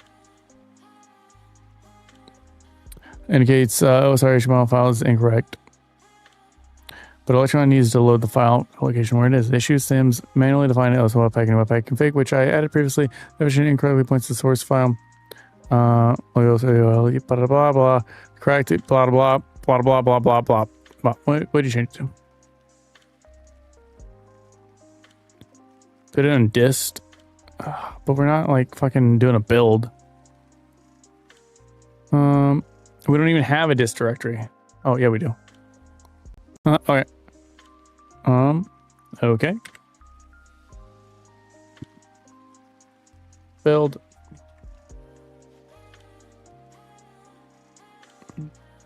Run it. Cry. There was no error though. Interesting.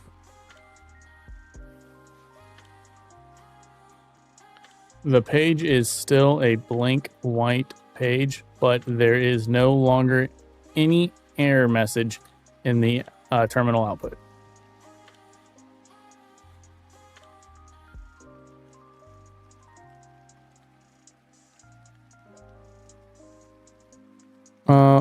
Isn't being included or executed correctly. The React application isn't being mounted. Start by checking the content. It's possible the OSR script, which is responsible for rendering the React component, is not being correctly referenced. In your OSR, the script tag, blah, blah, blah, this assumes this is in the same directory as the OSR HTML after the build process. Let's check the render config to see if the output is structured to be like that. Okay, the blank white page errors suggest that the OSR is likely being loaded, but the React component isn't rendering correctly. Webpack expects us to be in the same directory. Okay, so you're repeating yourself, or oh, it fucking shifted the page back up. God dang it.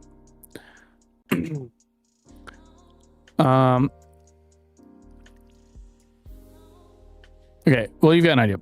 Please try rebuilding and then running again. Fuck you, bitch. I want to see it.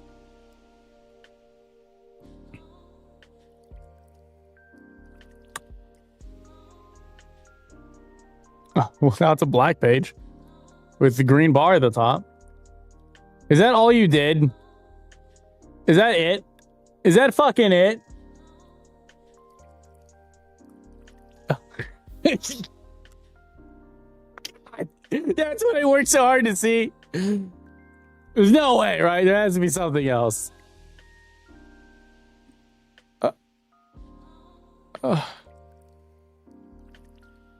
Now it opened as a nearly black page, the green bar across the top and nothing else. Is it supposed to be a nearly empty canvas with a new color scheme?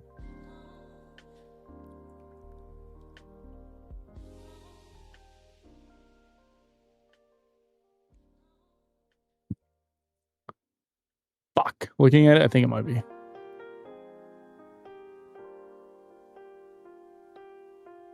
Wait, hold on. What do we got over here? This thing is supposed to be what it is, yeah? There's a lot of shit over here. There's columns and shit. Show models and shit. It's supposed to be shit over here. Right?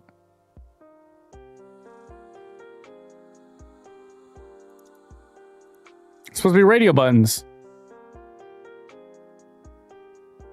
There should be something. Oh my god. Do you want outside, Savvy? Go outside, little girl. Here's my pretty little doggy. Where's my good little dog? 6 watching now. Started streaming 4 hours ago. Man, it's been a good stream.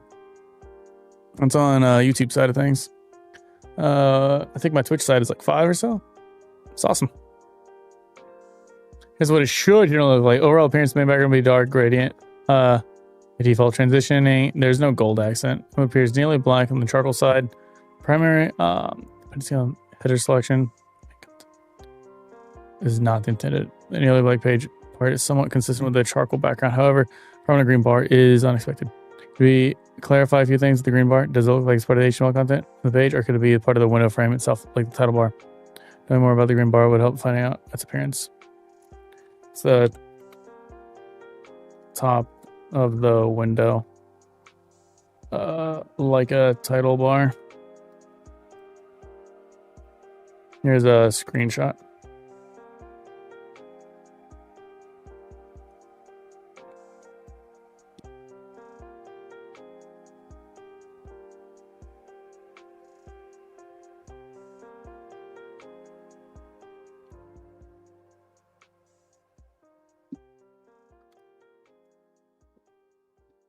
You wanna go outside, Debbie? Let's go. Come on. Come on, little girl.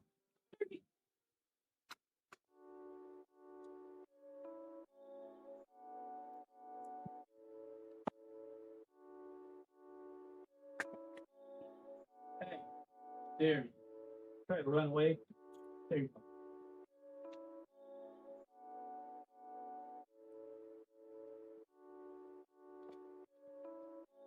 The doggy absolutely destroyed the fucking thing. The back door there.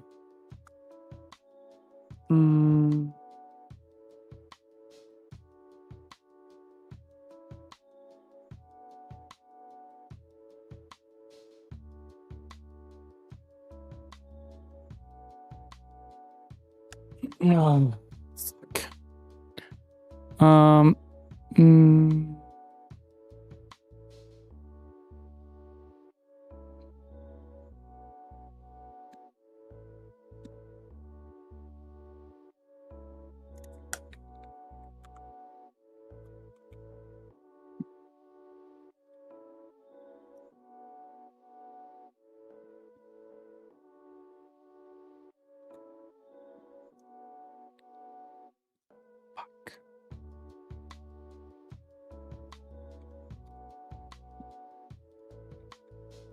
It's gonna rebuild it and hope.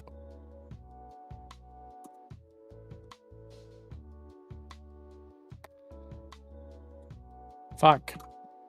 Yeah, it's fine. We'll probably just have the call here. It still looks the same. Here, see.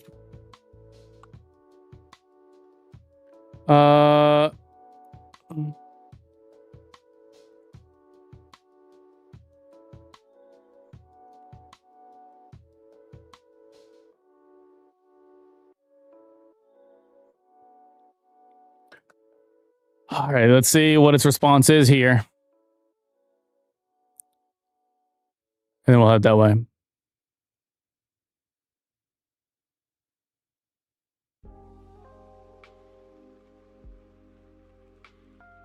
All right, so the OSR app component is not loading. So that's the issue.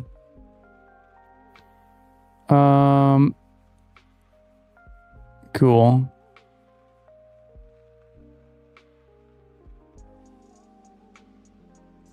Sweet, so it's doing debugging steps right here. That's really impressive.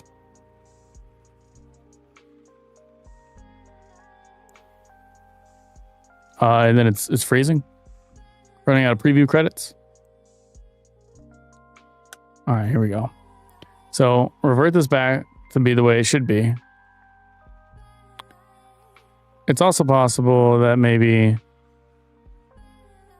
this is the diagnostic stuff. Okay.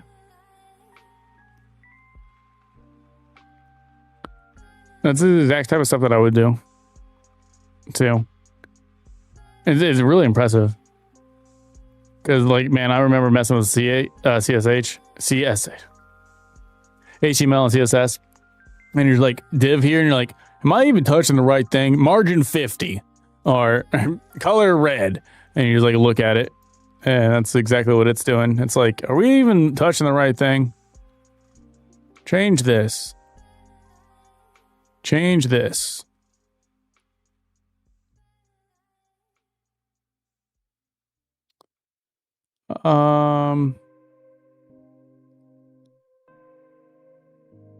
Is the issue that there's an OSR HTML?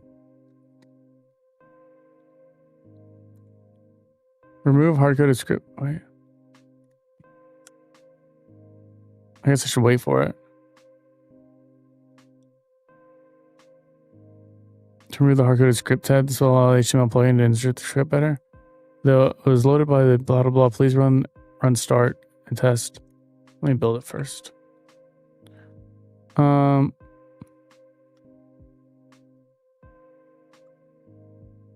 Is React set up correctly? Could there be any HTML files? I'm a backend dev and not familiar with React framework. Oh, I didn't mean to put a question mark there.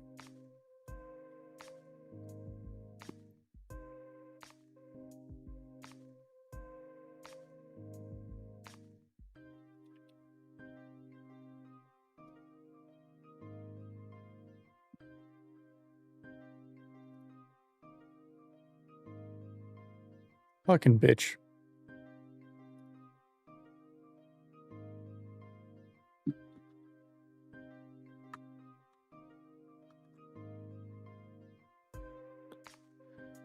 Oh.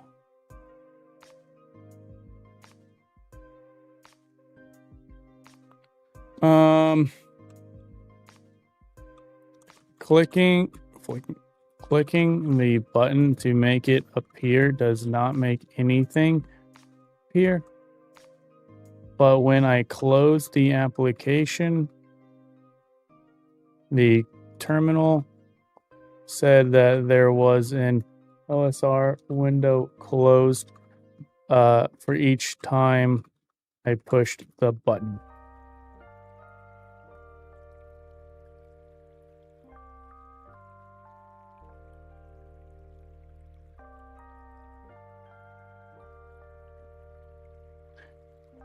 There's a very helpful clue. It means that browser instances for those are indeed created in the background, not becoming visible on the screen as expected. Let's create the window now non-transparent to see that it appears. It was just a blank white rectangle. This will help us understand the issue. I'll modify this. Please run npm start again and click create. Do I have to build it?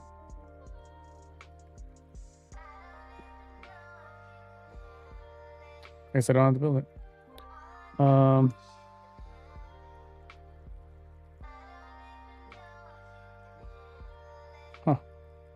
That was weird. Okay. The window appeared. It wasn't white. Was the previous window.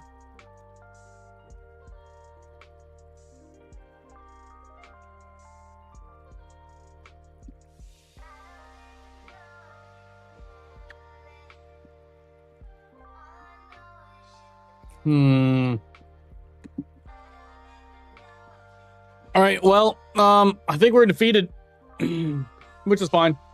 I think that trying to make that mock UI off of such a large file just didn't work. Probably undo all of these changes, and we'll go from there. So like undo the attempt to add in this new mock, and then yeah, probably let's call it good. So I'll see whatever the hell this pops up right now.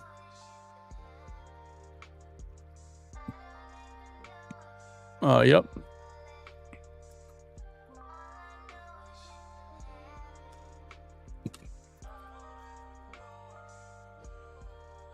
Yep, it looks like this. So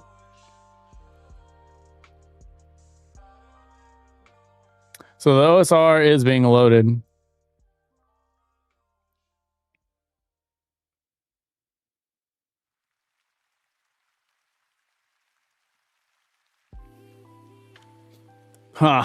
But yeah, I gotta dip off of here. I'll probably mess with this a little bit longer, but maybe not. I gotta go pick up the old girly friend. She's ready to head home from her parents' house. And she knew I was gonna be programming all day, and well, she thought I'd be gaming all day. I thought I'd be gaming all day too. So she went to hang out with her family. But her family's heading to bed. They're early to bed, early to rise type of people.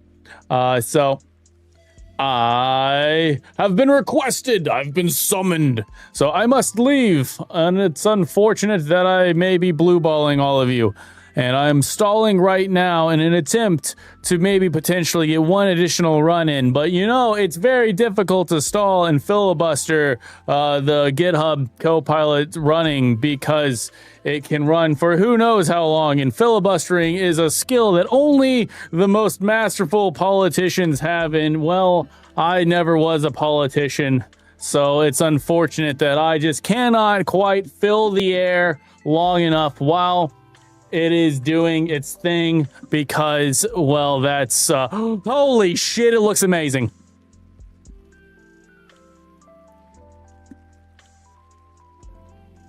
Oh my god, dude.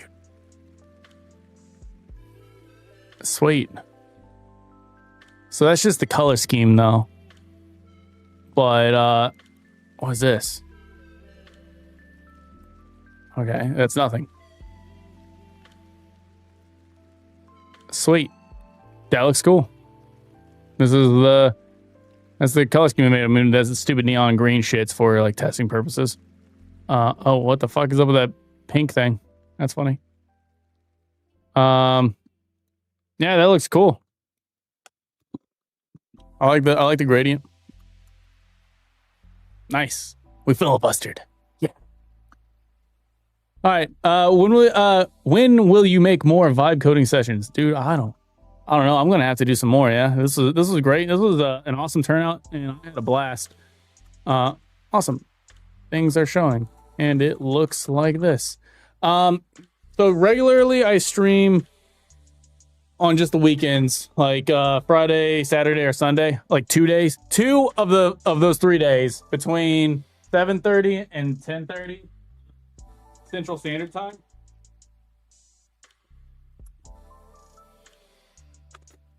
I put up a anti-dog barking thing outside. I put this up outside, and it made a loud noise whenever she barked. And now she's afraid to go outside. And so as soon as she's done going to the bathroom, she just starts destroying my brand new door. Like, it's less than a year old. It's already clawed to shit since putting this thing up. Really frustrating.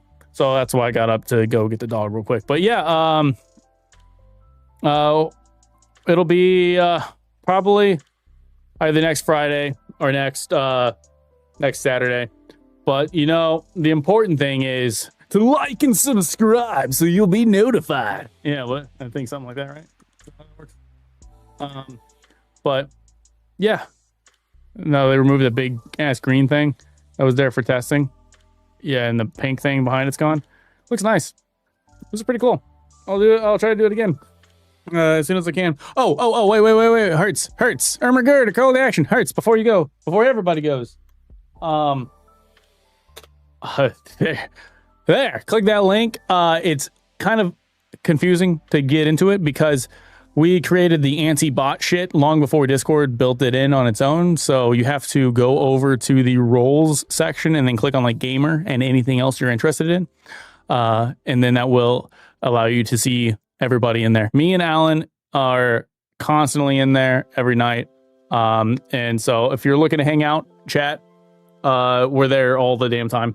I'm there much less since my girlfriend's moved in. Speaking of which, it's been 20 minutes since she called me, and it's a 20-minute drive over there, so I'm definitely going to get my ass beat. So I gotta go. Thanks for hanging out, though. I had a really good time, and thanks for the subscription and everyone who's been here. It's been an awesome turnout, and I do appreciate y'all watching in the back. You got like 6 of you over on YouTube. That's freaking dope as hell. We got 6 of you over here on Twitch. That's the best turnout I've had in years. I used to be, whenever I played only Tarkov, and when I only played Magic, but not at the same time, got up to like 15 average, and then I would change my game, and then the averages would drop. But I'm not really too worried about those numbers, but it still feels really good to have an audience. It means you all enjoyed it. I enjoyed it. It was fun. So thanks. Hope to see you all again. Till next time, till next weekend. Peace out. Peace out, Girl Scout. Bye.